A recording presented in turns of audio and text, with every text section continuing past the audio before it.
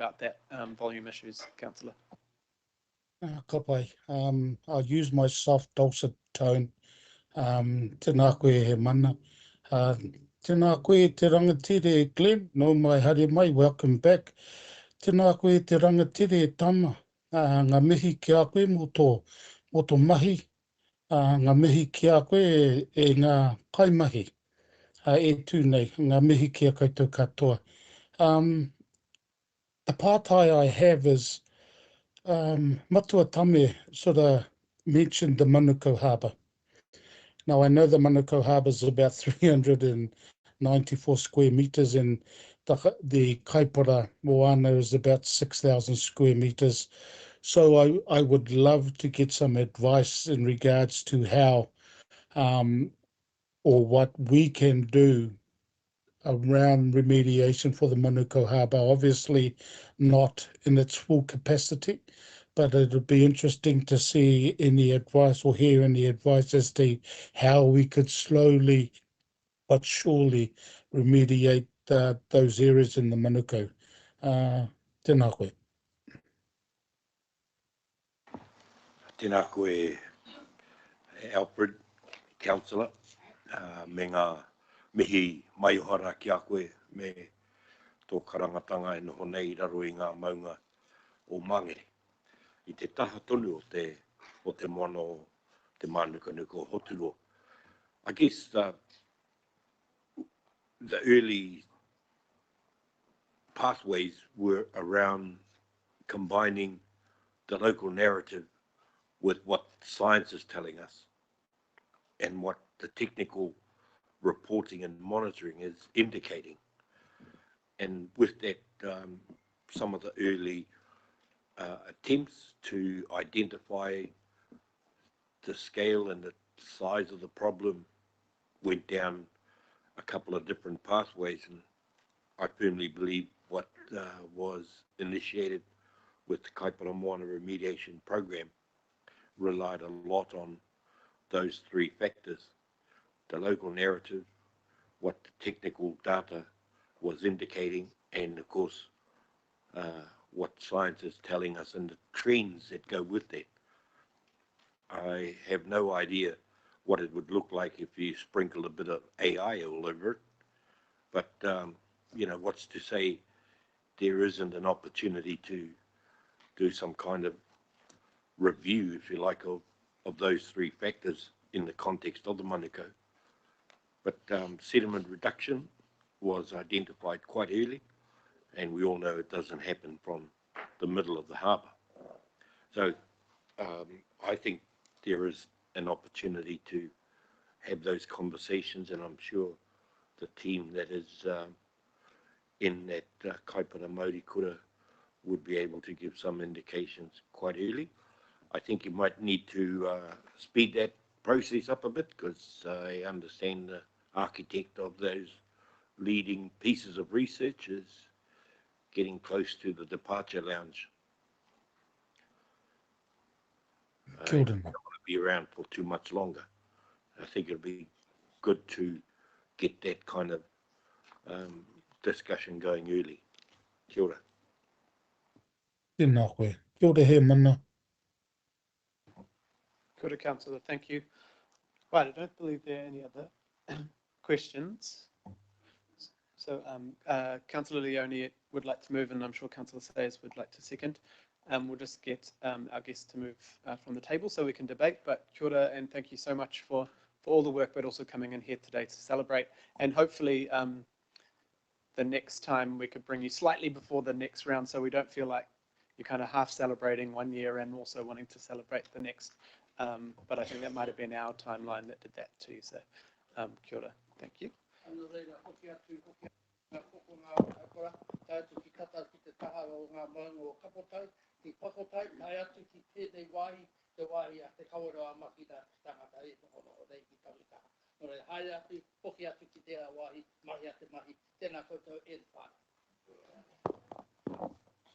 Kia ora, Member Wilcox. Councillor Leone, would you like to speak to this? No. Councillor Sayers? Just making sure there was no debate. I'd like to say how much I support it. On behalf of all my forebears who've gathered around the hot copper for a long time, I'm very much in supportive of this and what you work you do. So thanks very much. Thank you. Are there any other speakers? I think so it's clear. All those in favour? Any opposed? I wouldn't have thought so. Cool, awesome. Right, now, sorry, we are moving ahead quickly, but we are going to unfortunately have to have a break to try and fix this sound for 5 or 10 minutes. So you can go have a chat or a cup of tea or a bathroom break, and we'll be back, come back at 11, and hopefully we are ready.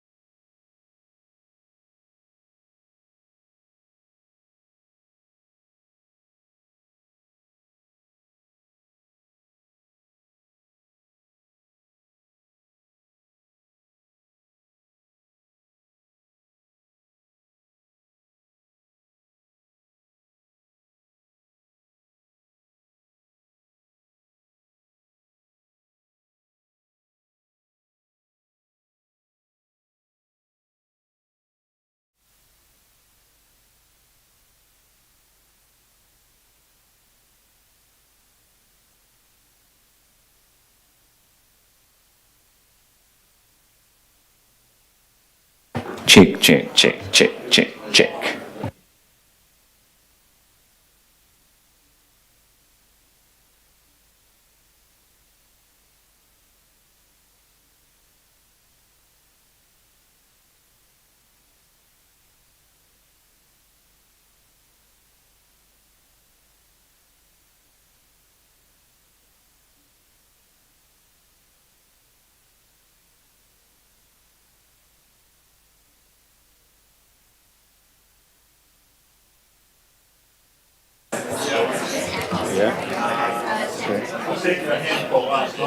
Test one, two. Test one, two. So I'm speaking on the one mic.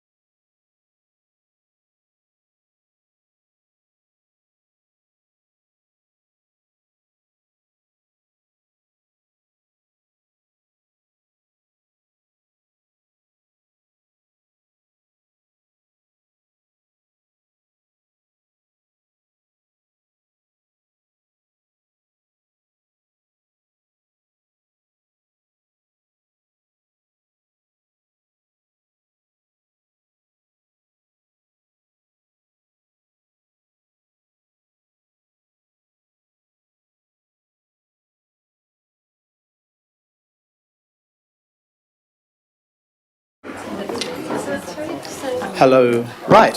Sounds much better. I don't feel like it's echoing through my brain.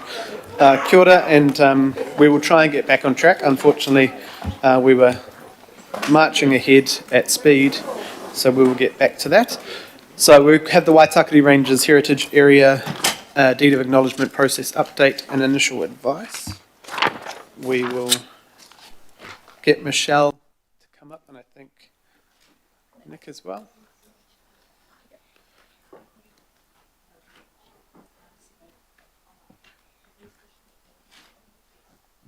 Thank you.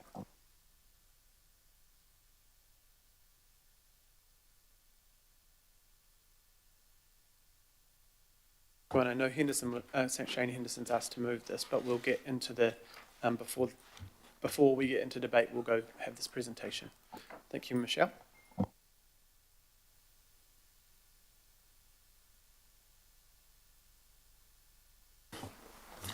Tēnā mai tātou te whānau, he mihi kawana I rungi a koutou. So I just thought I'd make a few opening comments, just acknowledging te kawarau maki e Ngāti Whātua in terms of the deed of acknowledgement being a piece of legislation that was passed in 2008, and it really is around their deed of acknowledgement. And I just would probably acknowledge that this work has been a long time in the making. Obviously between 2008 and 2024, that's a long time before we've actually been able to implement anything, so I just wanted to be really upfront about that. The work that we've been doing is really a collation of work of what's already currently underway, and bringing people up to date on what the deed of acknowledgement is and what it isn't. So Michelle's been doing some work on that, and I'd ask Michelle just to speak to her report. Tēnā koe Nick, tēnā koutou katoa I ngā rangatira.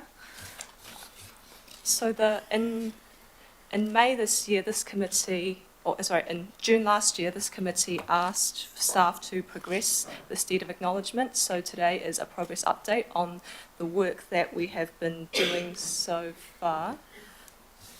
And the idea of a Waitakere Ranges Heritage Area Forum has been raised a number of times, so we are going to provide some initial advice on that, and ultimately just want to hear your feedback, comments, directions on this project and how you would like to, anything you'd like to feed into staff work on this project. So this map shows all the layers of interests in the heritage area. As you see, it falls within the local area of 3 local boards, mostly the Waitakere Ranges, up over in Rodney, Sliver at Te Hinga, and over in Faux at Green Bay. Most of the heritage area, 60% of it, is the Waitakere Ranges Regional Park. The light blue mesh is water care land. There's this couple of local parks in the medium green, and then the dark green are Department of Conservation land. And of course, there are also mana whenua interests in this space, and that is where we get to the legislation. So Section 29 of the Act will be familiar to you, but I just want to put it up just to ensure that we're starting on the same page in terms of what the legislation is saying.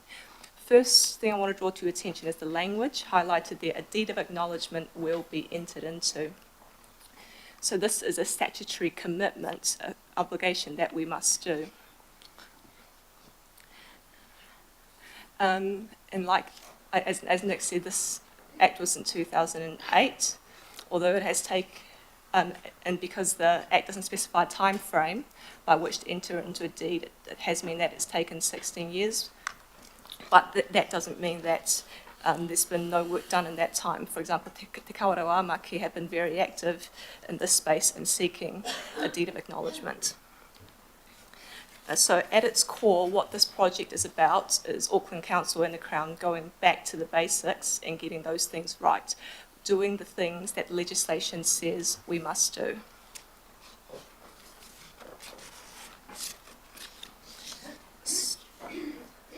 So the legislation is very clear on what the deed will and will not do, and I just want to make sure that everyone understands the commitment that we are delivering on here. So at the core, the deed of acknowledgement will do two things. Section 30 says that the only purpose of the deed is to identify opportunities for tangata whenua to contribute to management of land within the heritage area. And then in addition, the deed will also acknowledge their relationships with land in the heritage area. So it's an opportunity for them to tell their stories and for the Crown and Council to acknowledge those relationships. The Act is also very clear on what the deed will not do. As a matter of scope, it will not relate to water or private land. It will only cover land that is owned by Auckland Council or the Crown. And in terms of the private citizens in the heritage area, this deed will not be affecting them any more or any less than any other regulatory function of council or any other act of parliament that already exists. And I also want to highlight section 33 of the Act, which requires Auckland Council and the Crown to have processes that give opportunity for tangata whenua to contribute to implementing the Act. So the legislative intent is very clear that tangata whenua are integral in recognising the full potential of this Act. The legislation also sets out the parties who will parties to the deed of acknowledgement. So on our side, it's the Crown or Auckland Council, and the decision makers there will be this committee for whose authority over regional matters, like the regional park or biosecurity. There will be the 3 local boards who are involved, and there will be the Department of Conservation and their minister as the representative of the Crown. On tangata whenua side, and that is the wording that was used in the legislation at the time, back in 2008, tangata whenua, even though I know we're used to using the word mana whenua nowadays. The Act specifies tangata whenua as te kawarau āmaki and Ngāti Whātua. And we understand that when the Act was in development, there were different entities of Ngāti Whātua who were involved. So we're engaging with Ngāti Whātua Ōrākei, Te Runanga o Ngāti Whātua, and also Ngāti Whātua Kaipara.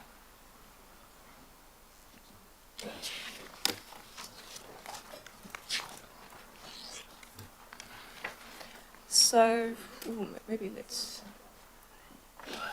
So that is the background context, and I will now move on to the progress update of what staff have been doing on this kaupapa so far.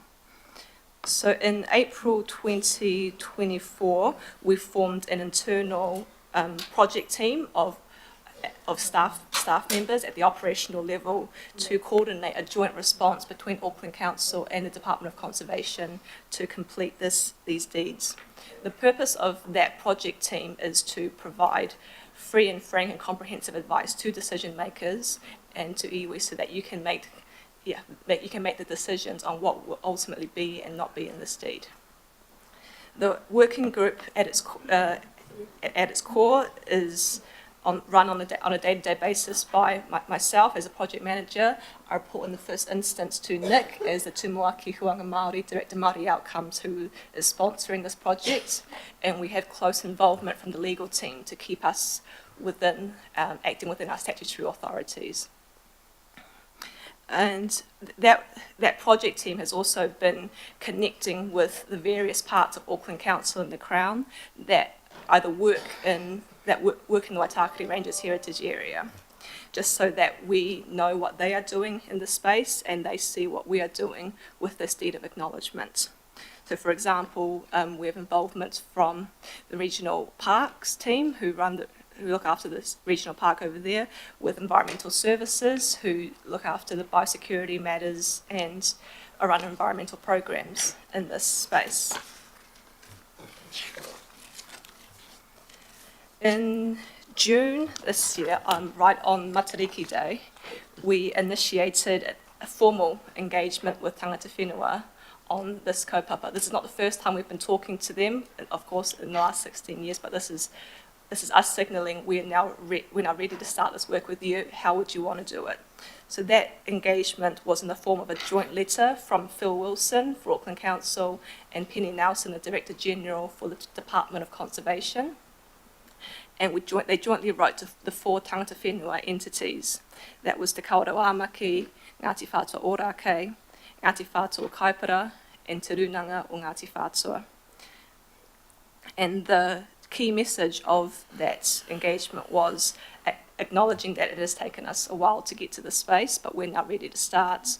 We proposed a process for doing this deed, which I'll get to later, and asking how they would like to engage in this process. And then from May to June, our staff also did an initial stock take on what's currently happening in the heritage area that Te Kawerau Āmaki o Ngāti Whātua are doing or have aspirations in. And that's a stock take on the presentation right now. That's a very short summary, and it is not exhaustive. But our intention was to get an initial view on what's happening and the potential opportunities for tangata whenua that we could include in this deed of acknowledgement. And as you see, what we found during the stock take is that tangata whenua and Te Kawerau Āmaki in particular are already doing a lot of different things within the heritage area. They're on the ground, delivering field-based work with us. They are out in the community doing cultural inductions, educational programs at the Arataki Visitors Centre. And they're also involved when we develop plans and reports, including the 5-yearly monitoring report that you received last year.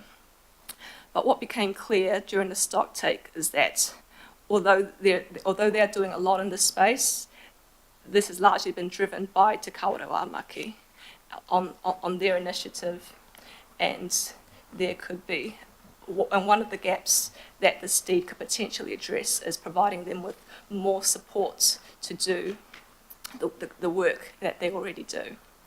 The deed could continue some of these existing initiatives with more support.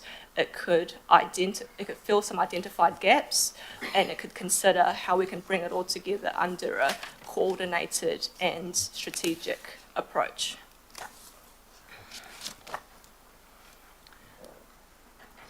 So now that the internal preparatory work is largely done, this is the process that we as staff are proposing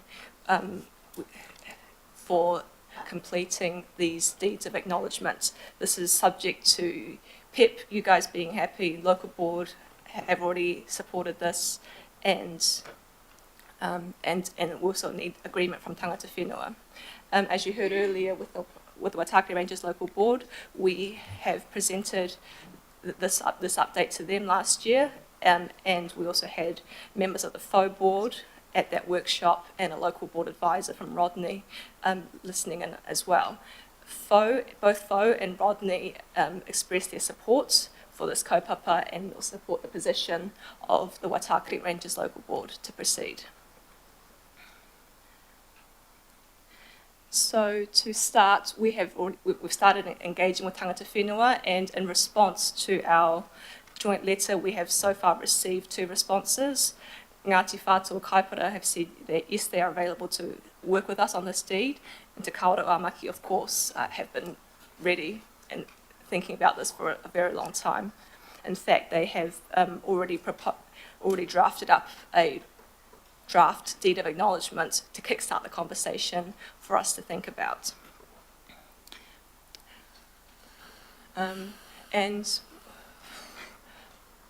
Once we start the engagement, we just want to start with agreeing some basic terms of how we'll work together, who will be at the table, and also a wider communication strategy for how we're going to be talking about this project. This was one of the feedback that we heard from the Waitaki Rangers local board, that they wanted to ensure that we'll bring the public along with us on this kaupapa, because the Waitaki Rangers is such a taonga for tangata whenua, for Auckland Council, and also for the community. And then we'll move on to just agreeing, and this is the core of the work, is agreeing the key elements of the deed in principle.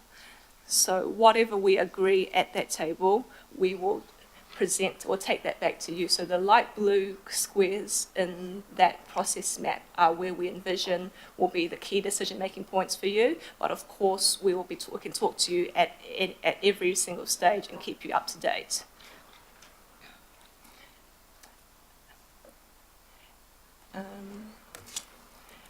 Another feedback that we heard from the Waitakere Rangers local board, is that they wanted the community to be more involved. So, of course, if tangata whenua agree to this proposed process, then there will be an opportunity at that stage for us to engage with the public on the proposed deed before it comes back to you for finalising. If you approve, of course the decision makers here, remember, are also not just our side, DOC's side, but also on tangata whenua's side as well. If everyone approves, then we can get on the implementation, we can have a public signing ceremony, notify in the Gazette, and then we can hand it over to the implementation team. Keep on that. I'll now move on to some initial advice on the idea of a forum. So this idea has been talked about in different areas. It was a proposal in the draft deed from Te Kawarawamaki, and also you heard from the Waitakere Rangers local board earlier this year on the idea of a forum. And the way we understand this idea is that it's at its core, it's just a body with both tangata whenua and council and crown at the table. And the purpose of that forum would be to implement the deed and make decisions about land management in the heritage area. So that is the idea that we are giving some initial advice on. And our advice at this point, because it's still at quite an early stage of this project, is that it's a bit too early to be thinking about about a forum. What we are doing is starting with the current known work streams and opportunities in the heritage area and what the legislation is saying needs to be in this deed. And then from that, we'll look at what structures could potentially be used to make everything work together. A forum is one option. We'll present a comprehensive analysis of all available options to you for discussion and decision making. The Act is silent on the means or mechanisms by which tangata whenua can contribute to management of the land in the heritage area. So if we decide to establish a body, we'll need to think about what would be its purpose, its function, its powers, membership and resourcing, as well as how it would provide for effective and efficient governance of the heritage area. For example, you could consider the forum to have an advisory function, or you could think further up the spectrum of shared decision making.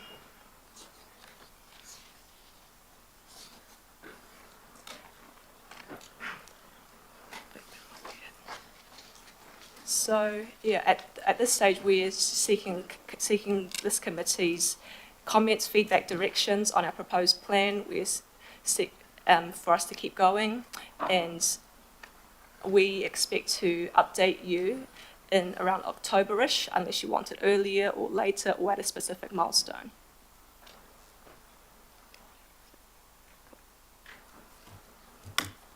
Cool. Nick, did you have anything to add?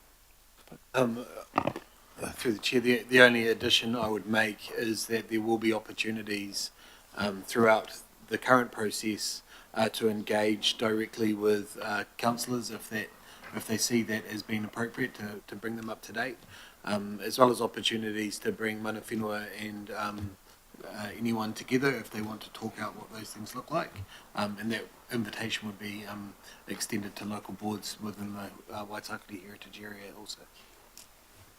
Thank you. Right, and this presentation's complete. Right, thank you. So before Councillor Henderson wanted to move it, I had a Chair's recommendation after discussions with Councillor Turner the other day. I discussed with staff Councillor Turner's questions of me at the Tuesday, I think. Just the working group mentioned in the agenda is very much a staff operational, quick check-ins and a process kind of group. So it's not appropriate for local board members or councillors to be on it. But after discussions with the Mayor and Deputy Mayor, we thought maybe the best approach, because the local board has a way to get updated and feed in. We obviously, our decision making is at this body, but there should be another way of the very local councillors to be able to engage. So we have put an extra recommendation up there around that the working group liaise directly with Councillor Turner and Councillor Henderson as part of the progress. So it'll be much like the way you're engaging with the local board. So there's far more time and availability to ask questions and feed in. And so the Mayor and Deputy Mayor, I don't know where the Mayor's gone, but we were happy to incorporate that. But obviously superseded that was Councillor Henderson and Ashby wanted to move in second, Member Ashby, so, but that is included there. I see we've got a question from Councillor Turner.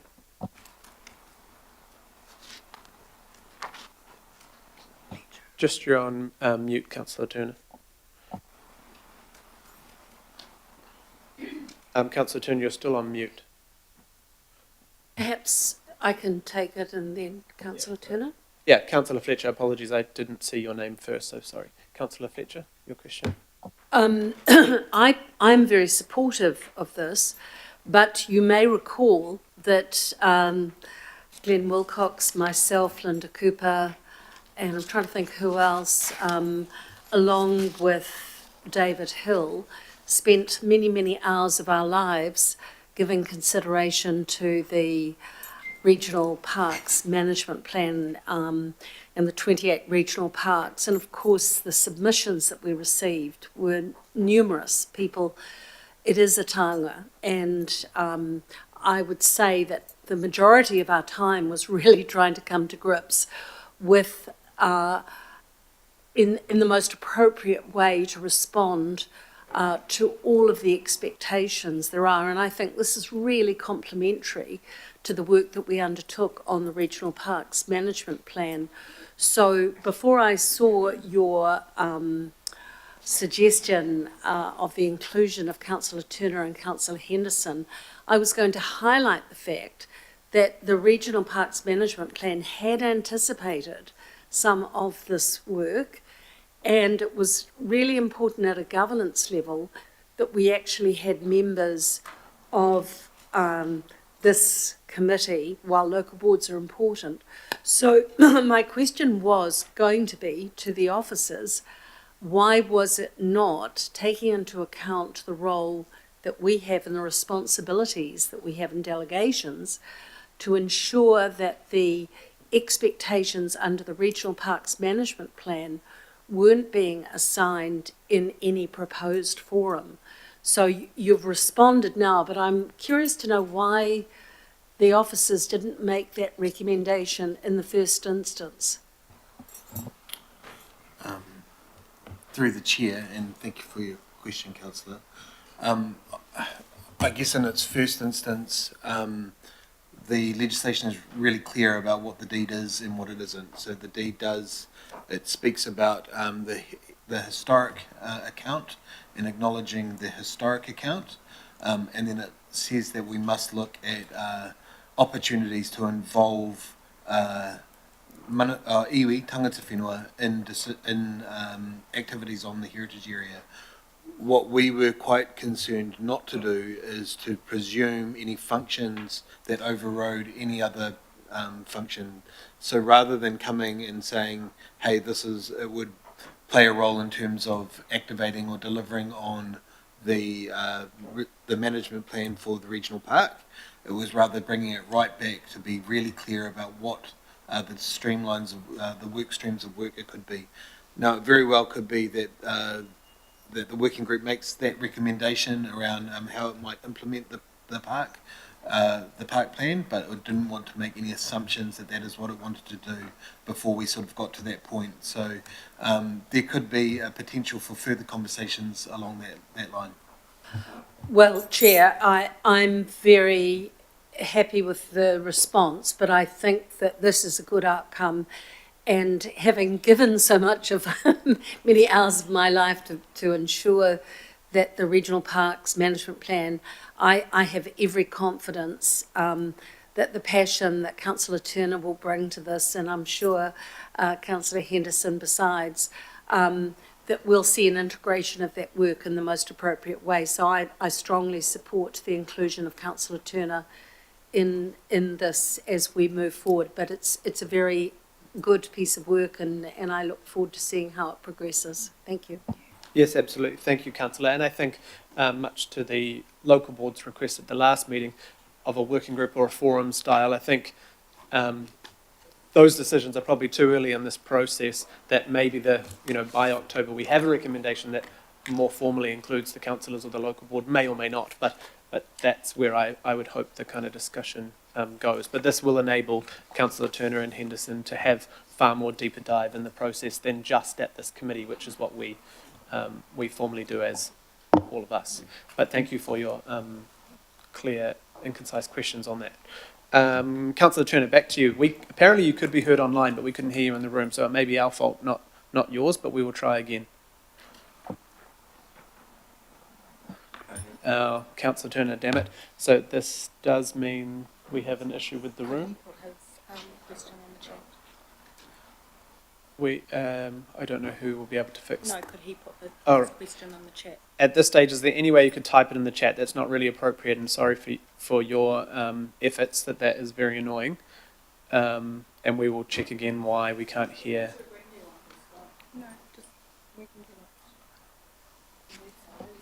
Ken, do you want to ring me on your phone and I'll just put it on the speaker?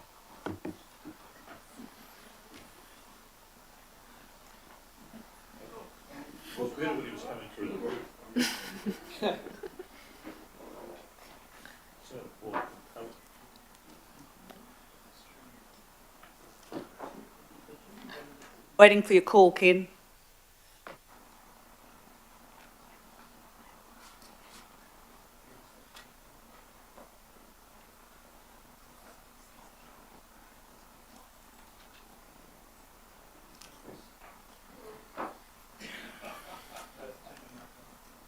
Okay, Ken, you're on speakerphone.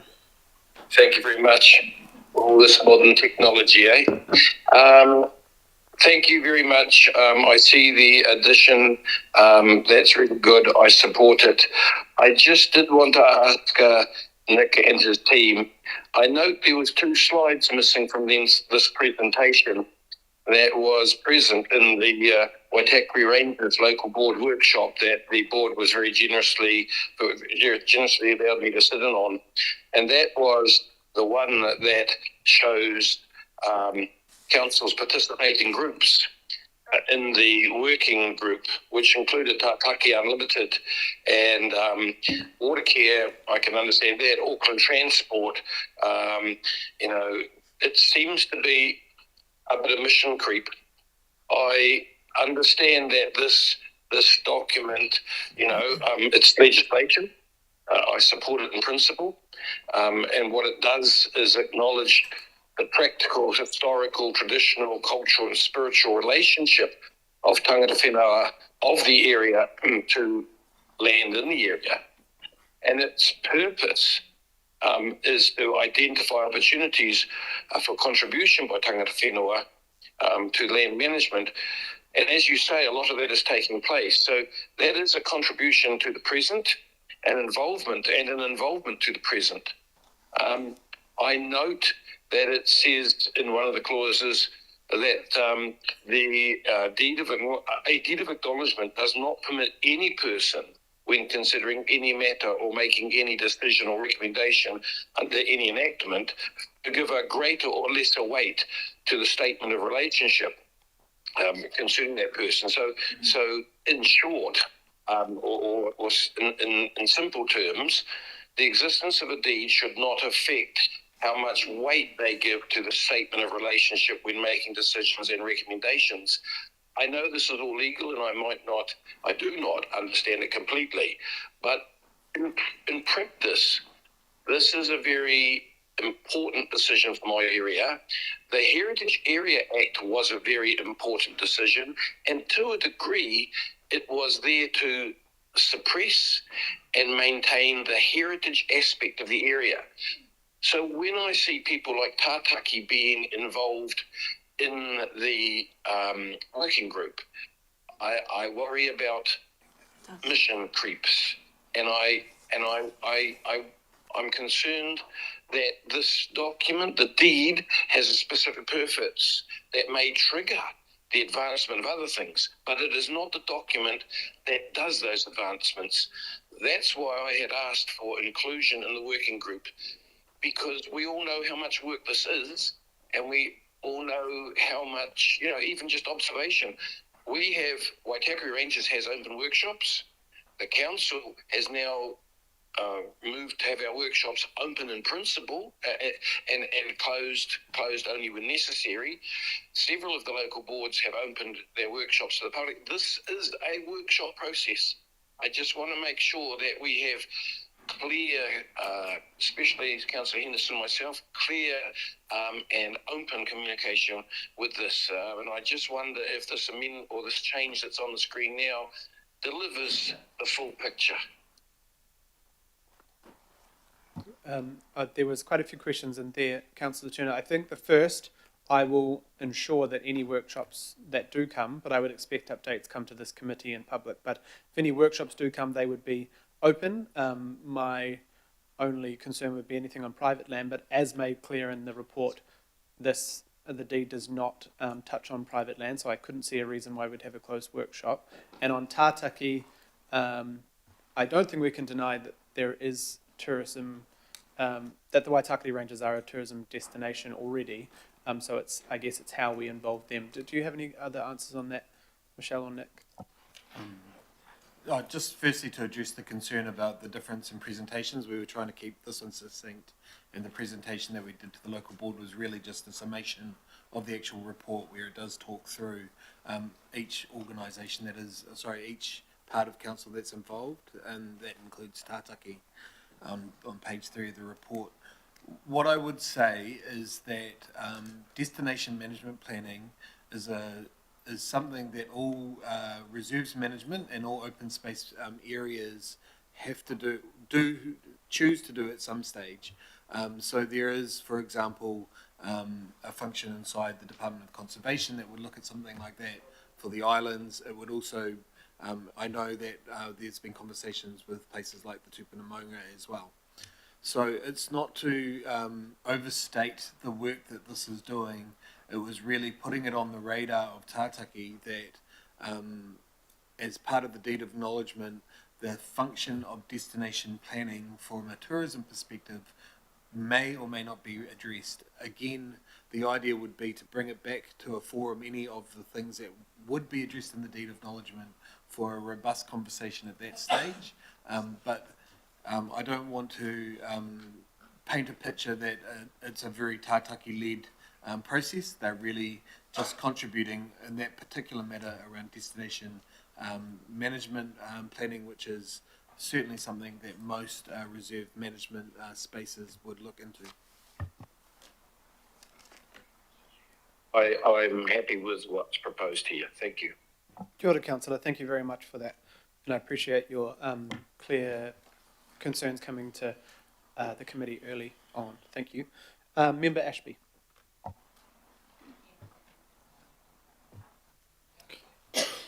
Kia ora. Thank you both. First, just want to acknowledge both your work to date. I know it's been very busy getting here, and also acknowledging that our people have been waiting 16 years for this, so it's great to see momentum happening on it. I promised them that we didn't want to have yet another generation be waiting, so just want to acknowledge the energy and effort. My question, the only question I have really for you guys is around the public engagement. So to the points of transparency, there's no issue with from I don't think, in terms of letting the public, view what's happening and things like that. My question is around scope creep, to borrow that term, because the deed is simply a deed between basically two treaty partners, and the public are represented by the people around this table and around the local board. So again, no issue people seeing what it is, but there is a concern around what engagement means in the project plan, if it's one or two kawerau people and 600 random people, some of whom are the same people who carve swastikas into our pou, that's an issue for us. So just wanting to understand what that scope creep of engagement is. Again, no issue with notification with public hui, but there's a difference between that and sitting around and having too many cooks in the kitchen. Kia ora. Thank you for your question. I first probably want to clarify our legal obligations to engage with the public on this matter. So the Waitakere Ranges Heritage Area Act does not specify that we have to engage with the public on this matter. And under the Local Government Act, it's at decision makers' discretion as to whether this goes out, depending on the significance of the matter. So the legal advice we've received on this point is that it is currently too early to tell until we see what is going to be in the deed of acknowledgement. In terms of what we will be engaging with the public on, that wider communication strategy is subject to agreement with tangata whenua, so it's something we'll figure out with them. But at the very least, because we understand that a lot of people are interested in the heritage area, but not a lot of people understand what this deed acknowledgement is and isn't going to be about. So at the very least, this communication is just to let them know what this deed is and what this deed isn't, how it will affect them and how it won't. Kia ora. Thank you very much for the clarification. Cheers. Kia ora. Thank you, Member Ashby. Councillor Sayers. Yeah, thank you. I was just wondering if we could bring up that slide that had the boxes, a series of boxes. I just had a couple of questions related to that. Might be helpful to have it on screen if that's easy enough. So one question was around the time frame, I guess, well, in terms of how your expectation to reach the end of that process. Have you got a rough feel for that? Because related to that would be why I wanted it up there, if it's possible, is there might be some key rate determining steps in there, and perhaps just identifying what those were in terms of, potential hold-ups. Yeah. Thank you, Councillor. That's a really good question. We haven't set timeframes. There was probably a level of optimism that we could get this moved really quickly, but do take on your point that there potentially could be rates questions involved. I certainly would, hope that we would, be able to address those at least within the term of this current sitting council. Okay. Thank you.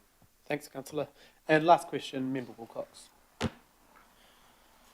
Thank you. It has been a long time. I'll restrict this part to my corridor about the questions.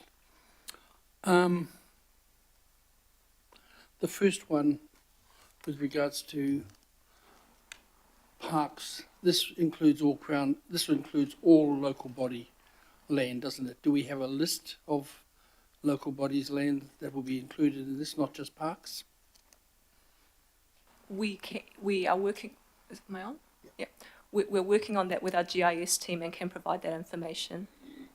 Okay. The second question is, does this include streams? No, the legislation is very clear that the deed will not cover any waterways. Roads? I guess so. Yeah. I think so, yeah. I can clarify that with our legal team. Okay. Yes. Because the reason I'm asking these questions is that the Waitakere Ranges Heritage Act was put in to enable the Waitakere Ranges to be kept not in a pristine condition, but to be developed in a way that the heritage of the park was kept, of the area was kept. That's why it's not just around the park. Yeah. So my other question is, because the deed is about the Crown and the Council, do we know how much land is owned by Crown, and are we going to do this in conjunction with the Crown? Because as a Ngāti Whātua person, I'd have to say, I don't want to be signing two deeds. We do have a list of the lands that the Department of Conservation and other Crown agencies own in this area. We can provide that. In terms of how many deeds tangata whenua will be signing, that is very much up to your preferences, tangata whenua preferences. Yeah, the Department of Conservation, as the representative of the Crown, is in the legislation an equal partner in this commitment. And I'd also say that we are working really closely with the Department of Consultation, I was going to say, Freudian slip, Department of Conservation, and the intention would be to basically have one deed, but just recognising that there could be some anomalies along the way that may or may not show. We're not in control, for example, of what the Crown does and doesn't do. Okay.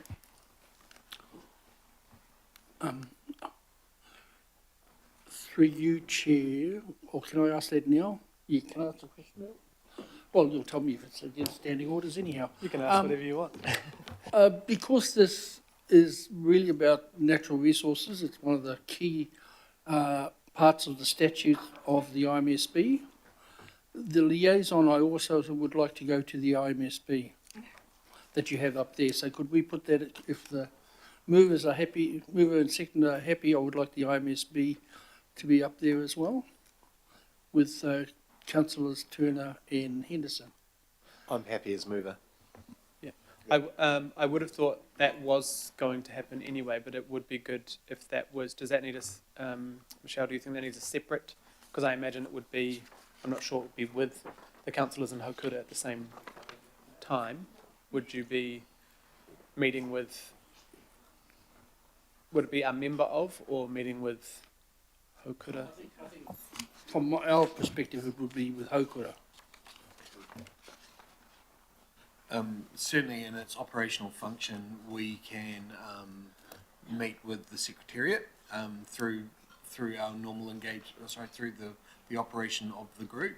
I can't speak on behalf of Hokura, but we could potentially ask if this is something they would like to see at the joint GB and Hokura hui, and by way of update, but it just comes down to timing of where we'll be in terms of the process and whether there's anything large more to report. We were thinking more of the Secretariat, because you're going to be talking to me and Ed anyhow. So we were talking about the Secretariat, because this comes to the function. We would be happy to engage with them as part of our operational works. So, and through the chair, I don't believe we'd need to have an amendment to that. We would just do that as an operational matter. Yeah, I might just add it. I want to separate it out, and maybe and sorry, this is on the fly a bit, but if it's Secretariat, that's not something we would normally put as a resolution, but I'm happy to put something like C, staff will work or liaise directly with Hokura on this, because that should be happening anyway on all our work.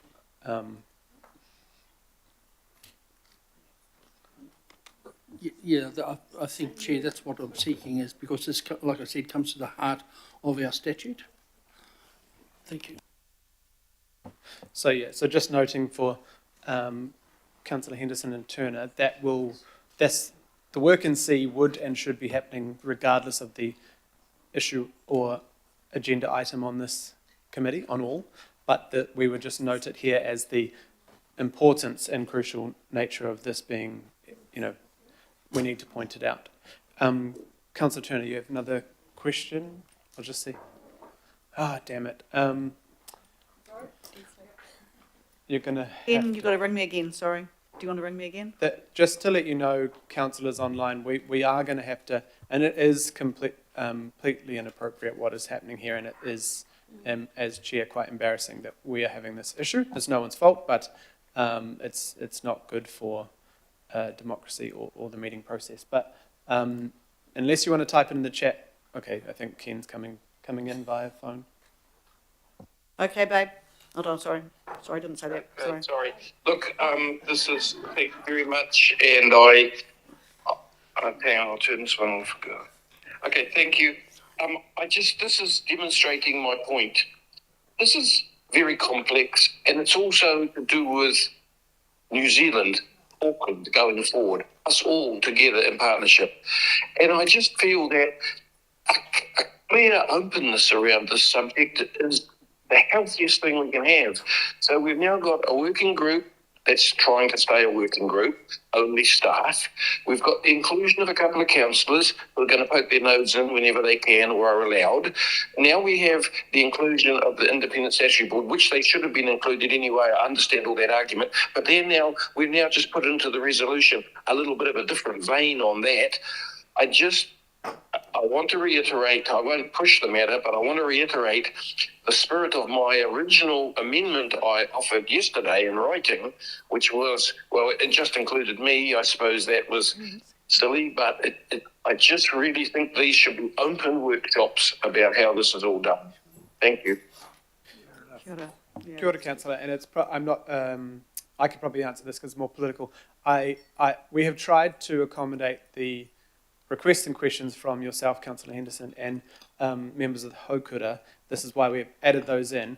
These, in my belief, should be happening anyway, but I guess from staff cannot do any work if it's all just done at a workshop. They need to be, this is on any item, on any issue, they need to be working up advice for us, working up options, understanding what's going on. If any decisions or debate needs to be made, it should come here and liaise with the local boards and yourselves first, I would assume, and then those decisions would be public. And I've obviously given my guarantee that any workshop kind of understanding those things will be a publicly recorded one as well. But staff do need the space to work this up. It is highly complex. It is unfortunately and embarrassingly, in my opinion, sadly been 16 years, but I think we are getting to a good place and everyone is working towards on this. But in my opinion, we couldn't just sit meeting on workshops every couple of weeks with all the staff involved, because there'd be far more questions than answers if that was the way it works. So I just want you to know from my perspective, and I'm sure staff could give that guarantee, that there's not going to be decisions or anything tricky happening. Options and ideas will come through that process and come back to us.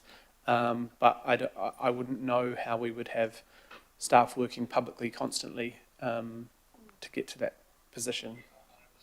Chair, thank you. And everyone in the room and staff, everyone knows the spirit of what's being talked about here, and it's just openness. So thank you. I'm happy with that. Kia ora. Thank you very much, Councillor Turner. Right. If you want to keep Ken on the phone, I'm not sure if just in case he wants to debate this. Are there any debating points? Councillor Henderson has moved. If you'd like to speak to this, Councillor. Okay, cool. Member Wilcox? I'd just like to korero on this, first of all. And I think the main kaupapa that I have is that I should acknowledge and mihi to those who've gone who actually fought for this kaupapa.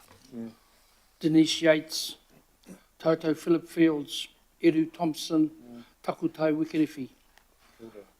These are the people that promoted this and worked hard to make this happen. And unfortunately, amalgamation got in the way. And then the unitary plan took a lot of the wind out of what the Act says. But at that time, we were all working together to make this happen. Even down to the point of the lapse, which was the local area plans. Eru did Oratia, I did Langholm. There was never any discussion, there was never any jealousy between what we did.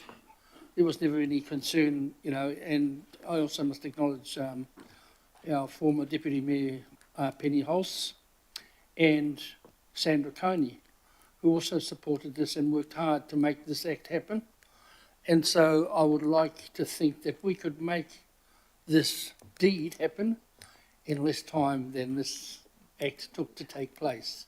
Because I certainly wouldn't want to think of people sitting here and acknowledging Glenn Wilcox, because he's died in 20 years' time, or anyone around this table.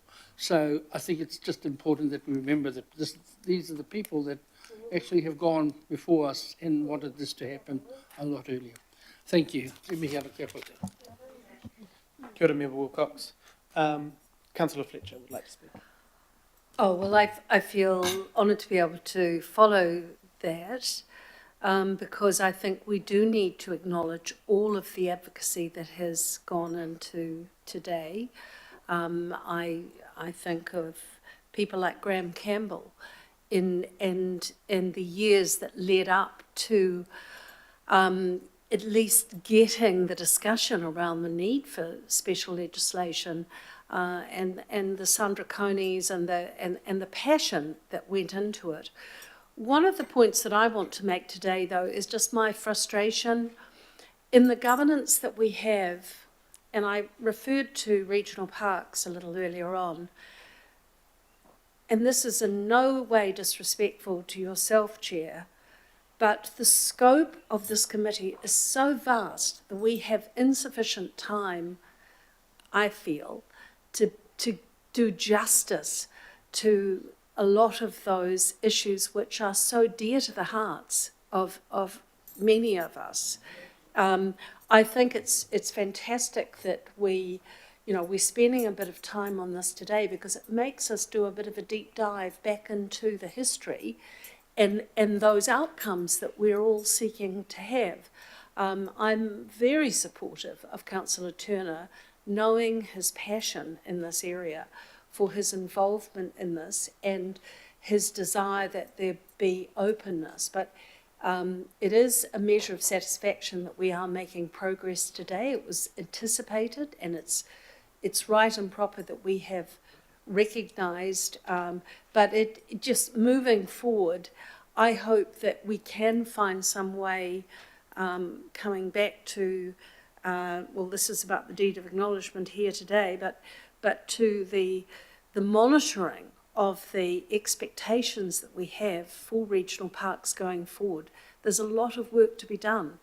And I hope that in some way our mayor is listening, because as the person who's responsible for our governance, that we can create some forum whereby we put a little bit more time and a bit of a sharper focus on the way that these are managed. And so thank you, and I support the recommendations today. Thank you, Councillor. Councillor Turner. Hey, I'm just trying to get online so you can see my thumbs up when we vote. Thank you, Councillor. Member Ashby.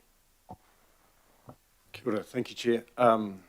Yeah, I just want to again acknowledge the work of staff and acknowledge the support around the table and the words. And as my colleague has said, those that aren't with us, on that note as well, I also want to acknowledge both Ngāti Whātua and Te Kawerau Maki and our tupuna and what they lost, and what this is about fundamentally was trying to recognise that. We just heard about co-governance, co-management and the kaipara, and Auckland Council's already a part of many versions of that, as lots of countries around the world are, and Aotearoa is. And so I just encourage people to not be frightened or scared of actually having a grown-up relationship with the tangata whenua. We have evidence, proof that this works. It's already working in Waitakere, and it's working around Auckland, and it's working in our country and in many other countries with First Nation peoples. So just want to put that on the table, because that's really the nako of, in my view, what this is about. But kia ora. Kia ora, Member Ashby. And I'll just, if there are there any other people who'd like to speak to this? No, I'll just briefly speak, and just thank you to everyone who's worked on this so far. Obviously, and sorry, you feel that way, Councillor Fletcher, around the time. I mean, the only time we're rushing today a little bit is because there was a Transport and Infrastructure Committee put on today that I wasn't asked about, which is fine, but I'm trying to keep things tight.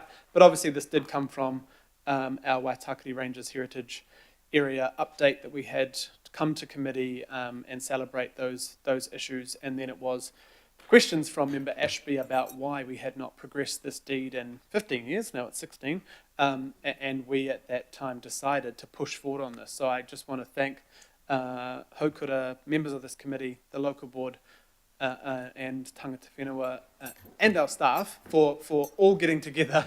I'd probably start listing names, it's a worry, and kind of working fast on this to try and get us to a point. So this is not the end. It's definitely not the beginning. That was several hundred years ago. But this starts a more official process to get this deed done. And this is to do what is right, do what is in legislation, make sure we're being a good treaty partner, but also help us restore the mauri of the Waitakere Ranges and make sure we protect it for future generations. So this won't change everything on the ground, but it will improve things markedly for the future. So we will continue with those updates, and as Councillor Turner and Henderson living right there, especially Councillor Turner, will have the opportunity to ensure we have all the information out there for the public to see, and they will see the benefits, no doubt. So right, it's been a good discussion, and I'm really sorry about the sound issues. It's not appropriate, but we will crack on and try and make sure we can make the rest of the day work with better sound. So all those in favour? Any opposed?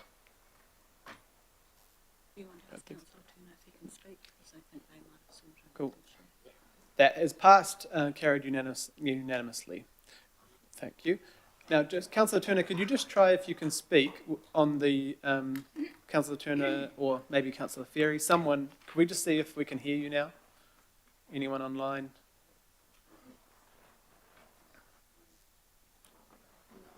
No, we can't hear anyone. Kenny, can you try speaking again? No, we couldn't hear anyone. Oh, right, okay. So unfortunately, we'll have to go for another. We're going to have to take another adjournment. We'll have to take another adjournment, which is very disappointing, to try and figure out this sound issue, because it's not appropriate. Those people cannot speak to us online. So we will have hopefully no more than a 5 or 6 minute break. Yeah. Just comes from there, right? It's got further from Larkus.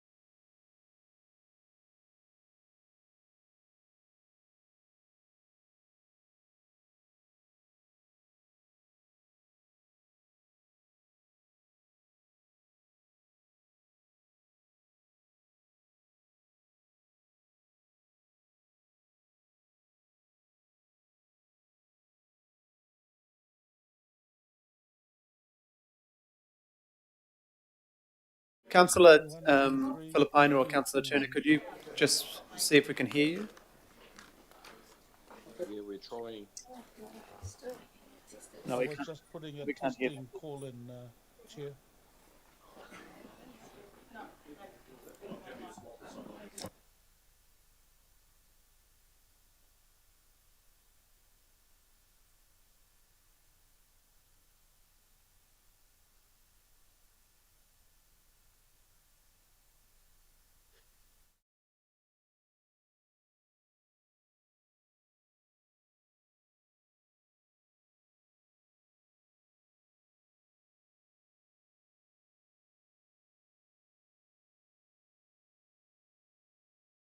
So just in It looks case like they they're can speaking, hear but we us can't hear them. So. once in a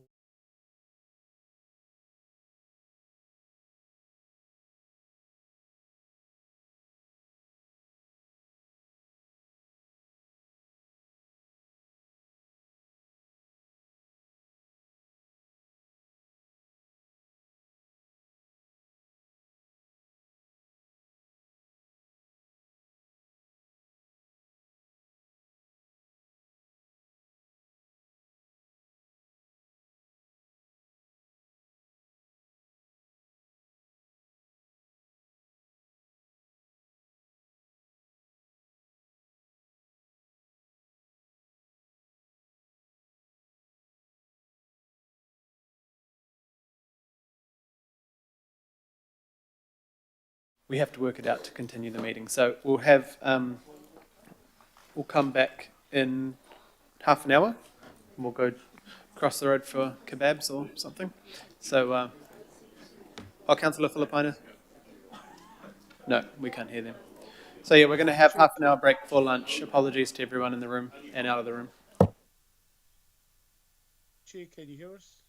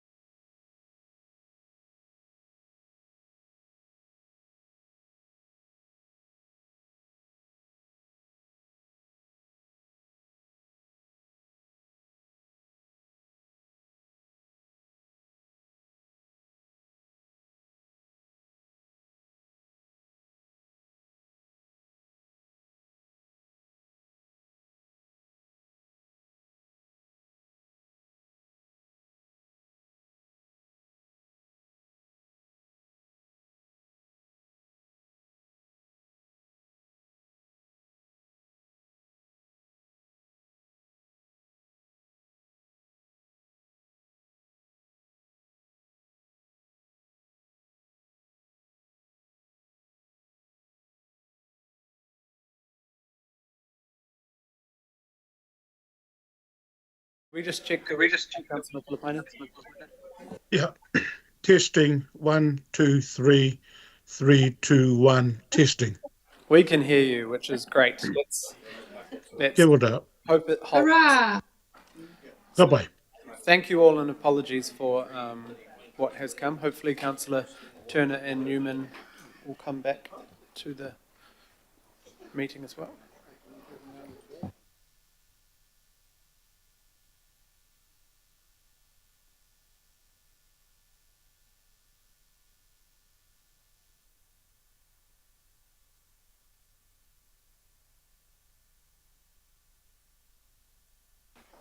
Could someone message, Tristan, would you be able to message Councillor Turner and say we're back and we can hear?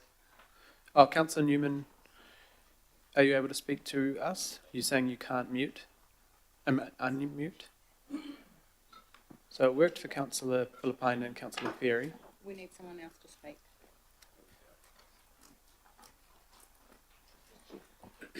Councillor Filipina, can we just check that you're there again? Yes, affirmative. I logged out and just came back in. I think that what's worked, I think, for me anyway. Kia ora. Councillor Newman did go in and out, but now he can't unmute, which is strange. Kia ora, just confirming I did the same as Alf. Went out and then waited until we were reconvening and then came back in again, and you seem to be able to hear me okay. Yes, kia ora, Councillor. And thanks for joining when you're unwell. Thank you. But Councillor Newman, you can't... Okay, he's going to go out and come back in. Right. Always fun times. Just wait 1 second, give Councillor Newman a chance to come back.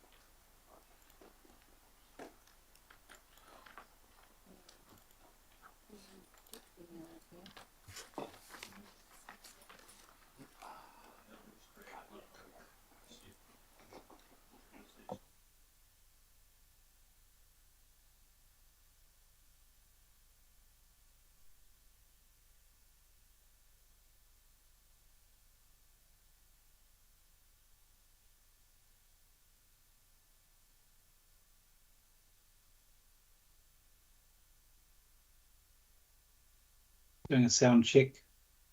Can you hear me, Yes, Richard? we can hear you now. Thank you, Councillor Newman. Right, we will Okay. just assume everyone else is on their way. I was just making sure those that were actually here on time could be heard, so you can now, Councillor Newman, thank you. Right, we will go to our Cultural Initiatives Funds, our Marae and Papakainga Development. We've got Ani and Peter and also Nick here to support, so kia ora and thank you very much. Also, just as a heads up, and I'll explain it at the end, there's just the 2 extra chairs recs on there to discuss the current review of these funds. Right, kia ora.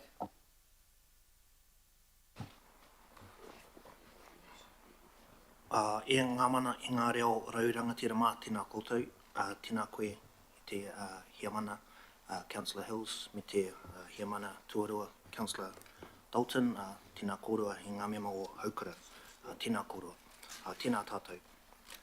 Ko Peter Kajopley, tōku ingoa. I am the Māori Outcomes Lead for the Community Directorate. Just introduce you. Nā tātou e te whare. Aku mihi matukui kia koutou katoa. Ai ka tika me mihi atu ki a rātou kōrero atu ki te pō, nā whakamahara o te wā, moi mai rā oki ai.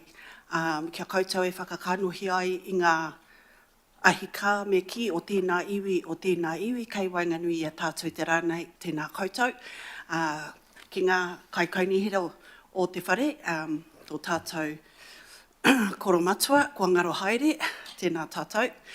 Ko ane makia tōku ingoa, he uri whakatipu au no tainui waka, no te iwi nui tonu o Waikato, sitting here as the Marae Advisor for Council, so very privileged to come and bring some of our work and place it in front of you all. Tēnā koutou.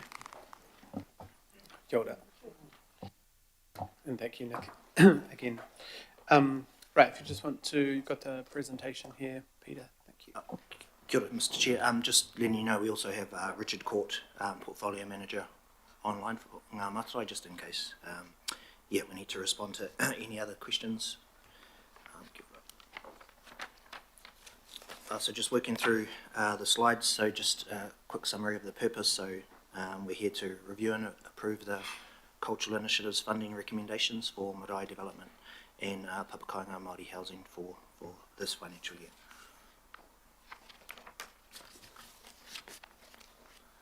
A reminder of the fund overall, so it's a $1.2 million annual contestable grant round for both marae and Papakainga.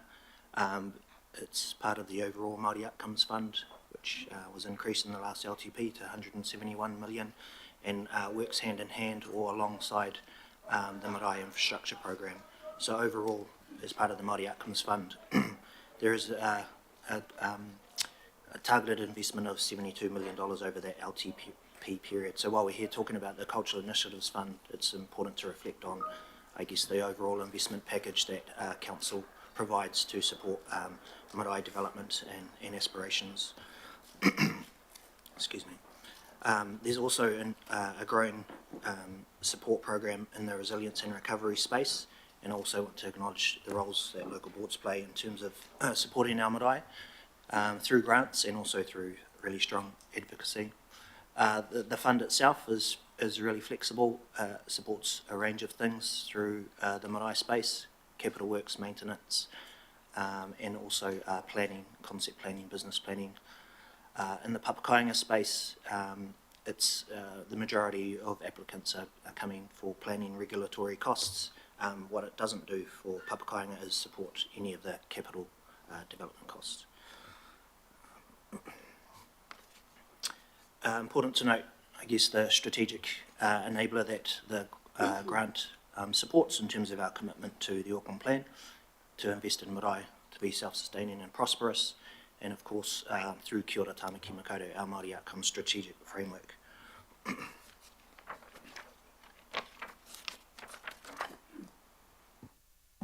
Tēnā koe, Pete. Wareware ki au ki te mihi atu ki a Pete, koro tahi e Nick. Really thankful to have this leadership and work alongside these two.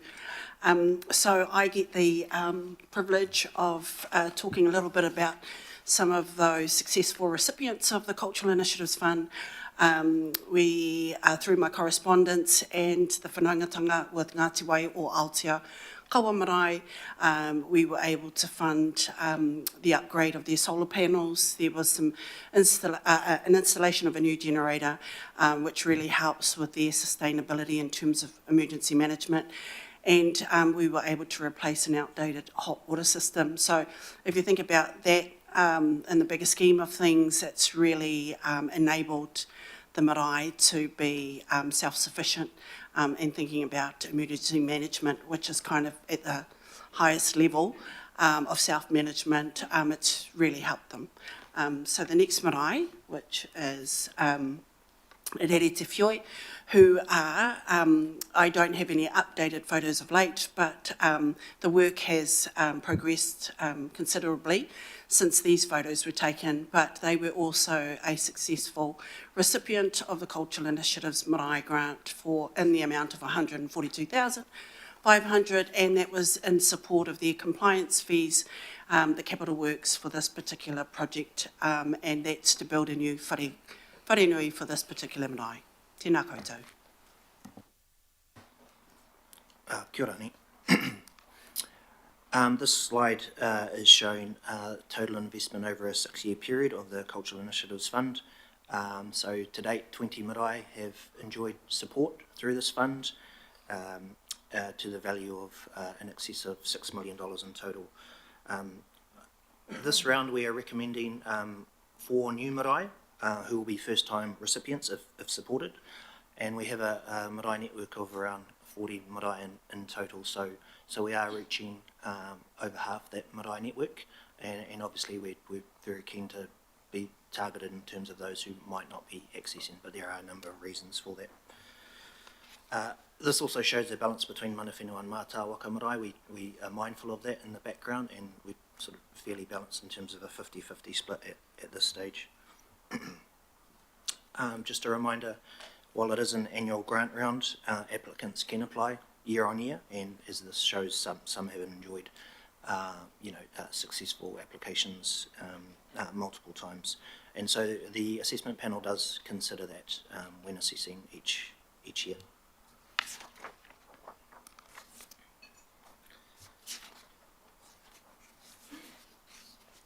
This is the full list of marae applicants for this financial year.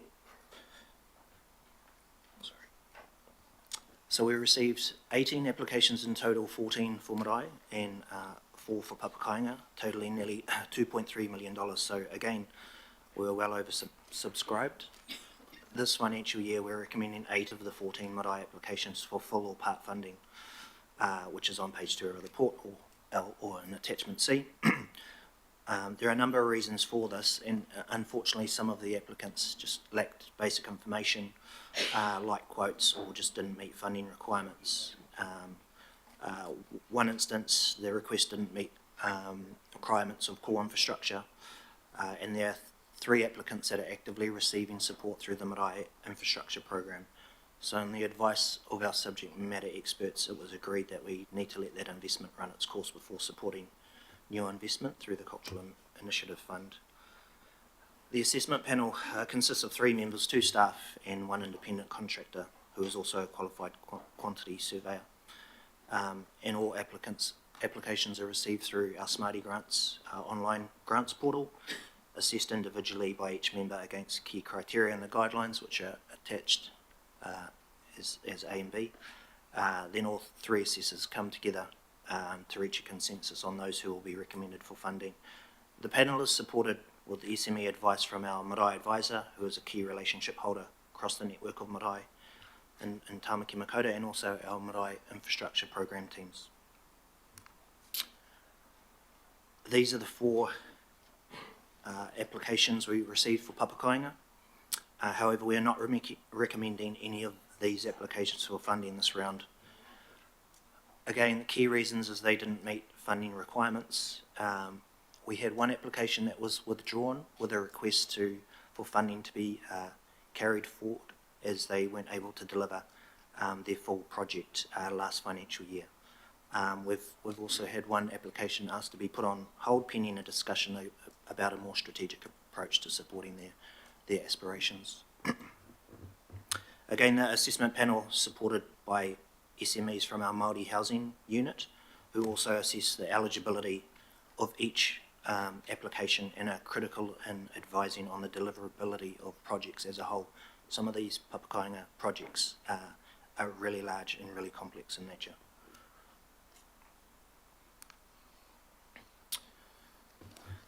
So for recommendations this financial year, we are recommending 8 marae projects, again, 4 of which, if successful, will be first-time recipients to the fund, which is really positive. And we are not recommending any of the papakainga projects with rationale, again, in attachment C. This leaves just over 580k for this round, unallocated for this round.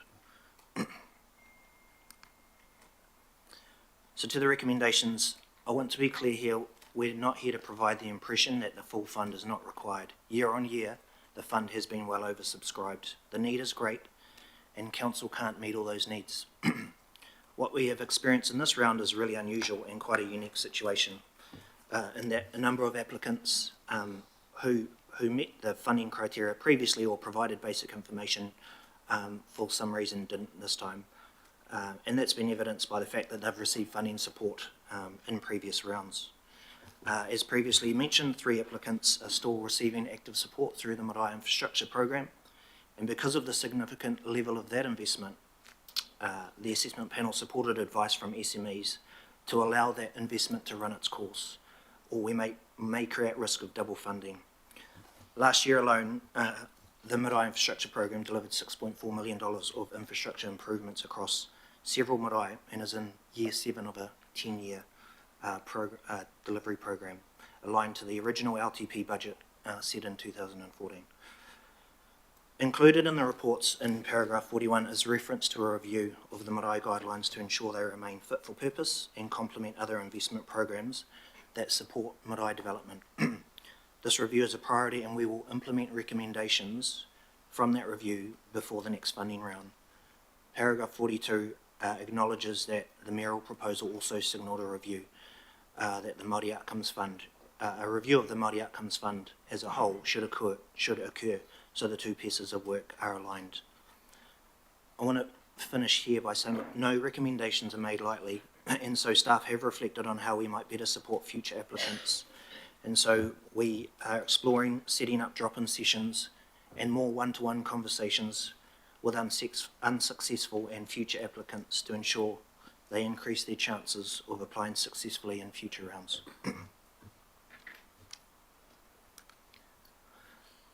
Finally, next steps are fairly standard. Following the decisions of this committee, staff will provide an update to elected members and both successful and unsuccessful applicants. Funding agreements will be put in place with regular updated reports through the Smarty Grant system, and we require all recipients to acknowledge Auckland Council's support. Kia ora. Kia ora, thank you. Thanks to the team as well. I know this is very a long process and quite a detailed one too, and I think that's especially important, that last few points around how we can resource and help people understand the process, or just there's an opportunity for them to ask questions so that we get to a point where applications are clear, then they can all be put up against each other rather than having to unfortunately remove or decline applications because of maybe not the full information being provided. So, but we understand that, and it's a good process. The other thing, if we just want to put up those last recommendations, they were just to acknowledge the broader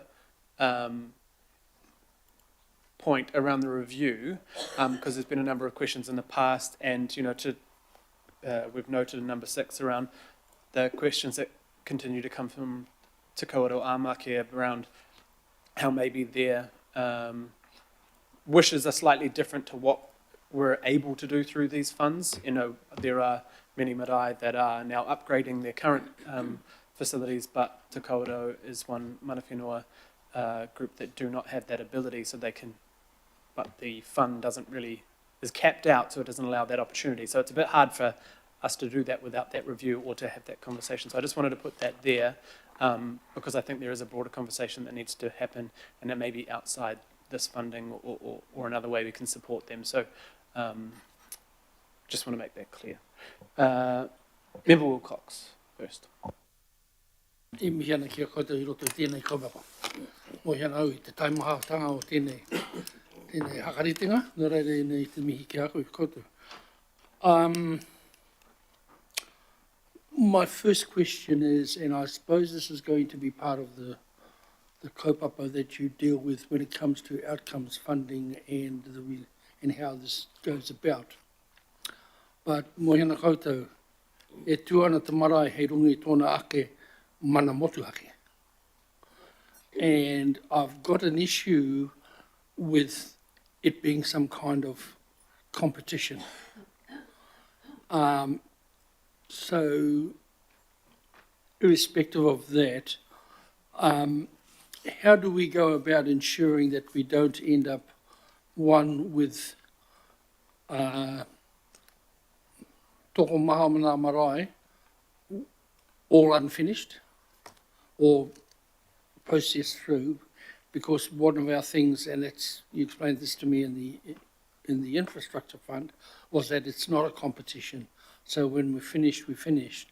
So I've got a kind of a question here, and the question is, so I would have thought that the solar heating and that kaupapa for kawa would have been infrastructure for the marae, or can you apply to both?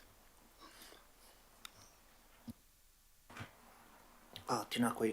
If I understand the question, can you apply to both the Marae Infrastructure Program and the Cultural Initiatives Fund?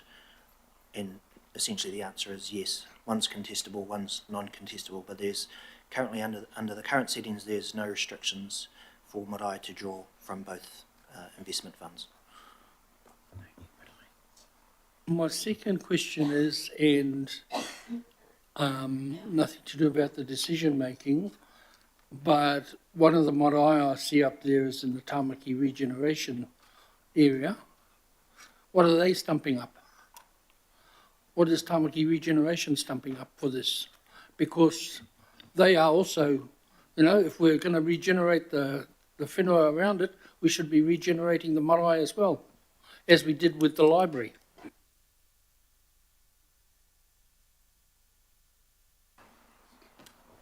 I think that's a fantastic whakaaro, and I'm sure advocacy from members such as yourselves would be great. I guess we manage council funds, and anything that Tamaki Regeneration Company kind of invests in sort of sits outside of our remit. Yeah, Kia ora, Member Wilcox. I think that if it's appropriate, we could advocate somehow to TRC to support.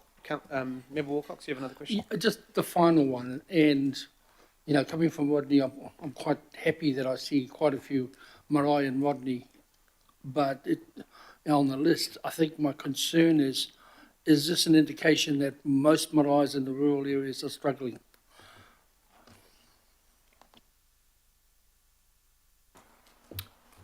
It is good to see Rodney marae, some of which are new to the fund, of successful at the table this time.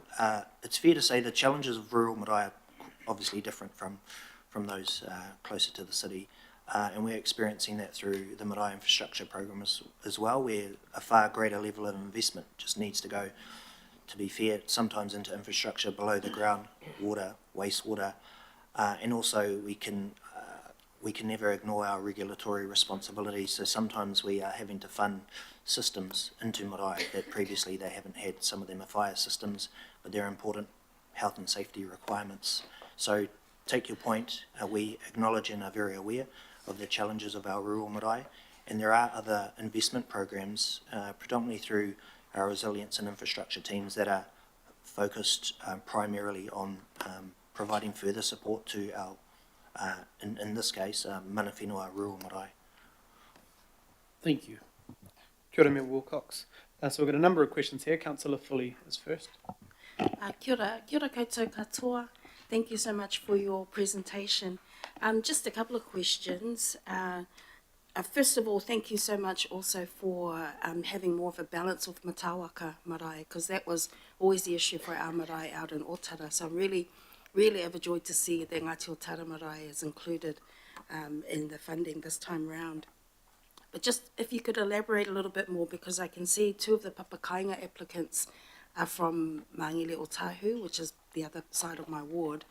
If you can elaborate the kind of support you were talking about in terms of supporting the unsuccessful applicants going forward and helping them to make sure their application next time is more successful.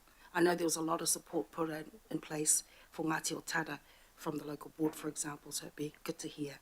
Kia ora. Tēnā koe, Councillor. So for the Te Waiao Family Trust, essentially the guidelines currently state that land in general title is not eligible. Those are settings that will be reviewed, but those are the current settings that we're working with. And so I guess one of the concerns that we reflect back on ourselves is that clearly understood by the applicants. There's also a matter of a lease arrangement that unfortunately we didn't receive kind of enough evidence of that being in place. The applicants are known to us. We know all the applicants, and certainly Ani's relationship with marae is extensive, as are a series of kaikoukiri that actually work across our business and who are nominated for various marae, including Ngāti Otara. So I think it is very much incumbent on us to have a one-on-one conversation with respect to that project to make sure that they can be successful next time. With respect to the other one in your local board area, again, they have enjoyed support from this fund more than once, and unfortunately, due to delays in the resource consenting process, we're unable to fully draw down their grant from last financial year. So they've still got in the vicinity of 90k still sitting in there, which will be supported for them to use in this financial year. Kia ora, thank you. Thanks, Councillor Foley. Councillor Leone.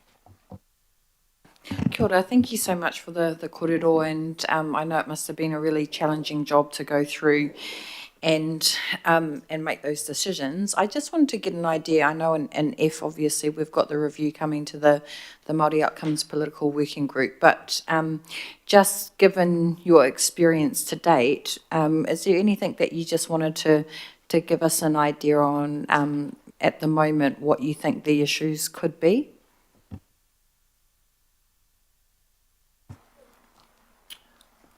I will speak specifically about the marae space, if that's okay. I guess, as I mentioned in the presentation, we're in year 7 of a 10-year program and on track to actually deliver to the targets that we said, which is a fantastic result and probably perhaps not as visible, certainly when we're talking about a distinct fund like cultural initiatives. I guess the challenge or opportunity for us moving forward is what are the future needs of marae? How do we actually support them to be more sustainable beyond council needing to just pump money into infrastructure? We've seen through COVID and of course the more recent adverse weather events how important marae are in terms of standing up, not just to support the general well-being of our communities, but also as emergency management centres. So there are a number of players across the council group who are really leaning into this space, and I think as part of the review of the fund, it's important that we understand what those future needs look like and potentially what the role of council could be other than just a funder. We have an enormous resource of project managers, so I'm sure that there will be some good new ideas in terms of how we support the future needs of marae moving forward as part of the overall Māori Outcomes Fund review. Ka pai, no, that's great, and I just really welcome the idea that you've put forward too of inviting others to come along to that kōrero when we do. Thank you very much, Councillor. Councillor Williamson. You might have had a stretch or a wave. All good. Councillor Filipina. Okay. No worries. Tēnā koutou katoa e ngā rangatira. Firstly, I just wanted to tautoko what Peter said, Annie, and your relationship with the marae. Ngā mihi ki a koe, because I know that you have a strong relationship with all our marae, so ngā mihi. The first one I have is in regards to the recommendation that's on there, and it's C, for the reallocation of, I think it was 500,000 approximately, and for projects delivered by next year. So the first part is, how much is in next year's round? How much pūtea is available? Tēnā koe te rangatira, Alf. So we will still have the full fund of $1.2 million available for next year's funding round. Okay, so the 500 would be only for those that will be delivered and won't be part of the 1.2 million? That's correct. Okay, so at least it'll be spent by the term. The other question, and I'm looking at the review. So the review was indicated through the LTP. Is that what you're saying, Peter? Yes. Okay. Chair, just one last one, and sorry, Chair. Yeah. So look, the last question I have, Peter. I know you used to, as in the cultural initiatives and Marae Infrastructure Fund, used to come through to previous committees via workshop because it was important to end up getting the applications in front of the committee And has there been an opportunity for that to happen, whether it be for this round or even for the Marae Infrastructure Fund?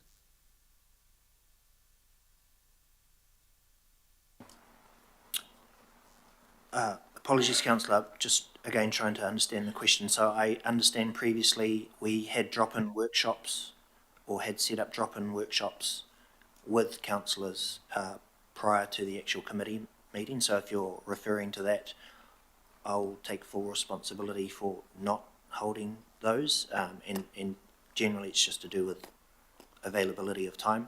But my wiser colleague here, and Ani has advised me that those were something that were really helpful previously. We're more than happy to reinstate those next year if that's something that is of interest. Okay. Thank you, Chair, and I just reserve the right to speak, and I will. Kia ora. Kia ora, thank you, Councillor. Yes, I would support that reinstatement, and I know that on most things, when we ask at the moment, we're getting refused on workshops. So the very least a drop-in or briefing would be helpful. But I think also with the review process, it would be good to link some of that together, because I think it would be good for all of us to understand, because I know it did come through the LTP, but also the Māori Outcomes Working Group for the review, but also through questions from Member Ashby in the past at this committee, because of issues like the cap. Why is there a cap on this fund when there isn't on our sports and rec infrastructure funds, things like that. So those are policy decisions in the past, but we need to figure out how, if this committee is keen to change those things, how we can do that in a democratic way, but with the advice. Kia ora. Member Ashby. Kia ora, thank you, Chair. First, kia ora, Ani, Nick, Peter, thank you for the report. Always good to get money out the door to marae. Just two questions from me on the same theme, and thank you, Chair. You sort of covered part of it, really. But in terms of the review, I'm interested in that and the scope of that. And there's sort of two issues specifically. One is the cap, which we've talked about in the past, and it needing to be fit for purpose. I guess the competitive nature of it means that it was set at a low level, which is good for some things, but obviously not for others. So I'm just interested that is captured and carried through, and I guess to turn that into a question, I'm just double checking that's on your radar. And then the second one is we will be coming as Haukura back with a position on these things, but one of the things that we're looking to advocate for is a policy differentiating iwi marae from Mātāwaka marae, because that gets confused in the I think in council, but certainly around the public as well. And I guess just also checking, is that in your radar and in your thinking?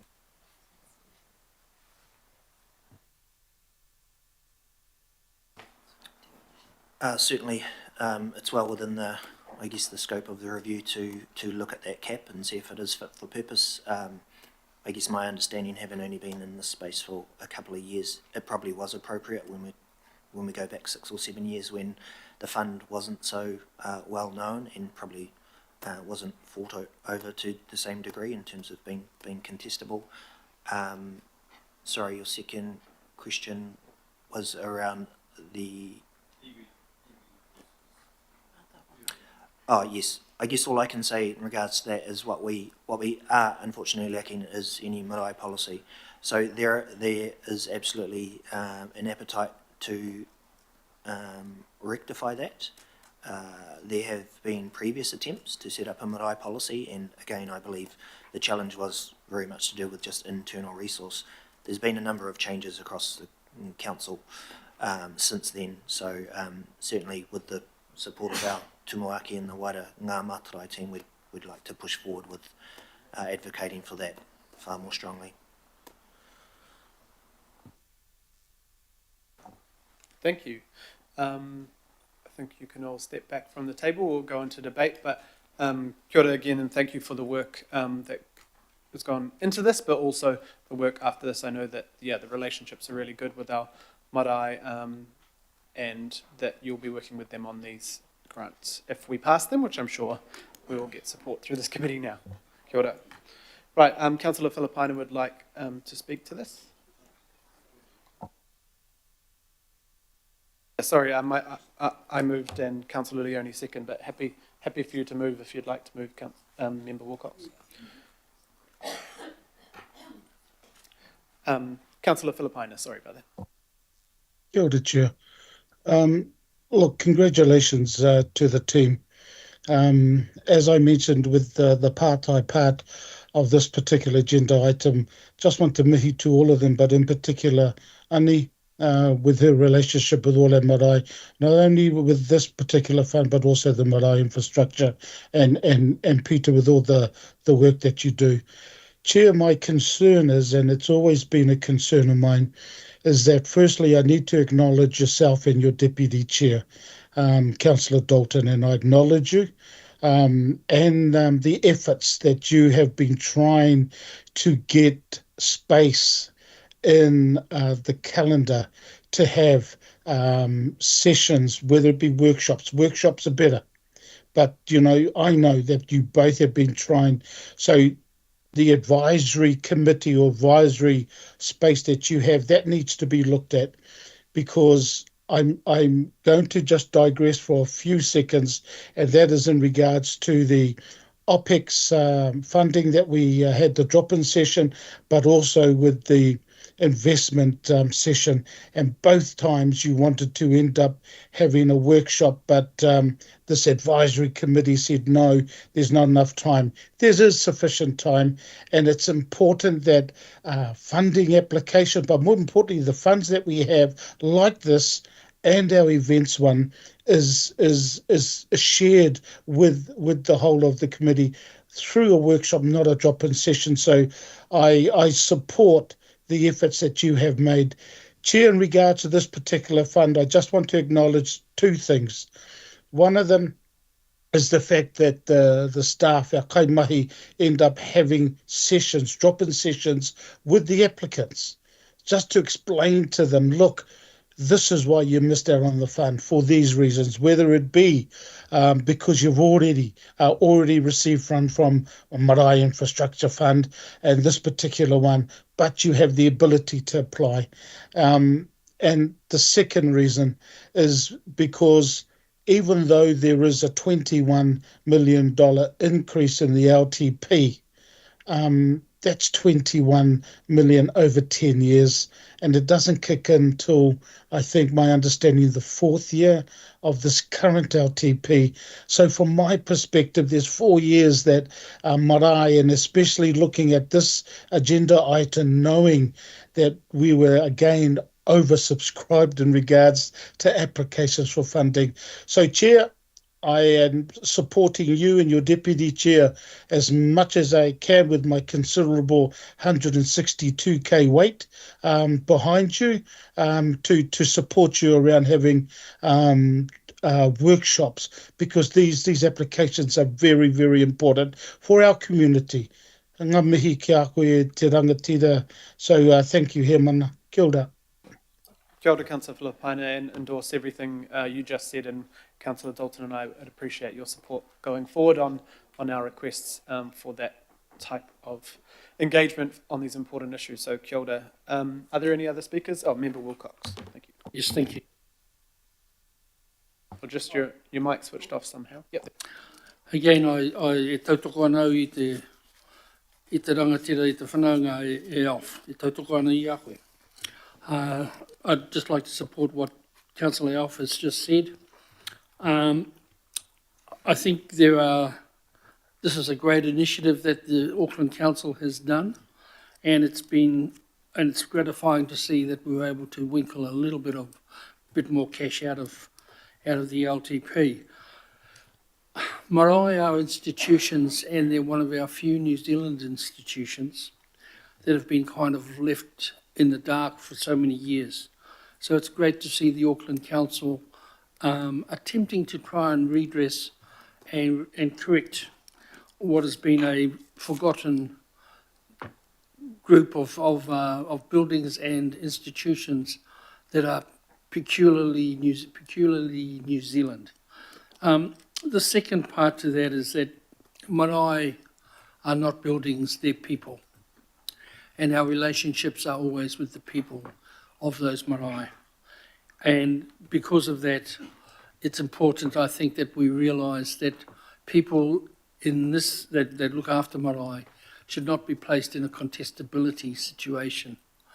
And so when you do review this kaupapa, I'm hoping that we can find a way around this so that we can actually have a staged effect for marae, and so that they're not in the situation, because there's only going to be more marae, not less. As our population grows, there will be more marae in Auckland.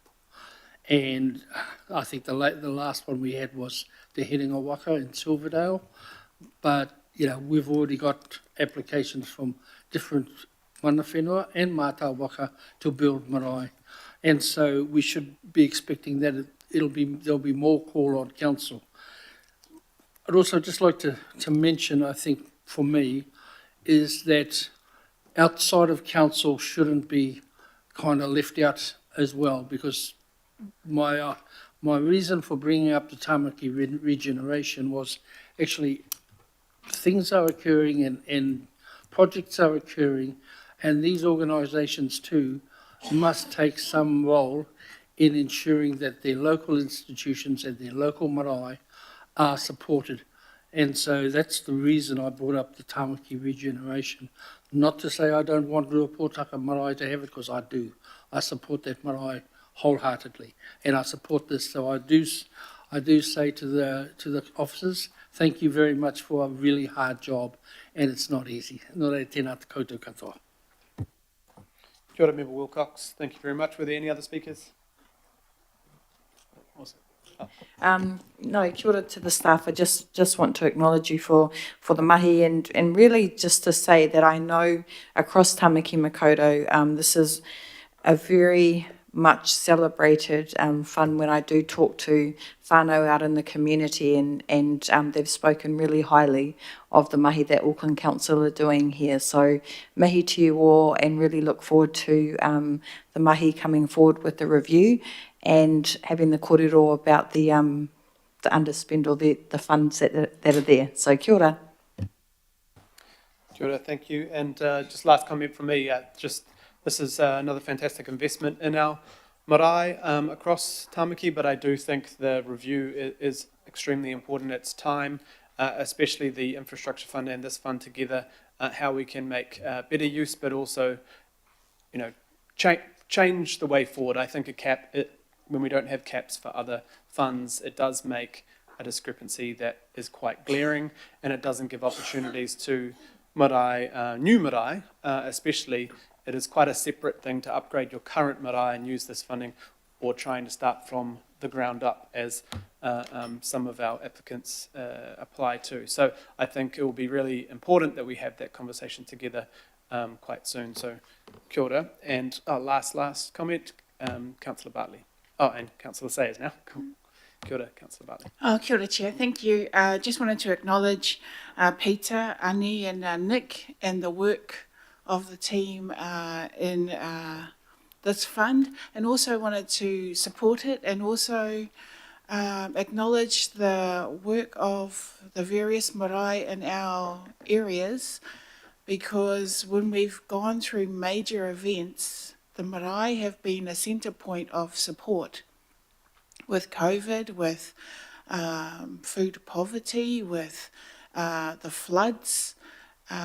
So really acknowledge what our marae do in our communities, and also in regards to Tamaki, respect what IMSB Haukura, IMSB member Wilcox is raising, but also noting that it doesn't take away from the responsibility that Council has to support the marae development in our area, even if there is a developer currently redeveloping that area. We still have a responsibility, and I want to see the Council maintain that responsibility in supporting our maraes.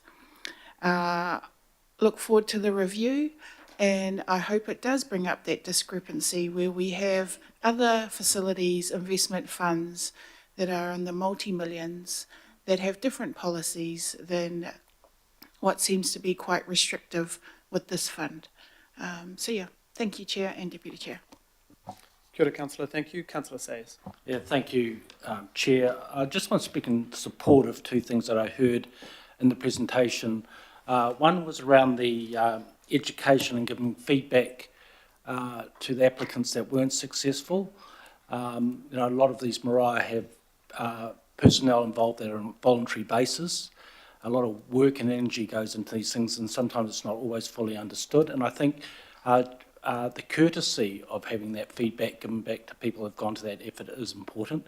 Secondly, is around the proactivity that I heard that we are prepared to. I'm pleased we've got the resource and the willingness to be prepared to proactively approach those who have not yet applied for the funds for similar reasons. You know, volunteers may not know the full scope of things, but I think if they hear from an Auckland Council officer, you know, contacting them and going out and making the effort to engage, that would greatly, I would suspect, that would greatly encourage the effort that's required to actually make those applications. So on both those points, I just want to speak in support. Thank you. Kia ora. Thank you, Councillor. Right. All those in favour? Any opposed? Aye. No. That is passed. Thank you very much. Right, we move on to our Parks and Community Regional Capital Investment Work Programme. I think we have Suzanne, Taryn and Nicola coming to the table. There's a number of other staff, Helen, Blair, Hannah, Eric, and I probably missed names that are in the room, and of course many people who've been working on a significant number of projects. So I think is it Taryn's going to lead off.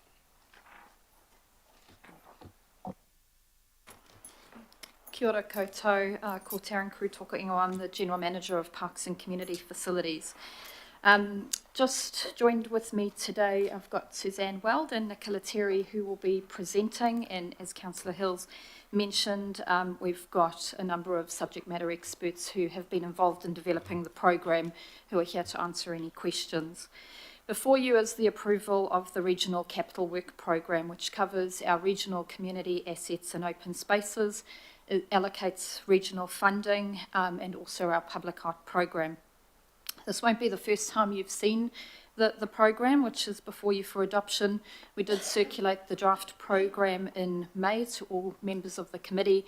We had a drop-in session and then sent a subsequent memo in terms of some changes for the discrete projects. Thank you for all the feedback that we've had, and hopefully we'll be able to show how we've reflected that in the program. With that, I'll hand over to Suzanne, who will start us off on the presentation. Thank you, Suzanne.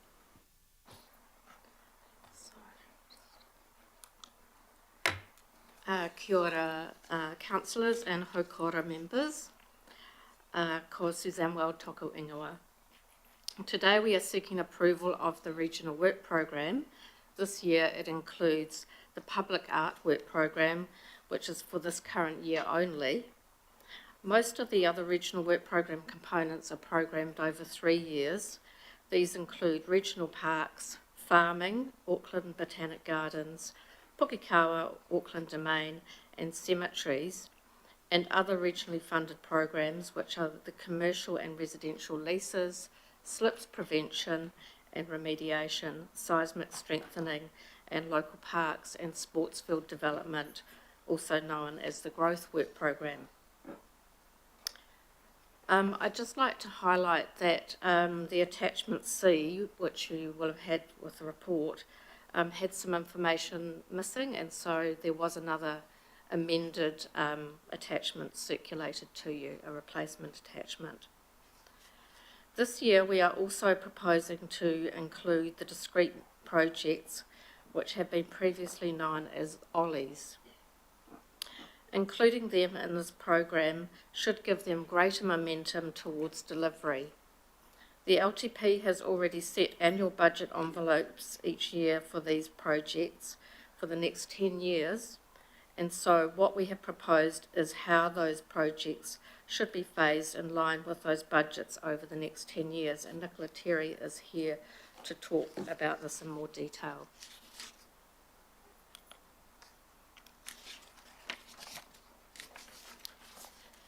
In preparing the regional work program, staff have considered the projects that were approved in principle on the 3rd of August last year as their starting point.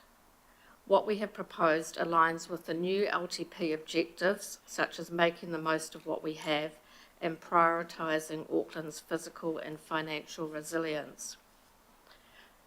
We have also applied investment prioritisation principles of setting budgets as to what is affordable and what there is resource to deliver on, addressing critical condition assets, determining whether in the first instance an asset is even worth renewing. If it is well used and needed by the community, renewal budgets have been allocated to it. Staff have then applied the remaining capital budgets to projects that are needed due to population growth and or increasing community demand. Now, I just want to emphasise that the projects in the regional work program have been assessed in terms of asset condition and current and future utilisation by the community. We have also considered feedback from elected members, both informally, from the May drop-in session and from the subsequent emails, and formally by way of resolutions from local board business meetings held throughout June.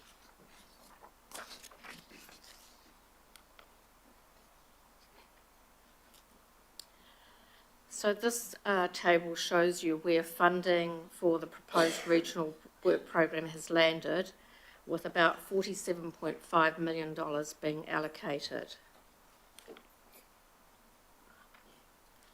The first column is for years 24, this current financial year, and we are seeking approval of the work program for this year. The two following years, 25, 26, 26 and 27, we are also seeking approval for in principle for those years. We are also seeking approval for the phasing of the discrete projects. And Nicola's here to talk about that. But before we do that, I'm going to hand over to Taryn, who will talk about the seismic strengthening program. Oops. Thank you, Suzanne.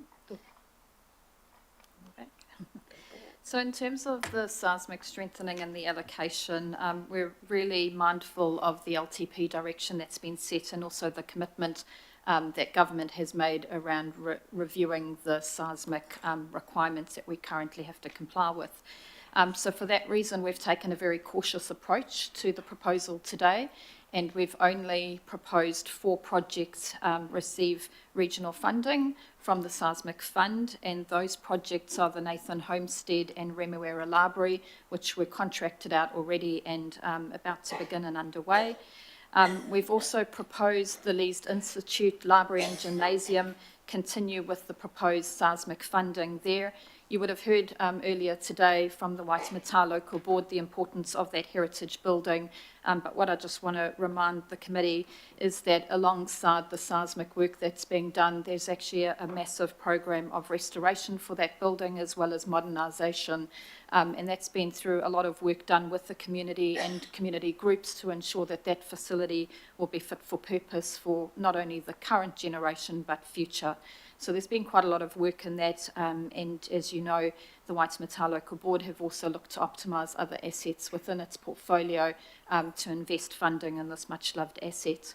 The last project that we have proposed receives funding is the Titirangi War Memorial Hall and Library, and that's for that reason is because we've got some significant weather tightness issues and structural issues with that building.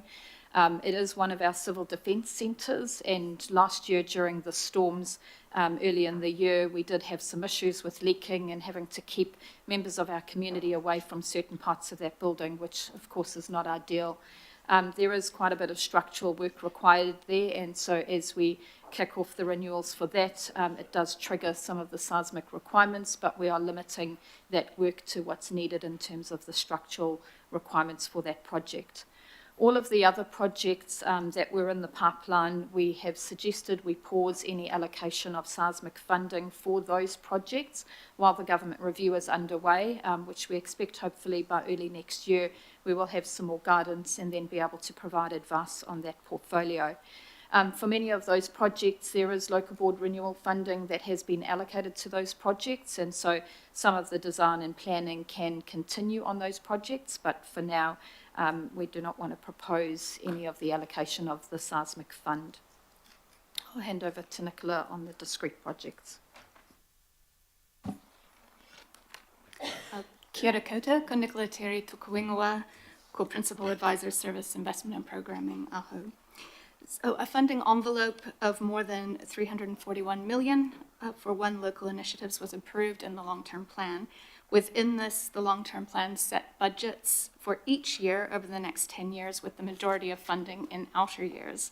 Projects have been phased within those yearly budgets.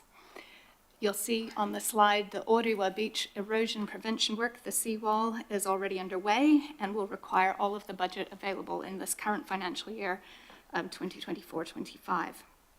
Following local board feedback on the draft program memos circulated in May, projects have been rephased to bring forward investigatory work to begin in financial years 2025-26 and 2026-27.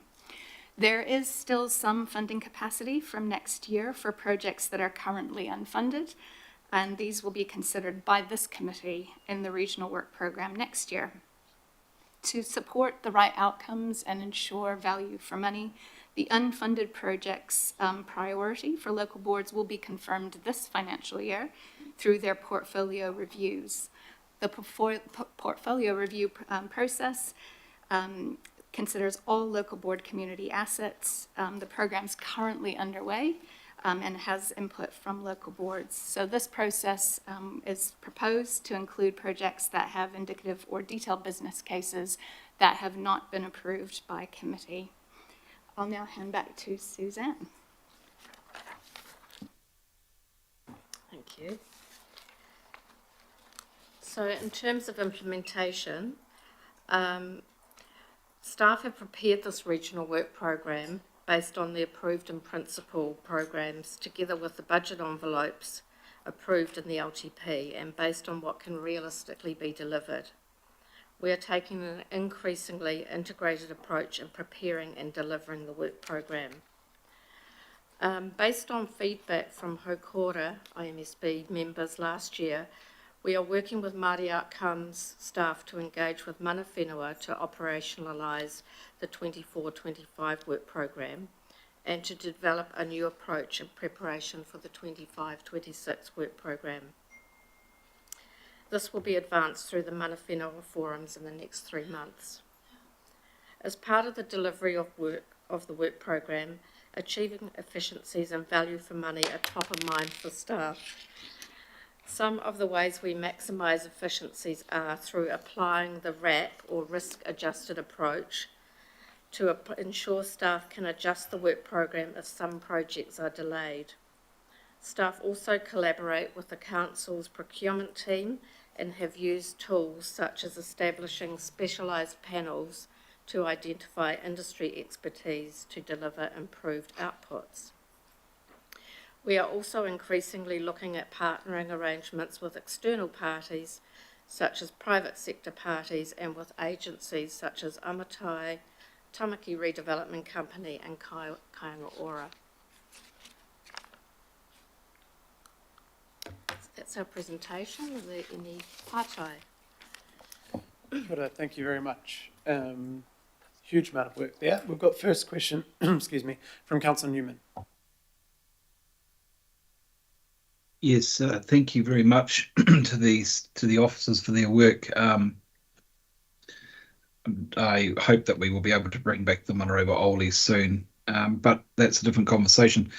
The question I had is really the timing of the seismic strengthening review, because I want to foreshadow that I will be seeking an amendment to the annual plan, because I think that we do need to progress some of the seismic strengthening work within the portfolio, and I don't want that to be delayed because of an external review, when a lot of that seismic strengthening work isn't actually about heritage buildings. It's about current buildings that provide a lot of amenity for groups, particularly in relation to sport, and I don't want to see the momentum lost around that. So my question is that in the event that the direction for pause in the 10-year plan was varied for the next annual plan round, how quickly could you accelerate in the event that that direction changed and that funding was approved to recommence seismic strengthening work across a number of those projects that are currently in that pause list? Thank you for your question, Councillor Newman. So as I mentioned, some of those projects do have local board renewals funding because the seismic requirement is a trigger under the current Building Act. However, so some of that work can continue in terms of planning, ensuring what we're going to be doing on those facilities. And what I've done is checked in that none of those facilities are at risk of closure within the next 6 months while we wait for the outcome of that review. If that review does take longer, then we do need to keep considering the impact on service and the impact on those assets. But for now, I think we've got sufficient funding to progress some of that planning in that space. But most of those projects, I suppose the pause is more so that we don't end up spending money on elements that are currently a trigger, whereas if we're given different requirements to work under, we might be able to complete some of those projects at a lower cost. But much of that design and planning has been underway, and we'd be able to restart those pretty quickly. Okay, is there any acknowledgement that some of the seismic strengthening work within that portfolio, the building works is seismic strengthening, but concurrent to that, there are weather tightness issues that we do need to resolve as well? I'm concerned, I suppose, Taryn, that a direction that we've given to one aspect of building works, i.e. seismic strengthening, is affecting the portfolio beyond seismic strengthening with weather tightness and frankly, these buildings, while they sit in abeyance, even if we're planning and thinking about it and whatever we're doing, the cost of what will need to happen will go up the longer we wait. Thank you. And yes, we have considered that. I suppose that's why I'm reflecting if the government's review and their indication of that review being completed by early next year, if that deadline is set, then I don't think there will be a significant impact. However, if there's an indication that that's going to take longer, we'll definitely have to reassess some of those projects. So, for instance, Tatarangi is one that we thought was viable to continue because we know that the weather tightness issues and the structural damage that we've got there is of importance enough to continue. But we would certainly have to reassess all of the other projects that are in the same basket if the review takes much longer. My final question, Chair. If it appears that there is political will for this matter to feed into the direction for the next annual plan, which will have to kick off before Christmas, are you in a position to advise on the practical implications of that from a delivery perspective, even if that review is not yet complete? Sorry, Councillor, I don't know if I understand the question. Well, I'm not necessarily, I can only speak for myself. I'm not necessarily wedded to waiting around for central government to finish a review of seismic strengthening standards under the building code. I have facilities in my ward that I want to get on and deal with, and it's not just Nathan Homestead, there are others. Kia ora, Councillor. It's probably more of a political one, and I agree with you.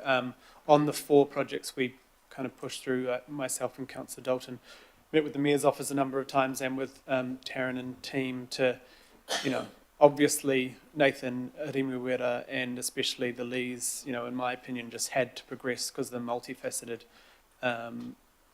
budgets and reasons, not just seismic. And the direction, I guess, already shown and the funding already approved. The other projects are at stages that wouldn't be needed to be funded right now anyway. But as you say, I think it's important that if we are getting towards December with or November with no update from government, I would, with support of the Mayor's Office and others, like to have that conversation about what projects need to proceed anyway, and what quantum of, so a lot of these budgets is only a small quantum or part quantum that is seismic, and the rest are just general renewals, but because they trigger that legal process of seismic upgrade, we then have to do that. So I think it's a conversation for later, but I'm sure the Mayor would be, well, he's about to speak, but I'm sure he would be open to those conversations of not, letting our assets deteriorate further, much like we're seeing potentially with the lease if we don't just get on with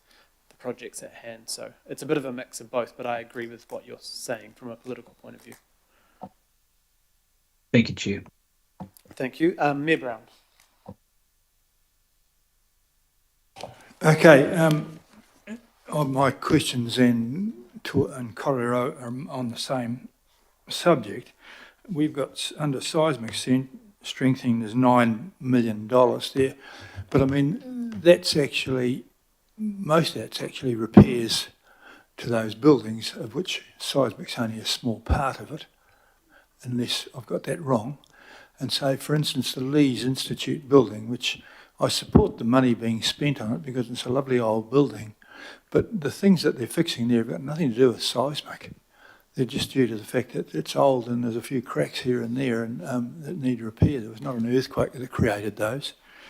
So I want to know, could we keep that money and have that up as renamed as a repair fund for much loved buildings?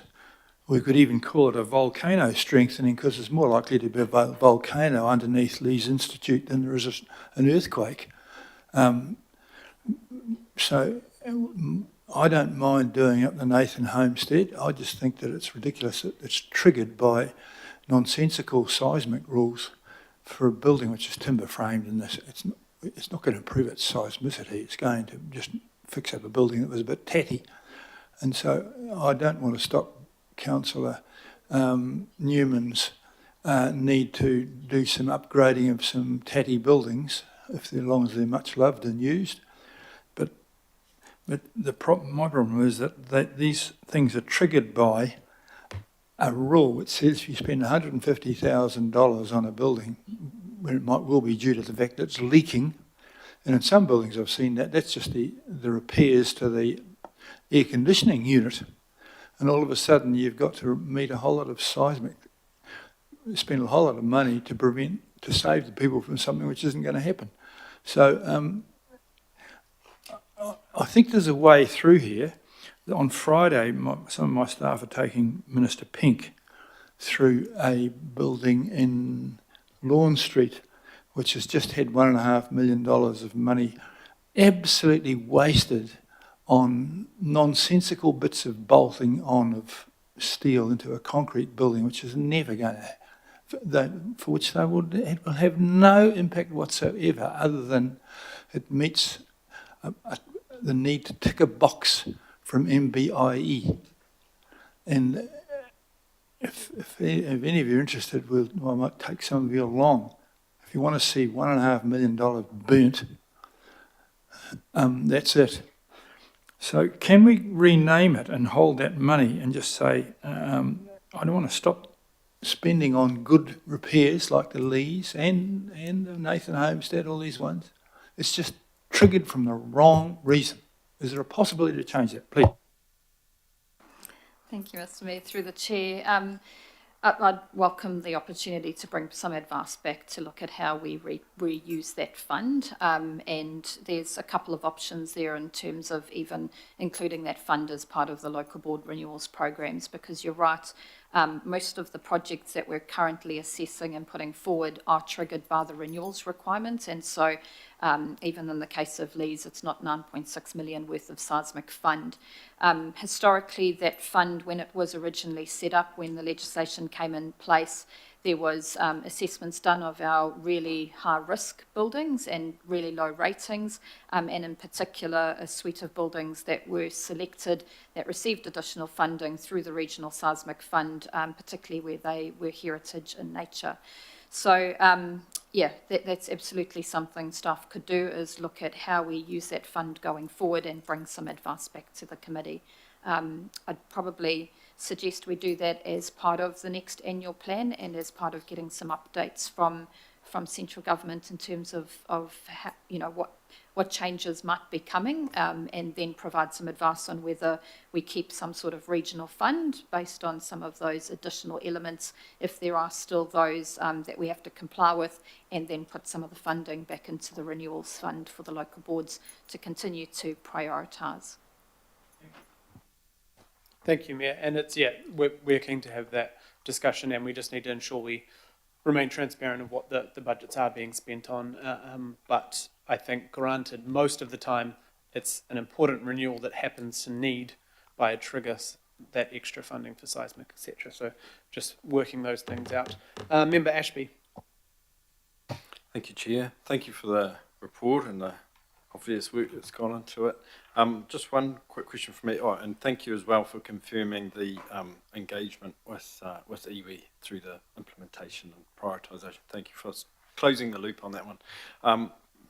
Just one question from me. It's kind of related to that, but in addition to the forums, do you also have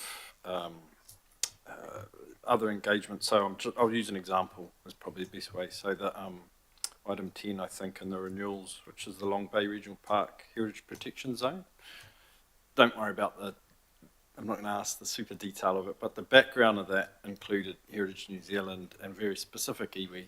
So I'm just trying to make sure that when you're going to do that engagement, you're digging into the, where you can, how these things came about, because my suspicion is, using that as an example, if you go to that forum, no one around that table would remember or know anything about it.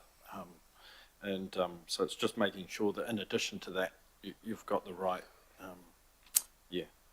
information in front of you to engage in the right way. That's all. That's just it's not quite a question, sorry, but it's just a little note. Thank you. Do you want me to? Kia ora. I'll just maybe respond, Member Ashby. So yes, we do. The forum is just one way of engaging, but you've met Michelle, who I'm very lucky to have as part of my team earlier today, and part of her role is providing advice to our project managers and making sure that we've got the historical information on hand and that we're engaging with the right parties. So yes. Thank you. Councillor Darby. Thanks, Tim. Can you tell me what the benefits are of a public art program? How does that fit into our city? That's the key question. The other question is, how much is that program, which is identified for being zero budget for the 2 following years? I can see the allocation on the first. How much has that program been reduced from pre-COVID to now? What does that number look like just pre-COVID, 1920, through to now? That's the second part of my question. Kia ora koutou, ko Hayley Waters, Te Ingoa, Co-Manager Public Art Aho. Thank you, Councillor Darby, for your questions. To answer the first one, what is the value of a public art program, I think is what you're asking. Speaking on behalf of Auckland Council, public art is a vital part of our city. And the program that we develop has wellbeing outcomes. It has outcomes in terms of culture and identity. It has outcomes in terms of belonging. It has outcomes in terms of telling the story of our city and of our people, and I think it is something that we need to ensure is strongly represented across all of our Auckland Council work programs. I hope that answers your first question. Can I just come in on the supplementary to the first question, and you can come to the second? You say it's vital. how come something that is vital to Tāmaki, to us, goes from the numbers you're going to tell us very shortly to the numbers in that 24, 25 to 0? If something is so vital, how do we lose it? Thank you for your question, Councillor. From a funding perspective, I think you will recall in prior financial years, particularly around the emergency and recovery budgets, the public artwork program had a 70% cut to its programming. Happily, our budgeting has returned to our pre-COVID levels, so the budgeting that you'll see, if it's 3.4 million, is in line with prior financial years before COVID. In terms of the public artwork program, what we're presenting today is a one-year view, but that's not to say that we don't have aligned funding at the same levels for subsequent financial years. So we'll be coming to see you next year with the work program in line with figures that you see today. Just thank you. So the pre-COVID budget, and say 2021, let's say take that number. No, it would have been actually 1920, wouldn't it? 2019-20 was around about 3.4. That's correct. Okay, and this current number, you say being restored, but that's not restored because we've gone through a high inflation period, and that impacts this area as well. So it's actually, it's not really restored, is it? We're still well behind that period. Thank you, Councillor Darby. I think from a 3.4 perspective, potentially slightly less to your point. In terms of specifics, I'd need to talk with my finance team and come back to you with percentages. And just, sorry to labour this, but for those intervening years between 1920 and say, what is that, 23, 24, do you have off the top of your head the numbers for those intervening years? Sorry, in terms of the public art program? Yeah, for the financial years during COVID? So, yeah, since COVID, through that emergency budget years, up until the last budget, the last annual plan budget? Not off the top of my head, apologies, but I can certainly follow up and provide that information. But I'd be correct that they were significantly slashed? That's correct. Okay, thanks team, appreciate it. Of course. Thank you, Councillor Darby, and it would be good to have the detail because some of that was due to deliverability, like Taryn might be able to explain that during that time we had a significant drop-off on the ability to do, so I think all similar budgets were slashed, not maybe as much as public art was, to be honest, but yeah. I'll just briefly comment, Chair.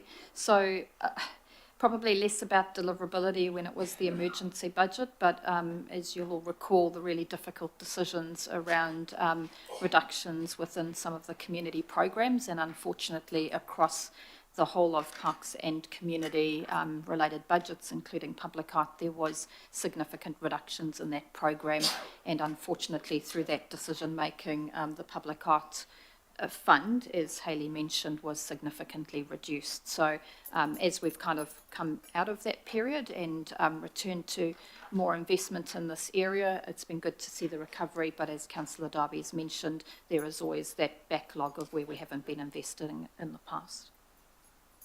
Definitely. Councillor, Deputy Mayor Simpson. Actually, no, I'm going to leave it because Councillor Darby asked all my questions, really. And I suppose all I will say is I'd like to come and talk to you about this budget and its implications in more detail because I have some concerns as well. Thank you. Right, are there any other questions? I think that is...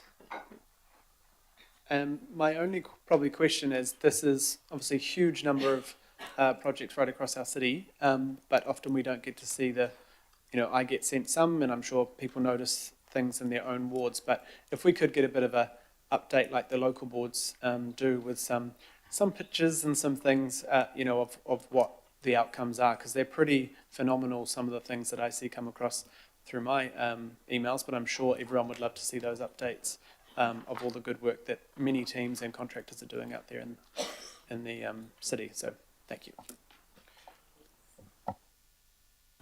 Right. Sorry, Councillor Bartley, you have a question or comment? A question, please. Sorry. Thank you. Yep. Following on from Councillor Darby, so if we want to see public art, some money put in public art for the following 2 years, is that an annual plan discussion? Because some of us elected members want to see public art funded by Auckland Council, not just in the city centre. So, so just to confirm that Hayley did say that there is the same funding every year, so 3.4 million definitely. But if we want to see an increase from the 3.4 yearly, we would have to speak with the mayor and discuss.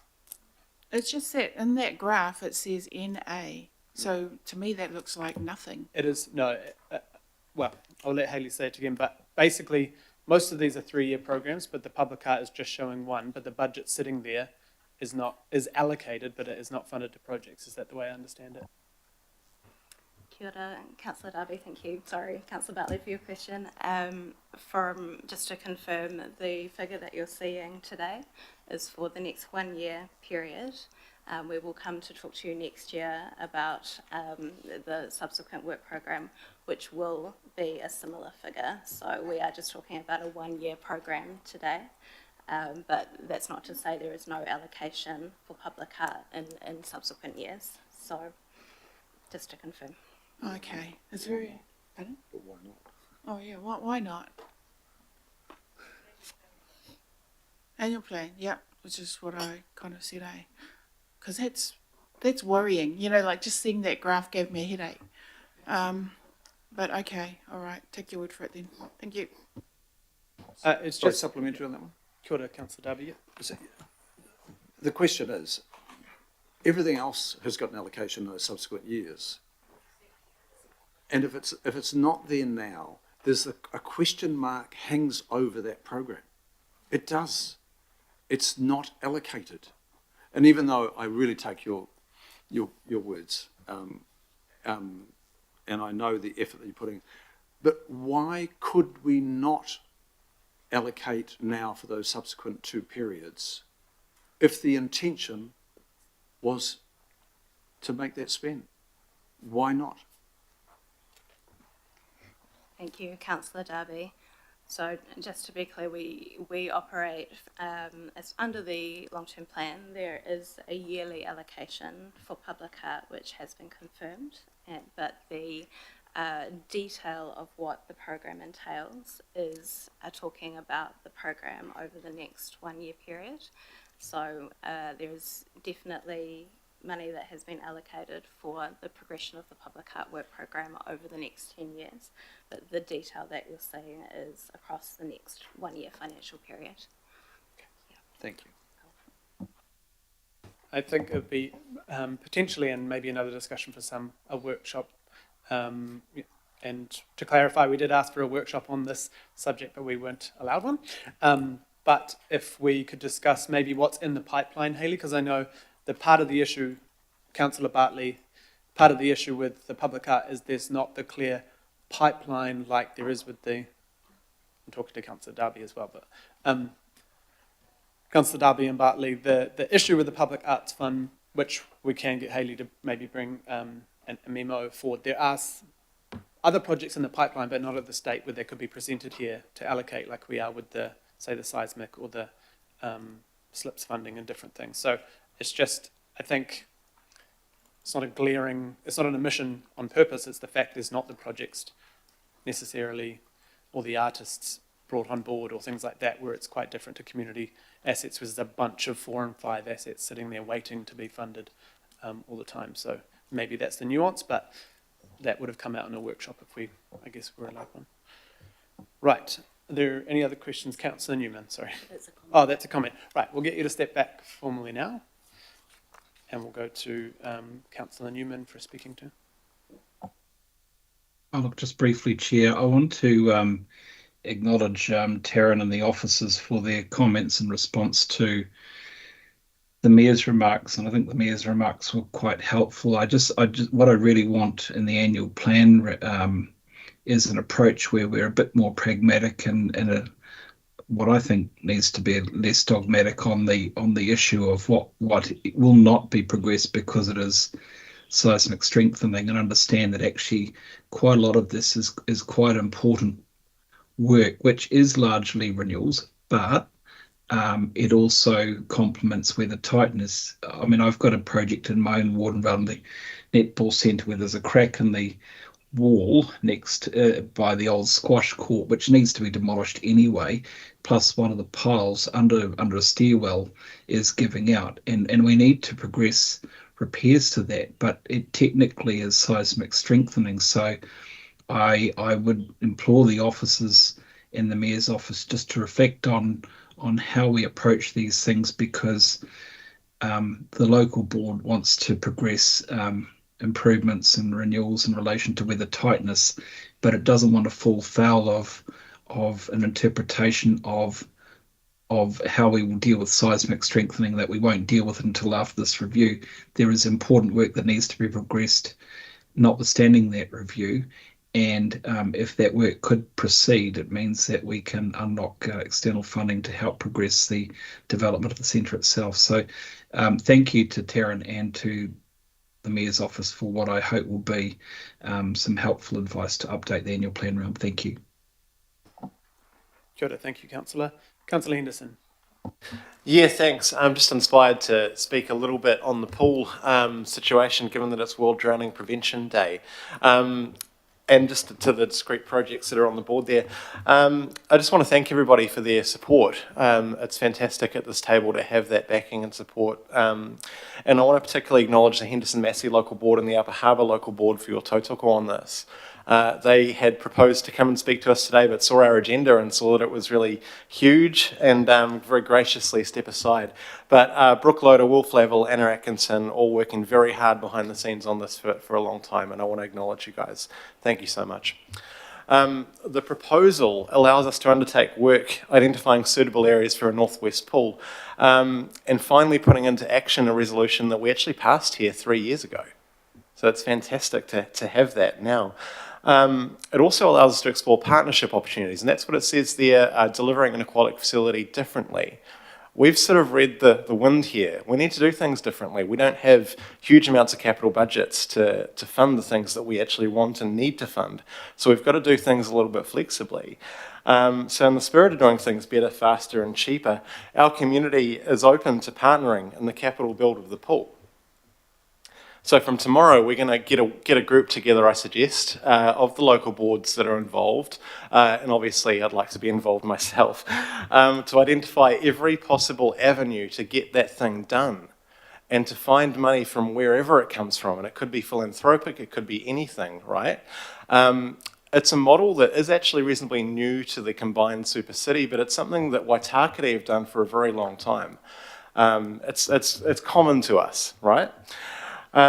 We also want community ownership and community leadership on this project, that they're going to actually lead this themselves to find solutions to problems, to find the money, and set it up so residents have a direct role in moving that forward. And hopefully at the end of it all, we'll have a fantastic pool to swim in. I'll invite you all to come along, and we'll have residents there in Massey and Westgate and Hobsonville and all the rest that will be very proud of it and proud of their role in bringing that to fruition. So as you can see, there's a hell of a lot more to do, but we're starting tomorrow. As soon as we pass this one, we're getting together and we're going to get started. I just wanted to let you guys know how meaningful it is that after over a decade of plenty of us fighting for this project, we've actually got a step forward now, and we can tell the residents of the Northwest their pool is coming. It's just over the horizon now, and thank you for your part to play in that. Finally, and I touched on the start, it is World Drowning Prevention Day. I want to acknowledge that because 320,000 people worldwide annually pass away from drowning.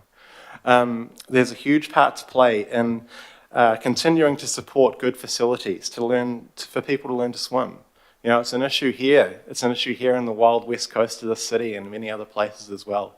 So I just want to acknowledge everyone that's lost a family member or a loved one on this auspicious day. Thank you. Thank you for your support. Thanks, Chair.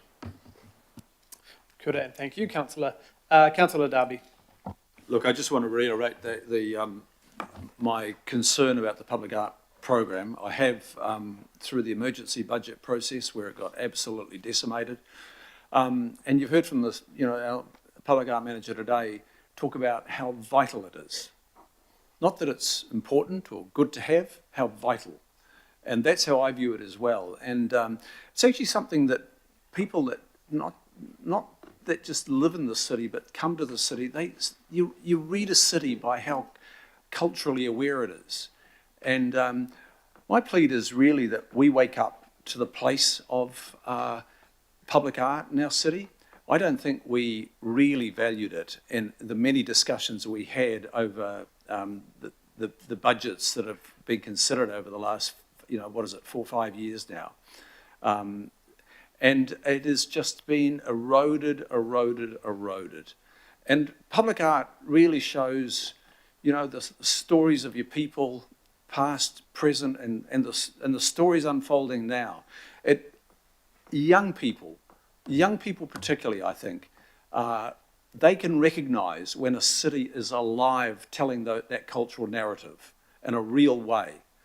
And my awareness at the moment is that young people are feeling really disenfranchised. They are talking about leaving the city, if not they've left the city.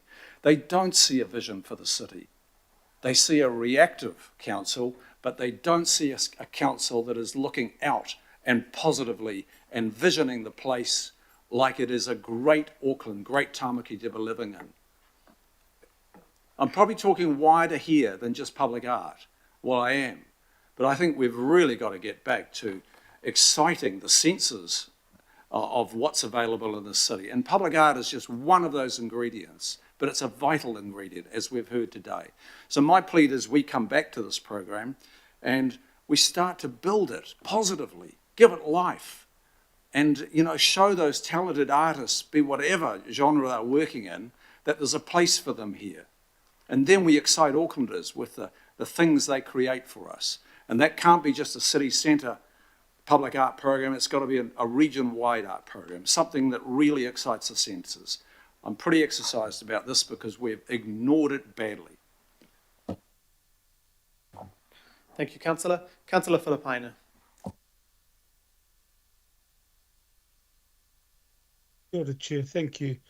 Look, I just want to support Councillor Darby in regards to the public art.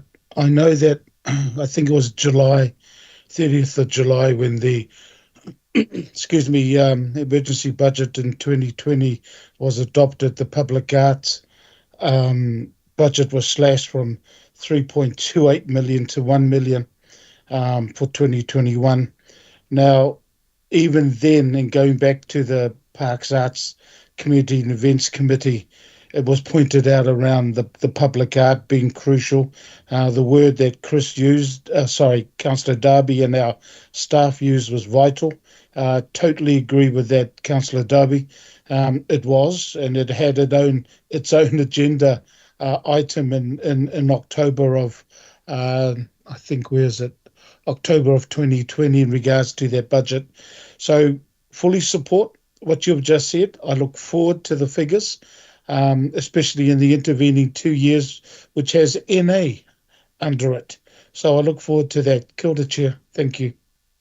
Kia ora, thank you, Councillor. Councillor Fully. Kia ora, thank you, Chair. Look, I just wanted to speak in support of the recommendations. In particular, I want to speak in support of our West Auckland cousins and the work progressing there to finally get a pool, that long-held desire by everyone out west, from Henderson Massey across to the Fau as well. So totally support the work that's been put in over many years by the councillors and by the local board as well. We know in Manukau the benefits of having aquatic centres. We know the great initiatives that our council staff who work there put in as well, and the benefits that come from that. And I'm really mindful that in West Auckland there is a large Pasifika population, and that the drowning stats for Pasifika, especially for our men who are out there fishing on the boats, is not good. So progressing that work, we totally tautoko, your cousins out south totally tautoko that. I also want to speak in support of the work to have a pool progressed in Flatbush, because that is a great growing part of our city as well, and it's right next door to us. And we've got a huge ethnically diverse community out there. At the Otara Pool, I've noticed over the years, over the last 10 years or so, a growing number of residents coming from Howick, from Botany and from that Flatbush area, coming to the Otara Pools.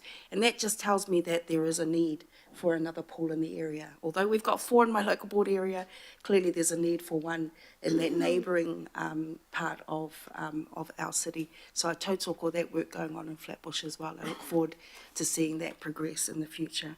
And then lastly, I just wanted to speak in support of the concerns raised by Councillor Darby and Councillor Bartley about that lack of having that money allocated going forward years but beyond this financial year, because of the message that seems to send out there. And we should always be mindful of perception out to our community as well. We don't want Aucklanders to think that we do not value art and culture and traditions, because we absolutely do. And I don't think there's a shortage of artists. There certainly is a plethora of them, and we are very lucky in our city to have many Indigenous artists, many ethnically diverse artists as well. So perhaps we need to do a bit more work around making sure that those funds are allocated for more than just 1 year going ahead, but for 3 or 4 years going ahead as well. Kia ora. Thank you, Chair. Kia ora. Thank you, Councillor. Councillor Leone. Kia ora, Chair. Look, I just really want to acknowledge the Faux Local Board Chair and the local board members. And I know that this is a big day for the Faux Ward, the community members, and I just want to reiterate that we are the only ward in the city that does not have a pool. You don't have a pool? Oh, okay. No, I've just been anyway, moving on from that comment.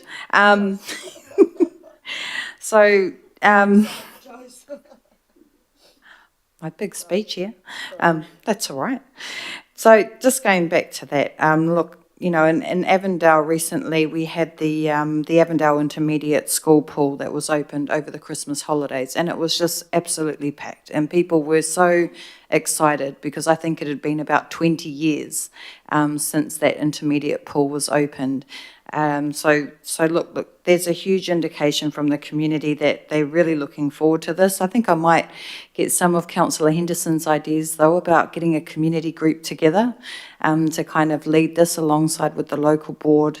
And it'll be just awesome to share this good news story. In terms of something else I wanted to say just in closing was that in one of our Facebook posts recently, someone had shared a picture of a small puddle and said, "Oh, potential future pool for the Faux." And now I can go back and just say, hey, look, this is going to be a reality for our ward. So just want to mihi to the staff and to all of my colleagues here. So kia ora. Kia ora. Thank you, Councillor. Deputy Mayor Simpson. Sorry, Chair. Look, I know a lot of people, well, some people have highlighted the arts as a negative thing, and I don't disagree with that. But I just want to say how positive this report is. This is huge for our region. Pretty much everyone has something mentioned in this report. And when you look at, you know, what we do, this is our contribution back to the region in so many different ways. Whether it's a start on a pool, whether it's Pukakawa Auckland Domain, whether it's Lee's Institution. It's really great to see that in this report. And I want to acknowledge the Waitemata Local Board. 40% of that funding they've put up for themselves by doing some of, you know, really challenging things around that.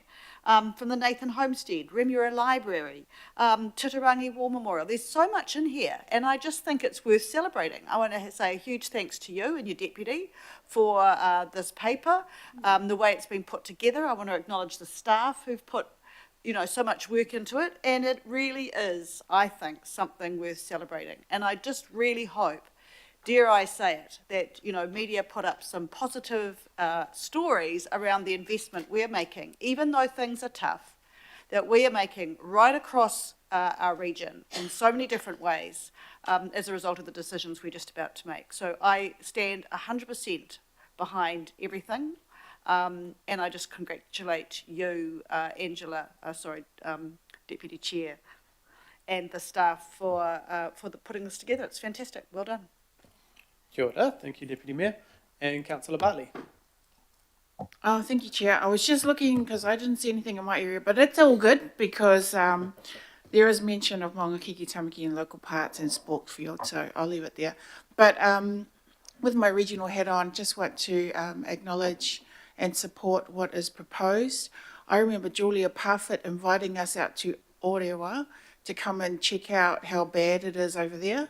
And so I did venture out that way. I don't normally venture out that far, but yeah, and I saw for myself how bad it was. So it's good to see, you know, that we're going to do something there.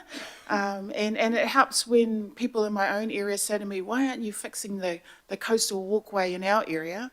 Well, it's not as bad as what's going on up there. So I can understand why this is prioritised and we're investing out that way. Howick Local Board, yes, support that. My family live in Howick and we paid for the kids to go to their swimming classes at a private facility because there wasn't a local pool out there for them to go to. Fau and Henderson Massey, I feel sorry for you guys when you talk about how you don't have a pool. In my area, we have 3 pools. So I support the investment going there. And I remember Kai Pātiki Local Board coming to us about the Birkenhead War Memorial Park for many years.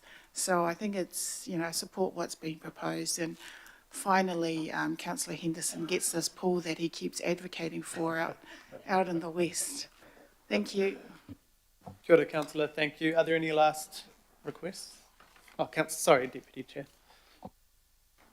Thanks, Chair. But the Deputy Mayor actually stole my rose-tinted glasses moment, as she does.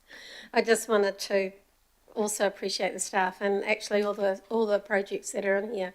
And when you look back, I was talking to someone in the Mayor's office the other day and we felt like it had been 7 years of a budget hole and achieving not a lot except for filling holes. You know, we had the drought, we had the CRL, we had COVID and continuing COVID and everything else that came along. And now look at these boards that managed to hold up their Oles as a priority. Through all of those years, they continued their advocacy, and here they are. They've got them. They kept them as a priority. I remember the regional arts budget being cut back under COVID, but to see now, and we do have $3.4 million over 10 years, so not all is not lost. So we will be able to deliver more public art, but except that it's going to take us a little time to gear back up to where we were, but we must hold fast to those priorities that are important to us and not get them lost because they might not be the priority of everybody. So I think considering how difficult it's been over the past 7 years in particular, that this is really looking like the light at the end of the tunnel. It really feels like we can get in and do some mahi and deliver some good projects for our communities and for Greater Auckland. So thank you to the staff. I got that email with all of the reports and thought, holy heck, there was so much information in there, but it was really positive reading. So kia ora. Thank you, Chair, for your advocacy. I know you've had to spend a bit of time in the Mayor's office and probably every office from level, 1 right through to 28. Speaking to people to ensure that this work program got over the line. Thank you. Kia ora, thank you, Deputy Chair. And yes, I'd just like to speak briefly as well. I mean, this is a $47 million allocation and a significant investment across the Auckland region. We're ensuring our regional parks continue to be treasured spaces for both locals and visitors. Some highlights across the work program include renewing popular tracks at Shakespeare, Long Bay, upgrading the toilet block and car park at Tā Papakanga Regional Park, and investing in predator-proof fencing again right across the network. Obviously renewing the areas and the courtyard, the paths, the water features at the Botanical Gardens continues to provide a welcoming experience. Significant investment at Pukekohe, Auckland Domain. Of course, the investment in our seismic strengthening, which I have had the most feedback on ever on this proposal. So I know the Friends of the Leas here and community and local board and others, we had to stress very deeply to the Mayor and the Mayor's office that this was an important project to proceed, and he did agree once he understood the broader parts of that budget, and that project is not just a seismic strengthening project, but it needs to happen. It needs to happen now. Obviously, the slips and the funding that is going towards fixing many of our assets that were ruined in the storms and the floods. So that's additional work the staff have been doing on top of the current Category 4 and 5 assets. And so, and protecting our coastal assets like Orewa, like the rockfall prevention for the Parnell Bass and Kelly Tarletons, and prioritising those local board projects. I've heard loud and clear from Councillor Henderson, Councillor Leone, from all the local boards, Howick, on these pools. Yes, this doesn't get us pools in those areas tomorrow, but it finally, those local boards who come and sit here every single year at LTP and go, please do something. And like with Kaipātiki, I think the grandstand came down last year I was on the local board, so that's a long time for that war memorial to be sitting there, not having any focus on it. To see that move forward finally is really important. So I just want to thank everyone. I know this is a long item, but it is a huge number of projects in our community, and they're really, really crucial for the vitality. The Public Art Fund, just want to, on the record again, make sure that budget is secured every year. It's just those projects coming through. And it's a small team working with artists, working with a panel. We don't want to start making us choose art by committee. That's not a good thing for elected members to be doing, but those things that we will see popping up around our communities and improving the current art collection is really important too. So just want to thank you for your time. Councillor Stewart would like to speak. I just want to acknowledge once again all the work that's going to happen, and I think we just need to have some of those presentations back on what does get done, because we sort of miss the great things if you're not walking or on the bus going past these assets. So Councillor Stewart would like to finish off. Thank you. It's actually all been said, so I'd just like to say we're very happy with supporting, very happy to see what's happening in Howick and everywhere else, so to keep it brief. Thank you. Good, Councillor Stewart, thank you. Right. All those in favour? Any opposed? No, that was carried unanimously. Thank you very much. Awesome. Right, we will go on to item 12. This is Citizens Advice Bureau funding model options. I think Dickie and Duncan coming forward on this one.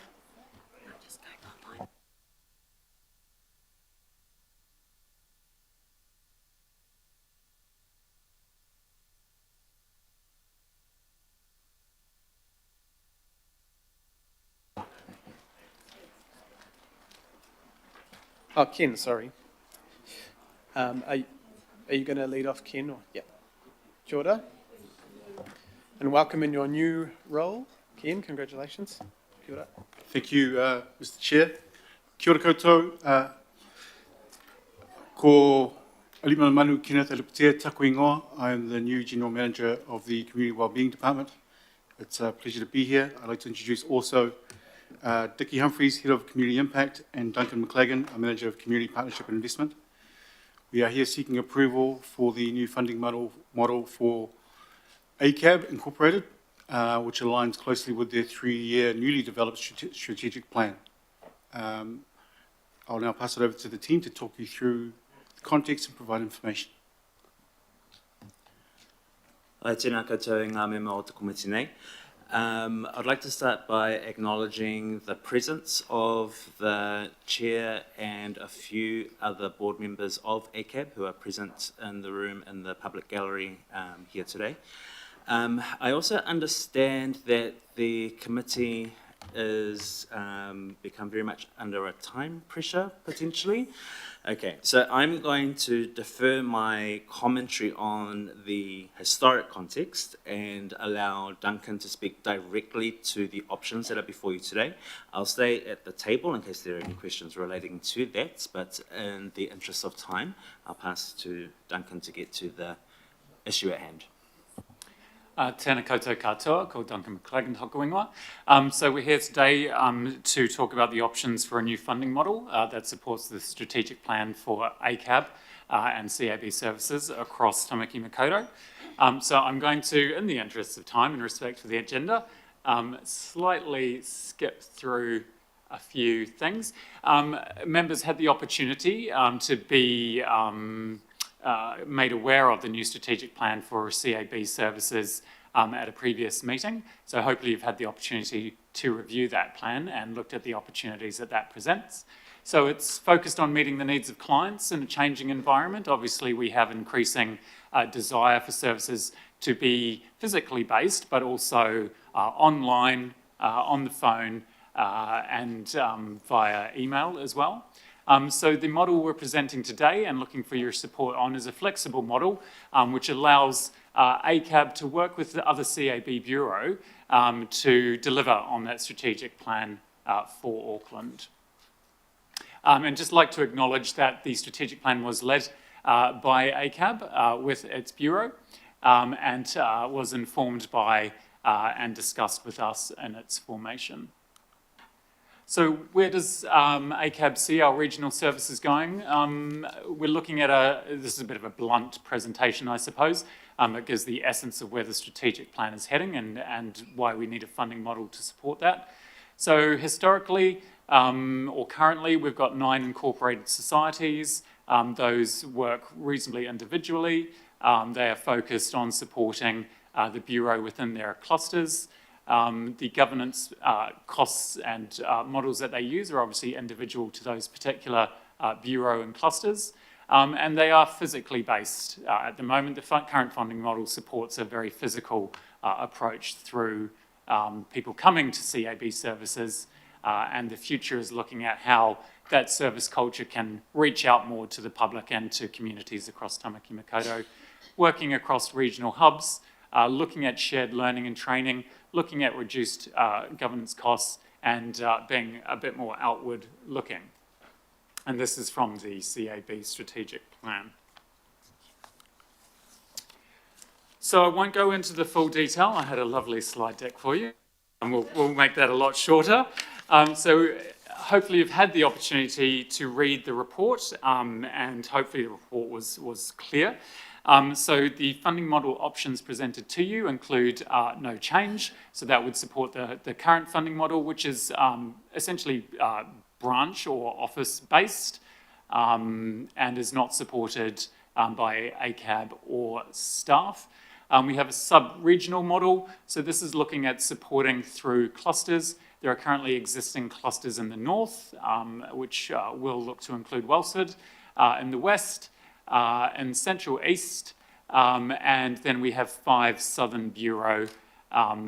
That model would essentially put the control of investment into bureau services at that cluster level, with ACAB supporting the investment into the southern bureau in consultation with those bureau. And they'll retain a small amount of money for strategic development, so that's leading out on the key parts of their strategic plan. The model that is supported by staff and is supported by ACAB and also 17 of 20 local boards that responded to the request for feedback is actually to move to a more flexible model, a model that allows for the full application of the strategic plan for ACAB across Tamaki Makaurau.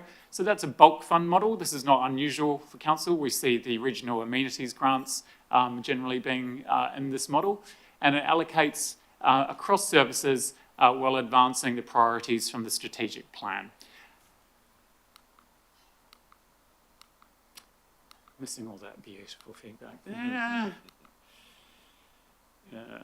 Just in terms of implementation mitigations, obviously we respect the fact that many members and councillors see great value in the physical sites operating CAB services within their communities. We thought it was really important that if we're moving to a high trust model through a bulk fund, that we respect also that this may be a time, there may be some time needed to embed what that looks like in terms of the future of the services through the strategic plan. So we've ensured that changes to any physical services won't be proposed within the first year of the funding model, and any future discussions around the delivery of services through physical office space is consulted on with that community and with Auckland Council.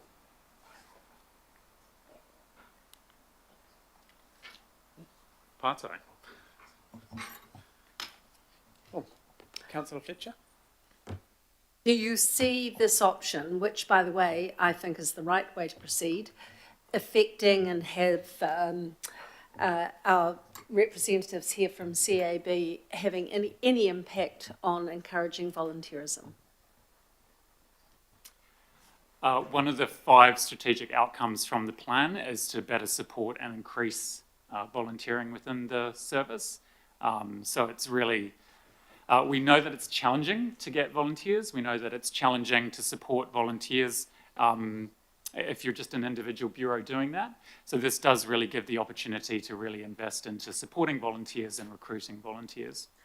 Chair, I won't speak later, but I think this is an excellent piece of work and I'm happy to move or second it. And I want to acknowledge also CAB who are here today. This is a really wonderful service for our community. Kia ora, Councillor Fletcher. I'm happy to second your motion. Councillor Newman. And did I see a hand from you, Councillor Watson? Councillor Watson. Councillor Newman? Yes, thank you. Can I ask the officers, with respect to this interest in the reserves, the financial reserves of the Bureau, are you referring to the financial reserves of Bureau who operate as incorporated societies?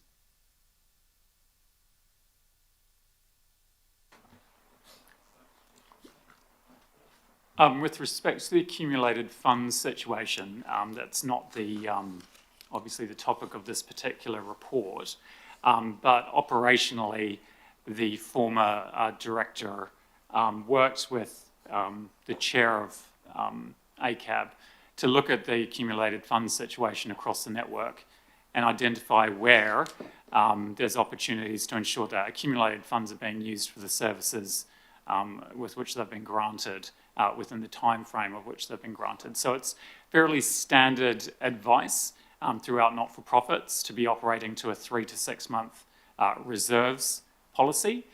Where that accumulated fund in any organisation falls above that, it's generally incumbent on a funder to inquire as to why, and also to look to ensure that they have a reserves management plan in place, just to ensure if anything falls out of what the grant's provided for in the first place, that there's good reasoning for that, and that in the case of ACAB, that we as the funder have the opportunity to review those reserve management plans and ensure that ratepayers are getting the best value for money of that investment into CAB services.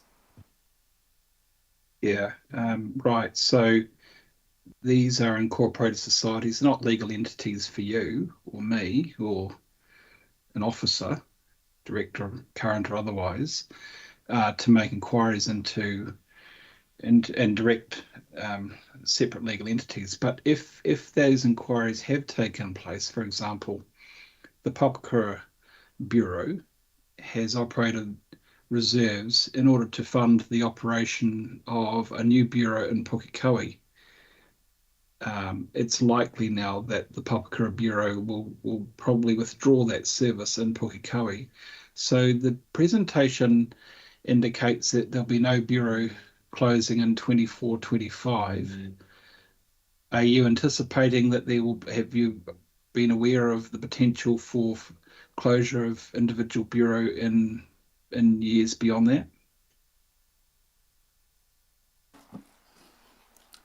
Tēnā koe mō te pātai.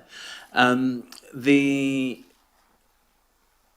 funding model that is the preferred funding model, the bulk funding model, supports CAB's, ACAB's strategic plan shift. That strategic plan does not preclude or disable any particular site to be able to undertake a change in their services, and that if there's anything that indicates a significant change in a particular locality, then they've undertaken to do that with due consultation. Respectfully, that wasn't my question. You've indicated in your slide that there'll be no closures in 24-25. I'm asking you if you're aware of closures in out years. Are you anticipating closures in out years? The point of the bulk fund is obviously to shift responsibility around that kind of decision to CAB services. At the moment, we have a situation in which we're quite directive in terms of the nature of the services that are provided, whether that's a physical office or otherwise. The point the model is trying to get to is to allow those decisions to actually be made by the organisation rather than council itself.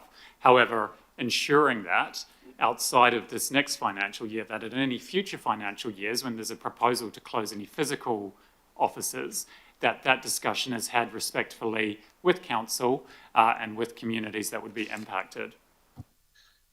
Sorry, one more time, Chair. Have the officers got any sense of the prospect of closures of bureaus beyond year 24-25? I understand what the presentation shows in the PowerPoint, but this is the third time I've asked it. If the officers don't want to answer that question, that's fine. I would be very keen for them to provide some sort of response as to whether they anticipate closures, not process, just whether they anticipate closures. I anticipate closures, do they? No, I can't answer that question because ultimately it's up to CAB to make that decision. One final question, Chair. With respect to CABX, is that a legal entity that can apply for funding the same way as the incorporated societies, the individual bureaus can apply for external funding? What is the nature of CABX for the purpose of funding applications?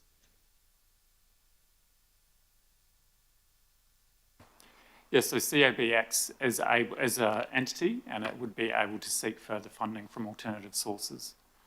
And what alternate funding have they sought and received to date? So at the moment, there's a request on behalf of the chair of ACAB and the mayor's office to seek government investment in CAB services in Auckland. We don't know what the outcome of that particular request is as yet.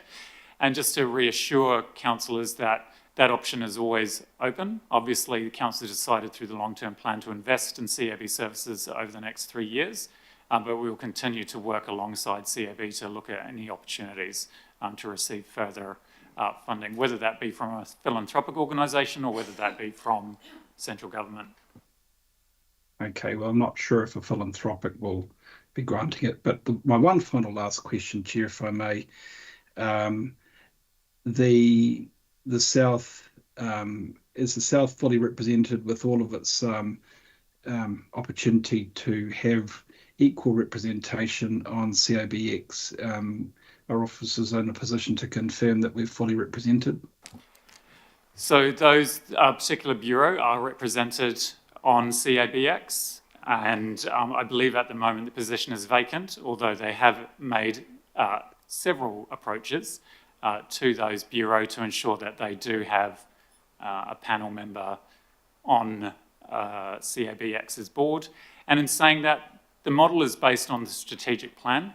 All bureau and volunteers and managers and boards have contributed to the development of that strategic plan. I reserve my right to speak, Chair. I'd like to be able to comment later on. Thanks. Kia ora, thank you, Councillor. I have quite a number of questions now. Councillor Watson. I think Councillor Newman has perhaps preempted my question, but I'm just really seeking just clarification in terms of the disadvantages and challenges of option 3 as outlined in the paper, and it goes to the phrase optimising locations of physical sites. So that jargon just means potentially closing down sites, doesn't it? But as it stands, that there is no no sense of if that may be necessary or not from your perspective. Through the chair, ultimately, based on the funding model proposal, that decision is for CAB and ACAB to make those decisions around physical sites and the future of physical sites in consultation with council and with their community. Thank you. Councillor Foley. Kia ora, thank you, Chair, and thanks, team. Yeah, my questions are because I know, like in my area, the CABs there are always struggling for money. They basically have no money.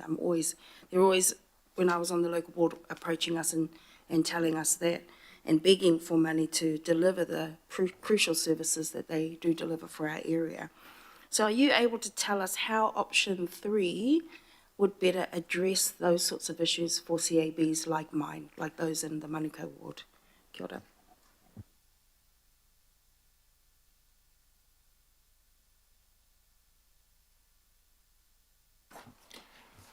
So through the chair, obviously the decision around which model is chosen doesn't impact the independence of any single bureau.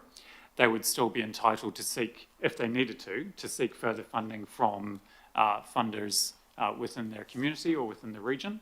So there is still that flexibility to seek further funding if they feel that there's an important shortfall between the operational grant that they received through council and the services that they wish to provide to their community. Ultimately, the decision around how much is received becomes a negotiation within the CAB network around what's appropriate to deliver the services required in that community, obviously having to be balanced against the fact that it's a network with a number of operations across the region. One would also hope that there would be some approach to shared services in terms of training, support, administration that might be able to alleviate some of that cost pressure on any individual bureau. Sorry, Chair, if I can just follow that up, just to get you to clarify that a little bit more. I guess what I'm asking is what is the difference, and I think it's that flexibility you talked about at the start. If you could explain that a bit better, what's the difference between the current model and then that flexibility in option 3 that staff seem to like? Yeah, so it's quite a substantial difference. It is moving to more of a high trust model in terms of allowing CABs to look at their services and development of services from a regional perspective. At the moment, we have a situation in which the funding model just directs a certain amount of funding to an individual physical site, essentially. So if we're looking at issues that matter across the network as a whole, across the city as a whole, into communities across the city as a whole, for example, Māori or Pacific communities, the option 3 model aims to ensure that they can provide that investment in development and volunteering and cultural capacity across evenly across the network, rather than an individual bureau having to kind of feel they have to do that on their own or invest in that on their own. That would be where they would like to get to with this more flexible approach. Kia ora. Thank you. Thanks, Chair. Thanks, Councillor. Councillor Sayers. Thank you, Richard. Thank you, gentlemen. Couple of questions. One, I guess I'm just trying to understand the potential of dispute. Obviously, CABX suddenly, from governance perspective, will have to make some, big calls and be good governors. Do we understand how, if one sub-region felt it wasn't being treated fairly, just taking devil's advocate's position here, because it could happen, is there any type of formal dispute system set up at the moment, or can you elaborate perhaps a little bit of understanding how that might be approached by CABX, and do we get involved at any point in time if it really goes off the rails? So through the chair, I'd need to get the detail of that from CABX itself. I'm, to date, not aware of any particular issue that's arisen where a sort of a dispute resolution situation would arise. Obviously, with a new model, the representatives from the clusters and the individual bureaus that sit on that board will need to be looking at how the investment is best made from a network perspective. That will be new. And we will look to support them as much as possible in being able to apply that new model. Hence the reason we're looking at mitigations around any changes to sites in the first year, because it kind of takes the pressure out of it a little bit for us to be able to support the ACAB X board to be able to work with the new reality and support them in the application of the strategic plan. I'm sure they will do a great job. I just need to ask that question, so thank you for answering it. I guess the other one was clause 20B. That's just around this approach that's been made to central government about, I guess you want to increase the pool, in my mind, rather than perhaps trying to divvy it up with more coming from other sources, potentially. So I think before I said, I think that's early days. We don't know, we haven't got an indication yet from the new government if they're willing to enter that conversation yet? So as far as we're aware, as of today's date, we haven't had a response from the Minister in relation to that joint letter from the Mayor's Office and the Chair of ACAB X. All right, thank you very much. Thank you, Chair. Thanks, Councillor. Councillor Filipina.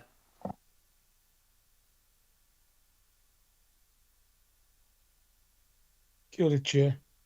Tēnā koe, Duncan, kia ora ana, Tiki and Malo Lava, Lawawhinga, Aluputia. Look, I want to go to 14 on our agenda, and 14 has the structure. Duncan, you mentioned earlier that there's 2 representatives on ACABs from the south was mentioned. So can you also confirm that there's 2 members on what membership representatives do you have on ACAB, not ACABs with an X?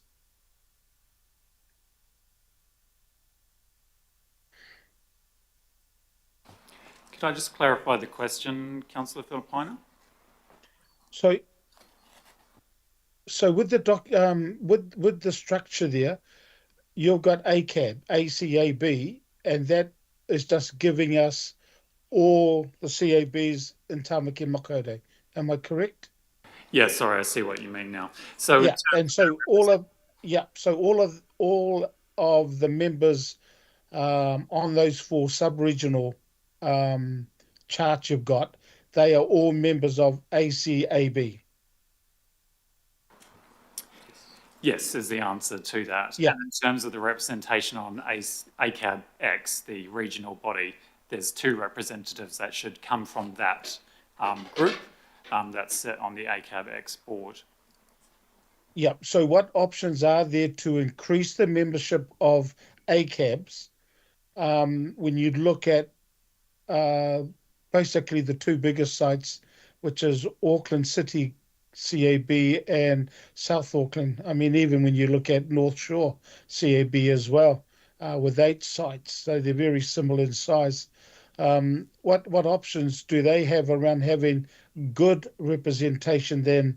1 at the moment for North Shore and 2 in the Auckland City and South Auckland entities on ACAB X. Through the Chair, I think that's a really pertinent question, and I think that's something that we as council need to keep addressing to ensure that the representation on ACAB X is meeting the needs of those clusters in a way that represents the services that are provided across those clusters. So I think it's a good question, and I think it's something that we will ensure comes up in terms of our relationship with ACAB. So staff's relationship is obviously directly with ACAB X, and we will look to ensure that there is strong representation of those clusters in that model, if that model should be the one that we go ahead with.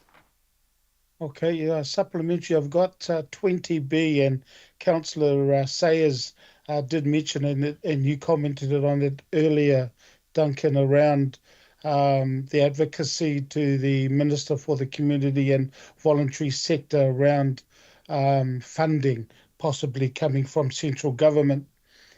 If there is no funding, I'm assuming that our money is still the same.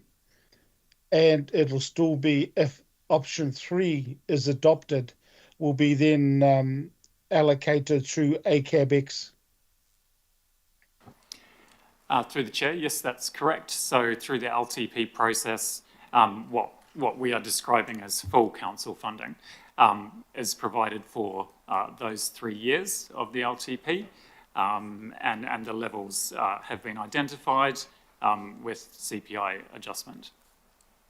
Okay, sorry, Chair, there's about 2 or 3, but Duncan, I want to go to option 2, sub-regional model number 34, and there's a mention of 150,000 per annum for advancing strategic service.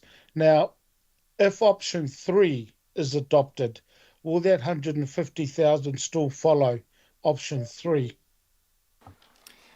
So ultimately with option 3, because it's a bulk fund model, it becomes the decision of ACABX and its membership as to how it invests in the delivery of the strategic plan. I think they would like to ensure that they have the capacity to be able to deliver on those outcomes as much as they can, but recognising the fact that the money they're receiving is primarily to deliver the service as best as possible. So again, it comes back to that issue that option 3 is a high trust model. We will work with ACAB to ensure that we can see delivery of the strategic plan, and one of the primary ways we'll do that is through expectations in the funding agreement. But obviously, being a flexible model, it's a bit higher trust in terms of how we dictate what is invested in what particular activities. So Duncan, you're just saying that basically we can guide, but it's totally up to ACABX as to how they allocate. Essentially, yes, that's correct, and similar to models that we apply through the Regional Amenities Fund, for example. So with Northern Life Saving, a bulk fund model is a high trust model, and it does put more responsibility, I suppose, on staff to ensure that we have a really robust funding agreement and that we're working in a relationship with CAB services rather than sort of doing a funding agreement and dropping and running, that we are continuing to work with them to ensure that the outcomes from that funding agreement are realised, and that council, in terms of being their primary funder, is respected in terms of the needs that we want to see them invest in. Yeah, I understand what you're saying, but totally it's up to ACABX. Can I then, Chair, want to go through to table 39 under the current model number 1, the analysis and assessment. What you've got there is based on existing operational costs in each bureau, transitioning to 90% population, 10% deprivation funding. Can you tell me the current strategic and operational plan, or one that ACABX is trying to do, would that have a 10% deprivation? Again, in terms of the strategic plan, it's a little bit different than the current funding model. At the moment, the current funding model is very, essentially, I don't want to use the word dictates, but it does dictate from council how much we want them to spend on X and how much we want to spend them on Y. In terms of deprivation investment, we feel, and ACAB feels, that the regional model, the more flexible model, actually gives a greater opportunity to invest in issues that address deprivation at a regional level, rather than having to have that funded by each individual physical site, which would need to happen at the moment. So, for example, if they had volunteers looking to engage in a particular program that cost money, that would ultimately be the responsibility of that particular bureau. The regional funding model would give more or greater opportunity to apply that learning and to apply that capacity building across the network as a whole. So it's quite a different approach. The current funding model is quite a blunt instrument, very much funds on the basis of a particular office, which is generally a particular bureau, solely for that physical site.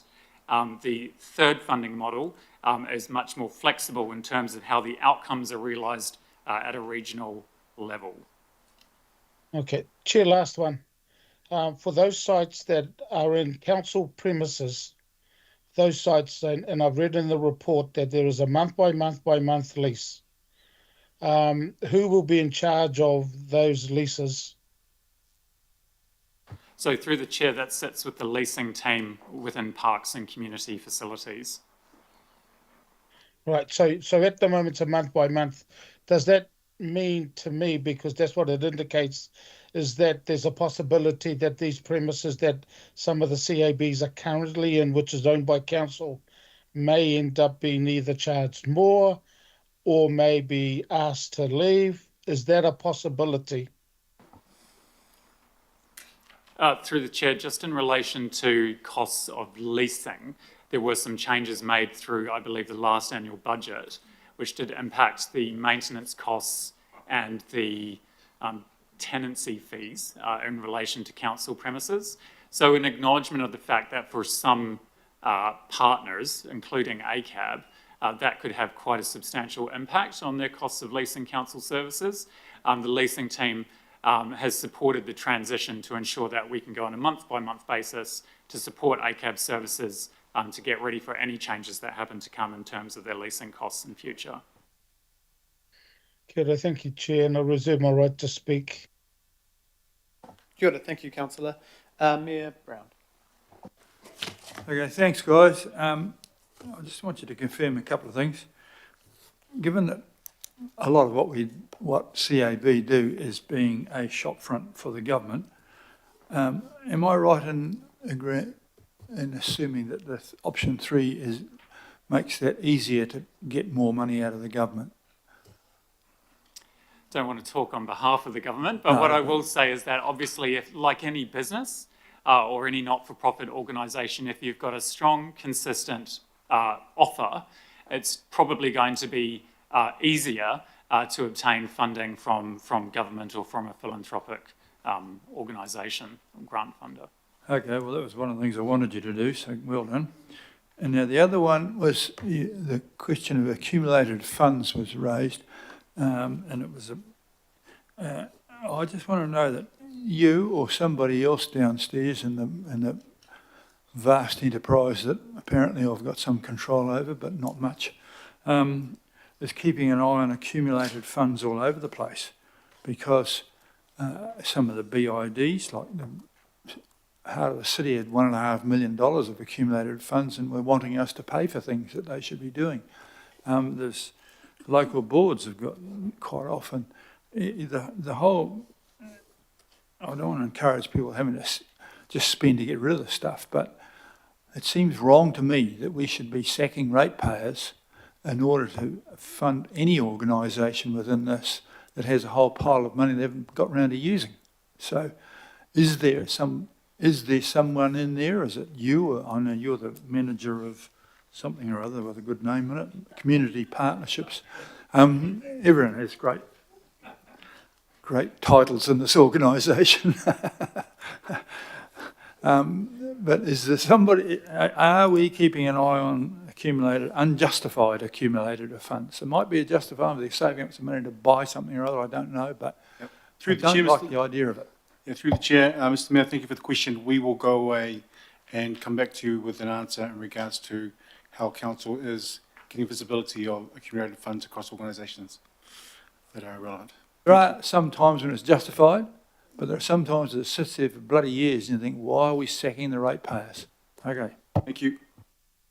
Thanks very much. And I did note that 17 out of the 21 working local boards are in favour of what you're doing, so it can't be too bad. Okay. Thank you, Mayor. Member Wilcox. Thank you for the report. I'm looking at number 51. You say Māori represent 9%, and it's a disproportionate experience. I'm kind of struggling with that a little bit. If the Māori make up 14% of our population, why is only 9% turning up? That's the first question. Thank you. Tēnā koe matua mō te pātai. That's the exact insight. So under the current service model, the evidence shows it is not responsive to the needs of Māori or how Māori choose to interact with a service. The regional model enables ACAB to stand up multiple service models. They can include direct outreach to marae and not the expectation that Māori must walk through their door. It can include school-based programs for school leavers. For example, they're standing up one at the moment with a focus on rangatahi Māori school leavers. They recognise, they understand through their own evidence and statistics that the current service model does not serve Māori.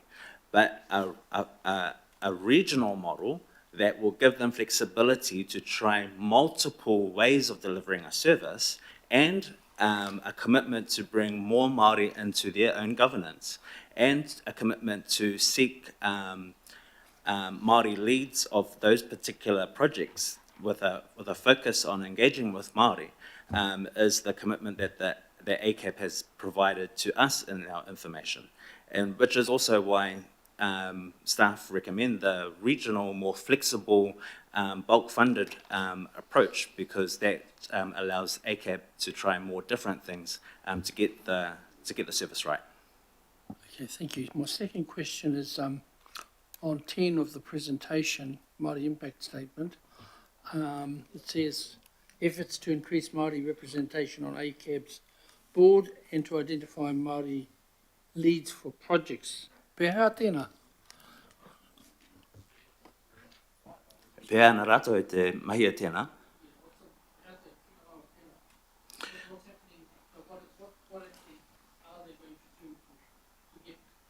What actually are ACAB going to do to get Māori to go on to these kaupapa efforts to increase Māori representation? I mean, they're all right to say it, but what exactly are they going to do? Ai te tika. So if it pleases the chair, through the chair, we can seek that advice from ACAB and return to the committee with that information. And so the final one is, it's the kaupapa of trust. It's a shame we're not doing that for marae and Māori kaupapa, but never mind. Going back to the kaupapa, my concern is because it's a lot of the work is done by volunteers, and I learned this at my time at the surf club. If you make it too hard, volunteers get hoha. So, I mean, if they have to continually report back, in the end they go, oh, what's the use? I'll go home and make a cup of tea and play with my mokos.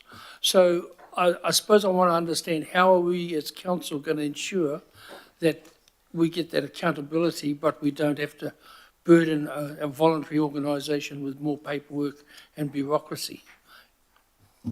Tēnā koe, and thank you for that question. I think it's really pertinent in terms of the pressure that volunteers feel to be able to contribute the time that they do.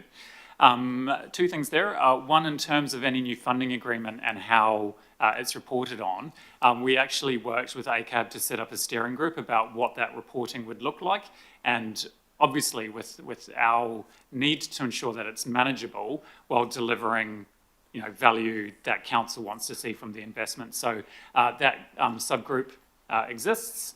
It's finalised how it will look at reporting, and as far as I'm aware, has been a very good and productive discussion between council staff and CAB representatives as well. Thank you, Member Wilcox. And last question from Deputy Chair, Councillor Dalton. Thank you. Thanks for all the work that you've done. I know it's been huge. I have two questions. One is around, we've talked about the flexibility that will be provided, but we haven't really talked as much about the equitable funding model that this is going to present itself. I just wondered if you knew or have the examples where currently, from one extreme, a CAB that might be underfunded in its operational costs and what percentage they might be sitting at, and to the other extreme where a CAB may be overfunded their operational costs. So through the chair, that does raise a very good point in terms of how the current model works in practice. The current model in practice, because it invests quite strictly on numbers of people in any particular area and the level of deprivation in that area, doesn't actually reflect the operational costs of any specific bureau. which this model can actually address. It can actually look at the operational needs of Bureau in any particular area. The result of that, while the intention of that was very positive, and I want to acknowledge Council's approach to doing that, the result has been practically that some Bureau have been receiving funds above what they actually need to operate on a day-to-day basis and deliver the service, which does mean that in some cases there are accumulated funds sitting with those Bureau that would probably be higher than what many of us would probably deem desirable. On the opposite side, there will also be Bureau which are running more sort of 3 or 4 month reserve levels, which is probably more in line with guidance. Council has decided on working with them to get to a 6-month model, which is at sort of the higher end of the recommended accumulated funds without any reserves management plan in place. Right, so this really is more of an equitable funding model we're presenting at the moment, because but for the reasons that you've given, some are being funded maybe 50% of their operational charge costs and are struggling. Some are being funded perhaps 150% of their operational costs and accruing their reserves. Through the chair, it's fair to say that there's probably some imbalance. I wouldn't know those figures exactly, but you can see through accumulated funds that those inequities or those differences and resourcing exist. Thank you. And off the top of your head, do you know how many CABs are sitting on reserves of greater than 6 months? That would be completely off the top of my head, but I think it's less than 6. Yeah. Thanks very much. Kia ora. Thank you, Deputy Chair. Oh, Councillor Filipino, have you got a question or just waiting to speak? Oh, I see Pātai, sorry. Yeah, just a Pātai for you, Chair.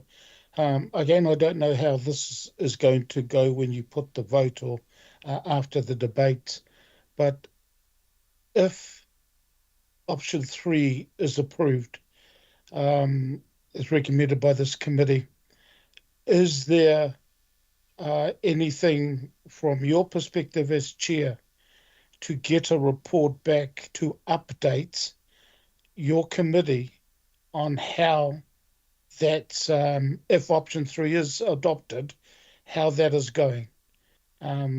So that's the question for you, whether it be in 6 months' time, 9 months' time, that there is an update from our CABs across Tāmaki, not ACABs, no problem, they've been set up. Is that something that you would entertain, Chair? Kia ora, Councillor. Definitely, I'd probably like a maybe early update of implementation if it is option 3, but then also some forum, whether it's a workshop or the ability for local boards to feed in, and also the chairs of the individual CABs on how it's going. It obviously would have to, be at a 3-month, 6-month, something appropriate, but definitely a way, and I'm sure, and I'm looking at our officers, there'll be a way for that to come. Wouldn't be too much work, I imagine. Does that sound like what you would be presenting to us anyway? Absolutely. We want to ensure that the application of it is transparent and that the council has confidence in the option that they've been recommended and select.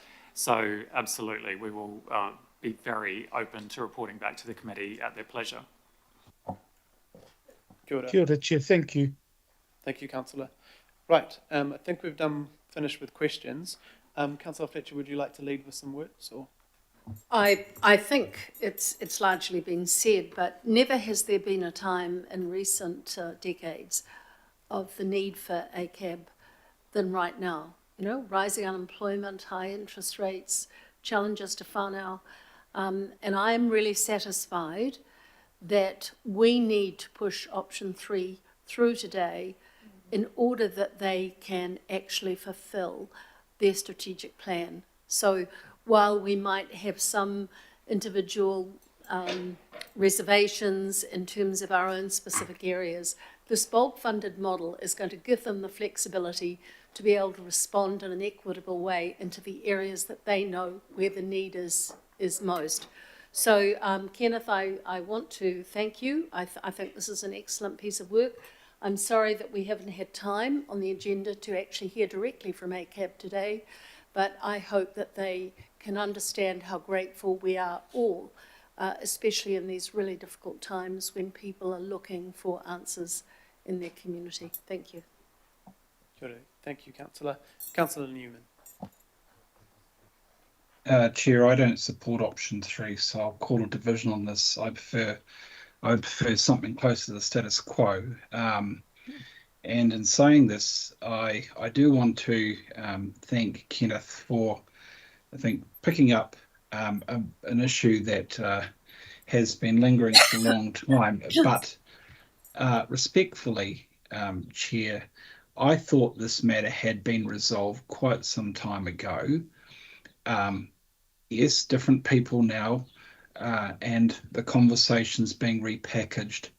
With respect to reserves, I find the conversation about why the Bureau have reserves, some Bureau have reserves, to be quite unhelpful, because some of these Bureau that have reserves, and actually they're incorporated societies, so that they're not a council office or something like that. But with respect to some, the Papakura Bureau, for example, why does it have reserves? It accrued reserves to establish Bureau services outside of Papakura, where there was a need in Franklin. And it's most likely now that with option 3, that funding will not be available in the foreseeable future, which is why I asked what would happen, what the officers knew about what could happen beyond financial year 24-25. And they didn't give an answer that addressed whether they felt that there would be closures. That question wasn't resolved. I can resolve that. It's likely that that satellite service will be the first physical Bureau service that will be discontinued, because we won't have the funding for that unless ACAB's got some new funding somewhere else that it can pitch, which would be great, but I doubt it. The individual Bureau from the south have, in my view, not been represented by ACAB. I think that it's a bit uncomfortable reflecting on the vacancy that exists. We could talk about that, but I take on board the reflections from Patricia Pera in Manarewa and Judy Boyd and Stu Britnell in Papakura. I take on board their advice quite seriously. So, Chair, I regret that the working party that was set up some years ago, and we talked through this, and we had a funding model which I thought we'd resolve by consensus, where no Bureau was financially disadvantaged some years ago, through to option 3, which I think is largely driven on a basis of bulk fund ACABX on a high trust expectation, and that they would be able to negotiate funding from central government. Good luck with that. Good luck with getting central government funding. I can't see it myself, but maybe I'm wrong. But there is no guarantee that the funding will assist some of the Bureau that currently operate as incorporated societies with reserves, because quite frankly, I think there's tremendous interest in those reserves and expecting those Bureaus that have reserves to expend them first, when sometimes those reserves are built up for a very good reason. So, Chair, I'm sorry, I don't like to be negative about this agenda, but I can't support these recommendations, and I would wish to have my vote recorded against. So I'll call a division. Thank you. Kia ora, Councillor. Thank you. Councillor Filipaina. Kia ora, Chair. Look, firstly, I just want to acknowledge the Chair of ACABX and another representative that spoke to both myself and Councillor Foley in regards to the agenda item that we now see in front of us. So I just want to meet to them and say thank you so much. My concerns still haven't been allayed, Chair, in regards to, and I go back to, I've got an email going back to and subsequently right through from 2 terms ago around the CAB and the funding model that Councillor Newman just mentioned and the working group. I've got all the minutes there and we were close, but then at a previous PEP committee chair, I mentioned the fact I had it and just said to staff if they wish to see the history to this, is to let me know. They couldn't find the history. They didn't know the history, but I didn't get a call. So, I'll just leave it at that in regards to it. Chair, I still have my concerns around the funding model and the fact that it's going to depend on the strategic and regional outcomes. When I had a look at the catchment areas and I was thinking of the sub-regional list that I ended up referring to in number 14 of the committee agenda. I mean, there's going to be so many different approaches to our CABs in each area. When you have in the Manukau ward, for example, the majority of the people in that ward are Pacifica. Yes, I understand that Māori outcomes is one that needs to be put in there. But when you have a ward as you do at the Manukau ward, where the majority is about 89 to 90% Pacifica, whereas Māori outcomes or Pacifica outcomes for that. I understand the issues around the Te Tiriti o Waitangi.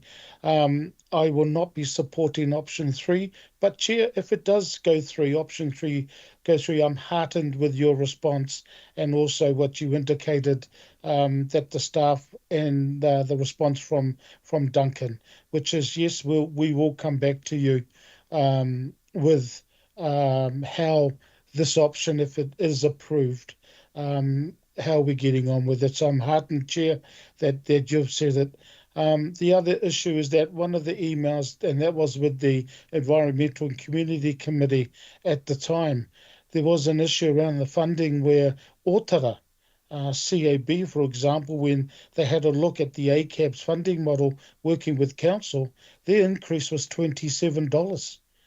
And I don't know, I don't think you get enough McDonald's for $27, but this is why I have concerns that we haven't done the work, I believe, sufficient enough. So, Chair, I will not be supporting option 3, but again, heartened that if it does get approved, that you have indicated that there will be some reporting back. Kia ora.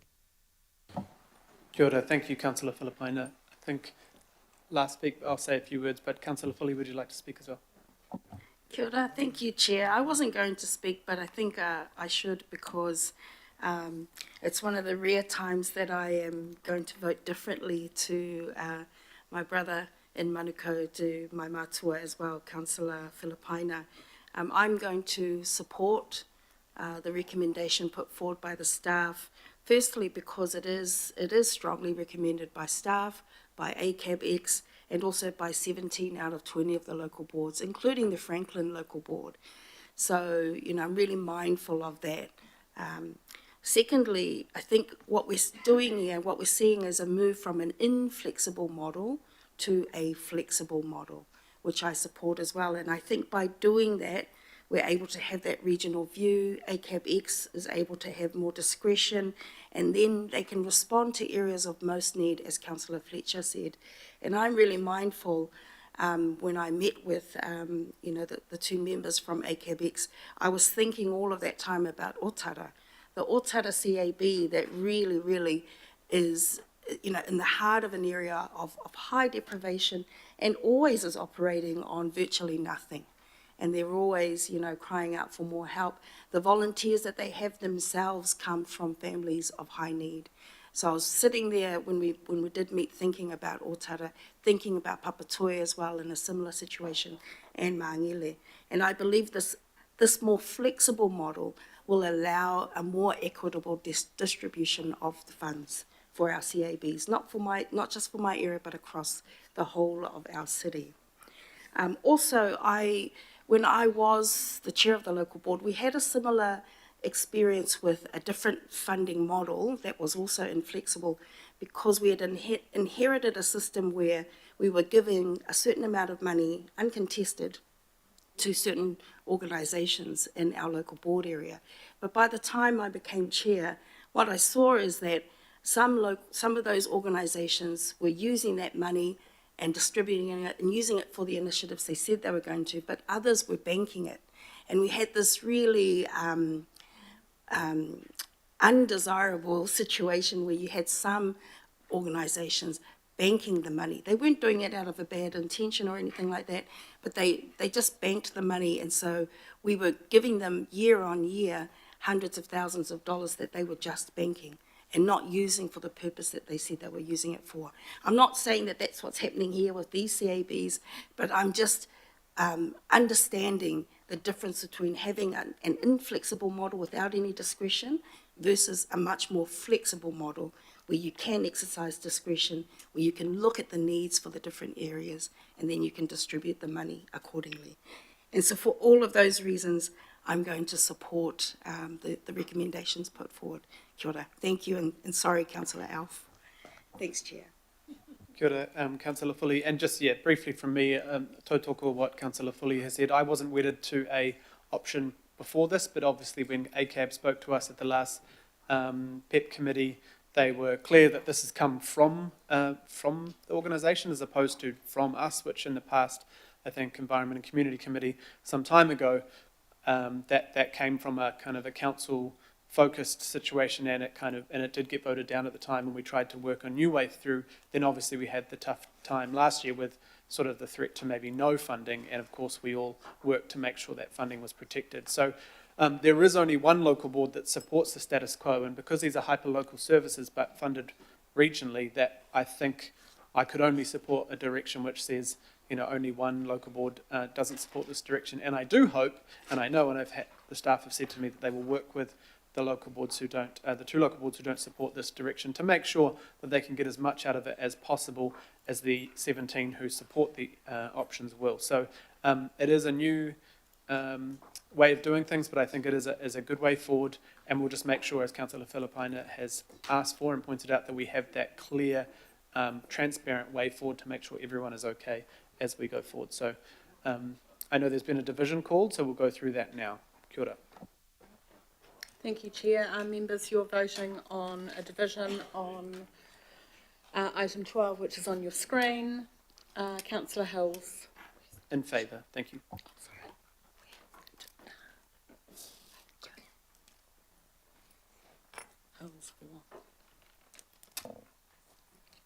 Member Ashby. Aye. Councillor Baker. For. Councillor Bartley. For. Mayor Brown. Yes. Councillor Darby. For. Councillor Ferry. For. Councillor Filipina. Against. Councillor Fletcher. Yes. Councillor Foley. For. Member Wilcox. Councillor Henderson. Yes. Councillor Lee. Councillor Leone. For. Councillor Newman. I'm opposed. Councillor Sayers. For. Deputy Mayor Simpson. For. Councillor Stewart. For. Councillor Walker.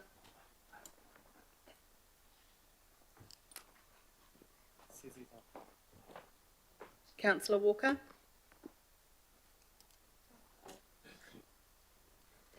Okay, so just mark him as absent. Councillor Watson. Councillor Williamson. For.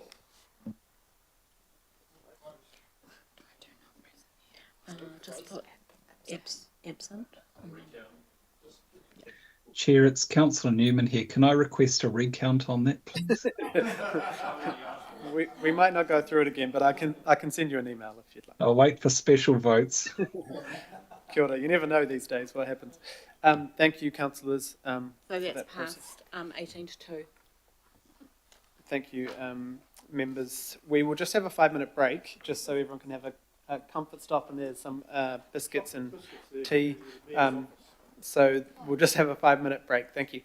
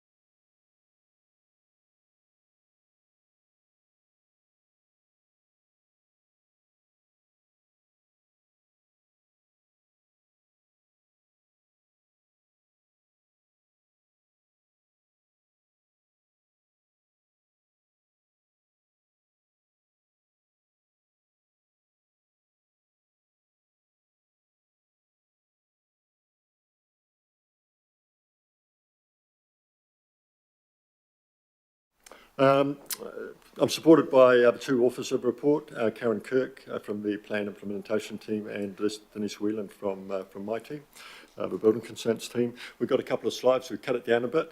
So in terms of this proposal, so again, it's around small self-contained detached houses up to 60 square metres and allowing them to be built on a property with an existing home. As a secondary dwelling without the need for a building consent or resource consent. So those are elements in most of the options. Next slide, please. Yep, and I think the next one, yes, that one, emerging themes. So I guess some of the challenges around taking this step and moving away from the building consent and resource consent process. The building consent process, which of course requires the submission of some plans which have been approved to ensure they comply with the building code, and then monitoring through an inspection process, which may be involve more inspections if we're dealing with higher risk or less inspections, issue of a code compliance certificate can confirm that the building works have been completed in accordance with those plans, and also the resource consent to ensure that where we actually are doing a development in a particular area, we're actually able to support it in terms of infrastructure, and it is actually in an appropriate location, and I guess any of the environmental effects are actually being picked up. First of all, in terms of building safety and performance, I think it's worth recognising that a secondary dwelling, it contains all of the sorts of issues you would normally find in a residential dwelling. So you've got a whole lot of risk areas associated with there. It's worth reflecting currently that our inspection process has a fail rate for most of our inspections around about 20%, and for cladding inspections, pre-light inspections and final inspections, it's around about 35% and sometimes in the high 30s. So there's a large number of those inspections that are failing because we're coming across work that aren't compliant with the building consent. So that's what we currently see at the moment. So we add a lot of value working through that process.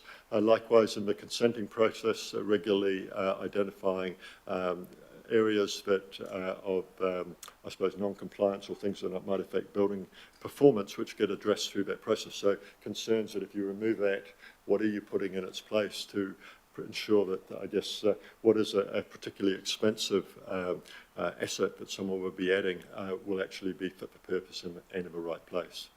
In terms of confidence in building quality at the moment, many participants in, I suppose, the wider building development process and investment process rely heavily on their building certification process and also resource consents to give them confidence in terms of investing. Insurers rely heavily on that, as do people who are looking to purchase homes. So I guess that's just one thing that we're identifying. We need to make sure that whatever we do, we're actually going to address those types of issues. In terms of environmental effects, many of the processes and checks and balances that we go through in our resource consent process and our building consent process ensure that we're doing our development in the right place. We're actually covering off, I guess, the implications of increased impermeable surfaces and what might happen in terms of floodplains and flooding downstream.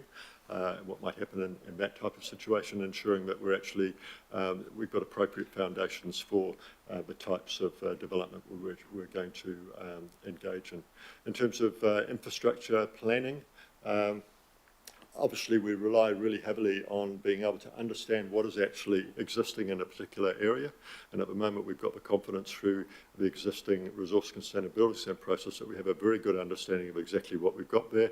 We've got a lot of information on property files which supports that understanding and allows us to have a fair bit of confidence in terms of how we go about planning for the future of our city and areas that we're going to have more intensified development and less intensified development.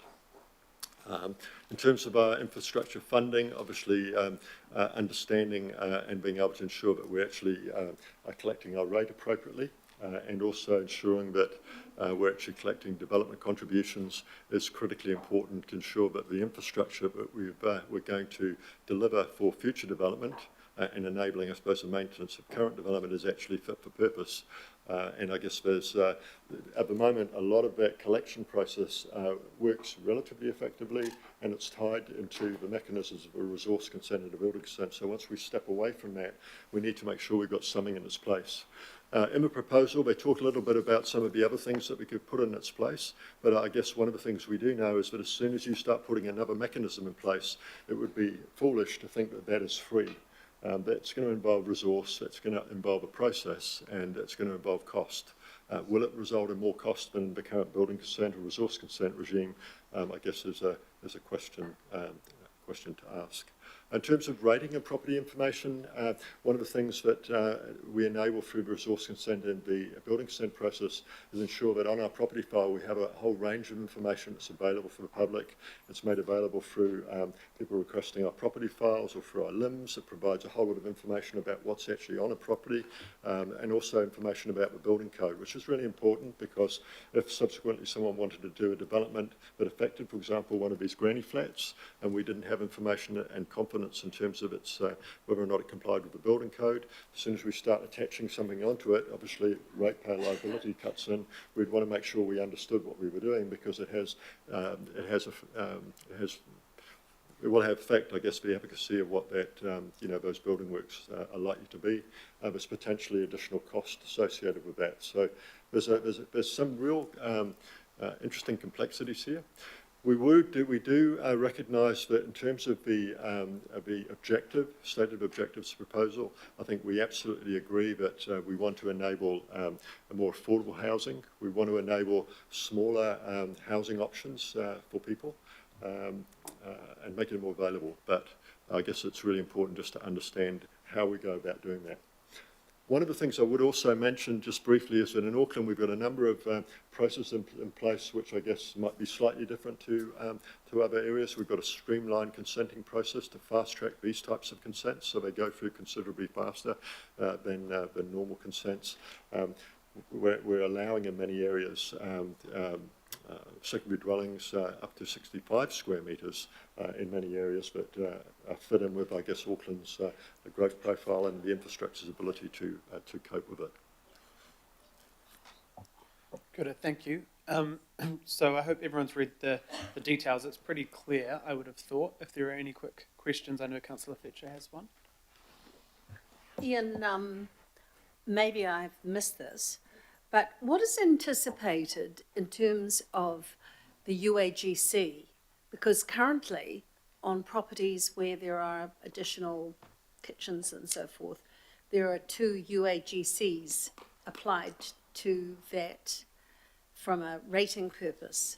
Has there been discussion about, I mean, we're at the early stages, I know, but what's your understanding on that? Yes, they don't really go into that much detail.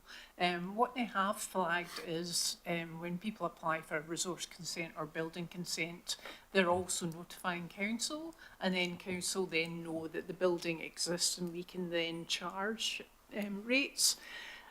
If they're not applying for a resource consent or building consent, there isn't a notification mechanism, so they would have to create one for us to be able to charge rates as well as development contributions.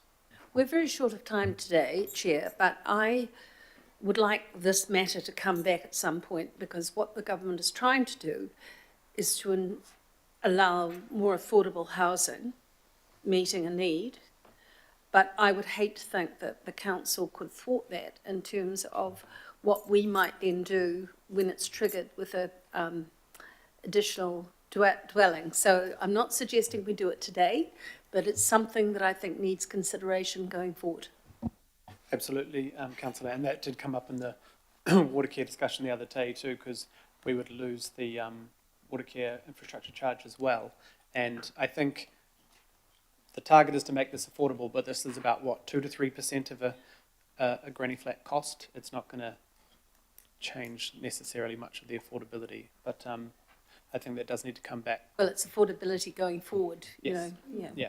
I mean, for the individual, but on us as a city, it will. Mayor Brown, you've got some questions? Okay, I've got a particular interest in this. I've had several $100,000 worth of lessons about this. having put one up for my wife's, been involved in the construction one for my wife's mother, and she was the granny flat, and another one where I turned out to be the half of the granny. They're not always granny flats, they can be for various members of a thing.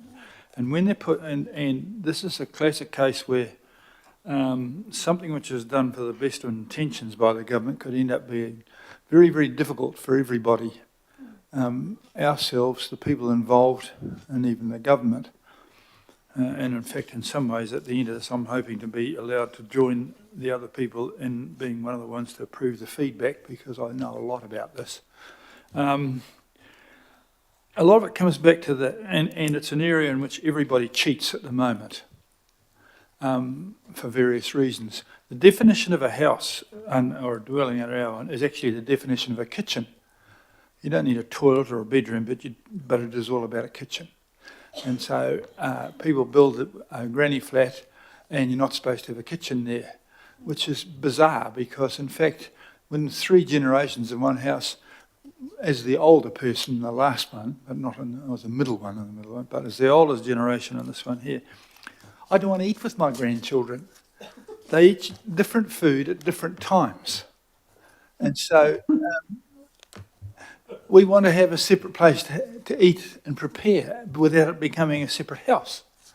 So that there's something needs to be thought through about that there. And our definitions are wrong. It doesn't necessarily produce growth. There's quite often these are built with no more people than living in there before. In fact, we went to the trouble of putting another story on a house in another part of Ponsonby, 2 houses back, just to get ourselves away from the grandchildren. There was no more people. We don't doing any more poos or anything like that into the system. Sometimes there is a growth capacity. So what happens here is that the council does need to know what the result of this. What worries me as a council person is that we end up not knowing what's out there. Now the next thing is quite a lot of these, I think that the government have got in mind that every one of these is a separate building on a piece of land. In most cases it's the basement or maybe another story. Does that then require a fire rating between the grandchildren and granny? If it does, it seems odd because when we're all living together on the one thing, it didn't. But as soon as you go upstairs, we have to be fire rated from little buggers. Does that make sense? And has anyone thought about that? And so I want us to raise a whole of these questions when you go back to the thing, to think the government, it's not as simple as what you think. Because we have ministers with great intentions that are hopelessly simplistic in relationship to the complexities which are involved. So fire separations and entrance to the building. You're only allowed, you get into trouble if you have 2 doors in. So if granny goes in a separate door from the kids, it's a different cost and a different solution. So what happens is you have 1 door and you go inside a little vestibule the size of a WC from which there are 2 doors. So I know how to get round the rules as well. And there will yet be a time when any person in Wellington thinks of a rule that I can't get round. So I want to make sure we don't get ourselves tangled up in this stuff. And so I'm sympathetic to what they're trying to do, but I'm well aware of the risks to council. And I want to make sure that you benefit from the hundreds of thousands of dollars worth of experience I've got in this field, which I didn't enjoy. And also, I must have been part of the 2% because you had 98% of the people have fast approval pathways for this. Well, I clearly missed those. The past road talk didn't have any of that stuff. So I think we don't want to miss out on growth charges and DCs where they're due, but we don't want to inflict that on places where they're just trying to eat separately from the grandchildren. So those are the points I'll make. So are you happy to accept those and yes. Hear that? And are you happy to allow me to have an input? Yeah, I don't think there's any. Oh, there is. Sorry, there is another question, but yeah, largely I think I'll move and if you'd like to second, Mayor. I saw a lot of nodding, but I think we're in a general direction. In the general direction of what you were speaking of, is celebrating the good, but also pointing out all the issues we face. But we'll put you on the group in the resolution. Thank you. Then all those questions and conversations can happen while we're preparing the submission, if that's all right. Councillor Darby, you have a question? Oh, sorry. I just have to do a quick extension of time. Yes. No. No. All those in favour? Who did it? Who moved and seconded? Oh, I moved and seconded. Yeah. Councillor Foley has seconded. All those in favour? No. I think it was a yes. Let's just go. I heard it. I felt the vibes. Right. Councillor Darby. Thanks, Ian and team. Good work here. Yeah, the government's intent looks good, but there's a whole host of issues here. There's not one or two or three. There's a host of issues here for us. But one interesting one that you point out in paragraph 69, you actually indicate there that the outcomes might actually become contrary to the government's intentions in terms of creating greater density. Can you just expand on that? I'm just wanting to understand what that looks like or could look like in 69. Can you expand on that paragraph, please? Yes, I can, Councillor. So I guess the risk is that people start putting a secondary dwelling on the back of their property rather than actually potentially waiting a little bit longer where they can engage in more dense infrastructure. Or potentially don't end up moving from that particular property and putting an additional secondary dwelling on, and then I guess it makes it harder to actually realise a greater level of intensity for that particular area. So a lot of that sort of thinking has been built into our unitary plan, but this would potentially create some challenges in that space. So that was basically the thinking there. Okay, I understand this. Thank you. Thank you, Councillor. No, it's a good point that was brought up in the pre-agenda, and it is much how we prevent single housing on THAB and things like that. That could have a contrary approach because it's easier to do the low growth thing. Right, there are no other questions. Oh, sorry, Member Wilcox. I just want to ask, was there any discussion regarding the well-being of people that may be living in these places? The reason I'm saying that is because, you know, Māori and people from the islands, when I come up on the train from Papakura, you look in every backyard, they've already done this. They're already living in the shed or the caravan or a hut or something. So, you know, and the well-being is not good. What concerns me in a city like Auckland is that we're kind of we could be trashing our city and actually lowering the way that people live. And it's a short-term, my concern is that something like this could be a short-term solution, but how many teenagers want to bring their friends back to a granny flat to live in or to play in? Or, you know, all of that kind of thing. So they're wandering around on the thing. There's a whole lot of well-being issues here and social issues that aren't being addressed. I understand that part. The other part of the question is that you're saying about Māori. It relieves one of the regulations regarding Māori building on their own land. The biggest thing that prevents Māori from building on whenua Māori is the Maori Land Court, which is 4 years behind. It has nothing to do with regulations or anything else. I have property in the Far North District Council that I'm still waiting for over 5 years now. So, you know, I don't think we can say that it's people can't do. So what we do is we just chuck a caravan up there. But I want to understand the social issues and the unintended consequences further down the track when granny or grandparents move out and then the whānau move in.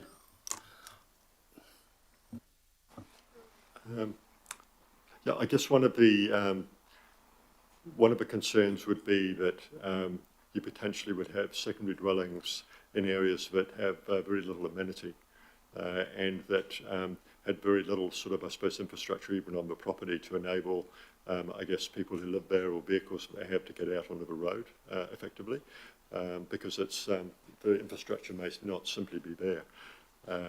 So I think that's an issue. I think one of the other issues is that we believe that probably the majority of people who might be attracted by this type of proposal or these sorts of changes are probably people who are probably more into mortgage supplementation rather than anything else. So effectively they'll be increasing the number of people who will be renting on the land, and by a considerable number potentially. So, you know, there are some welfare challenges that I guess need to be considered here as well.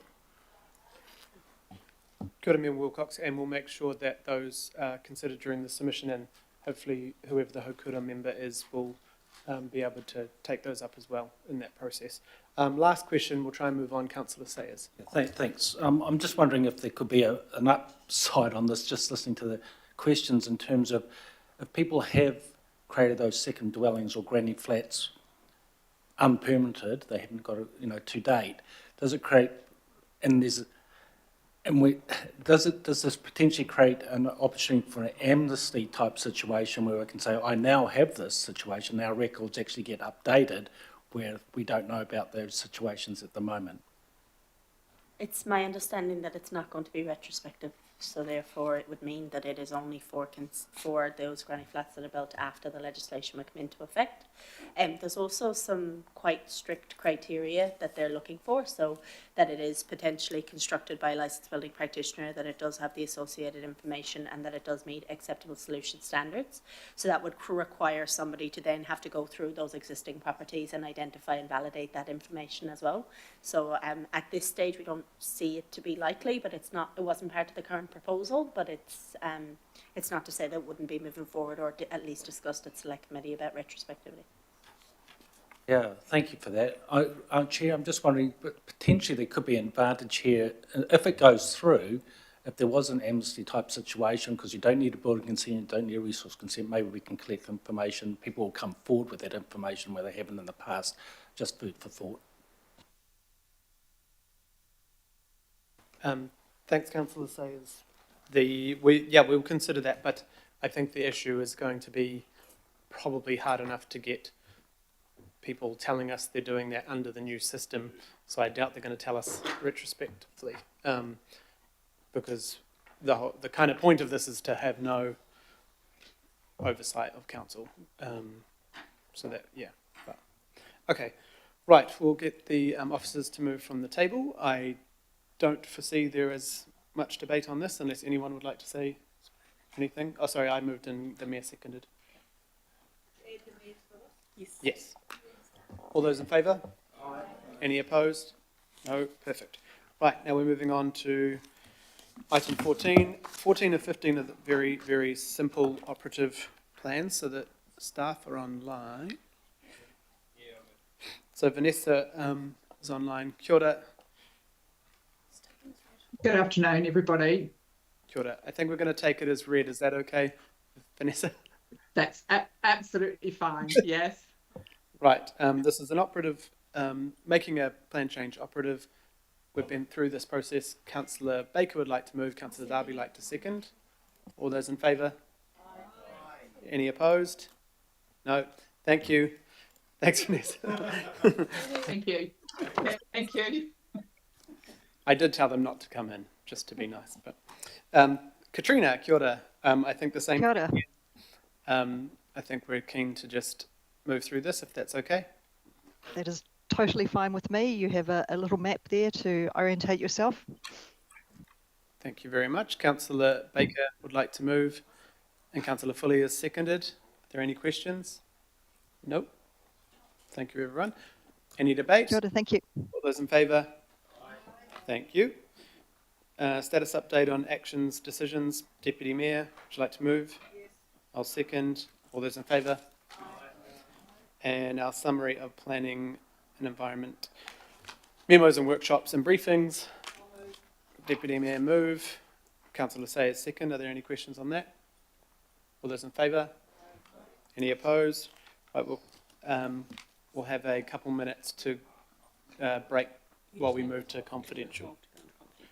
All right, sorry, I'll move to go into confidential for this short item, second by the Deputy Mayor.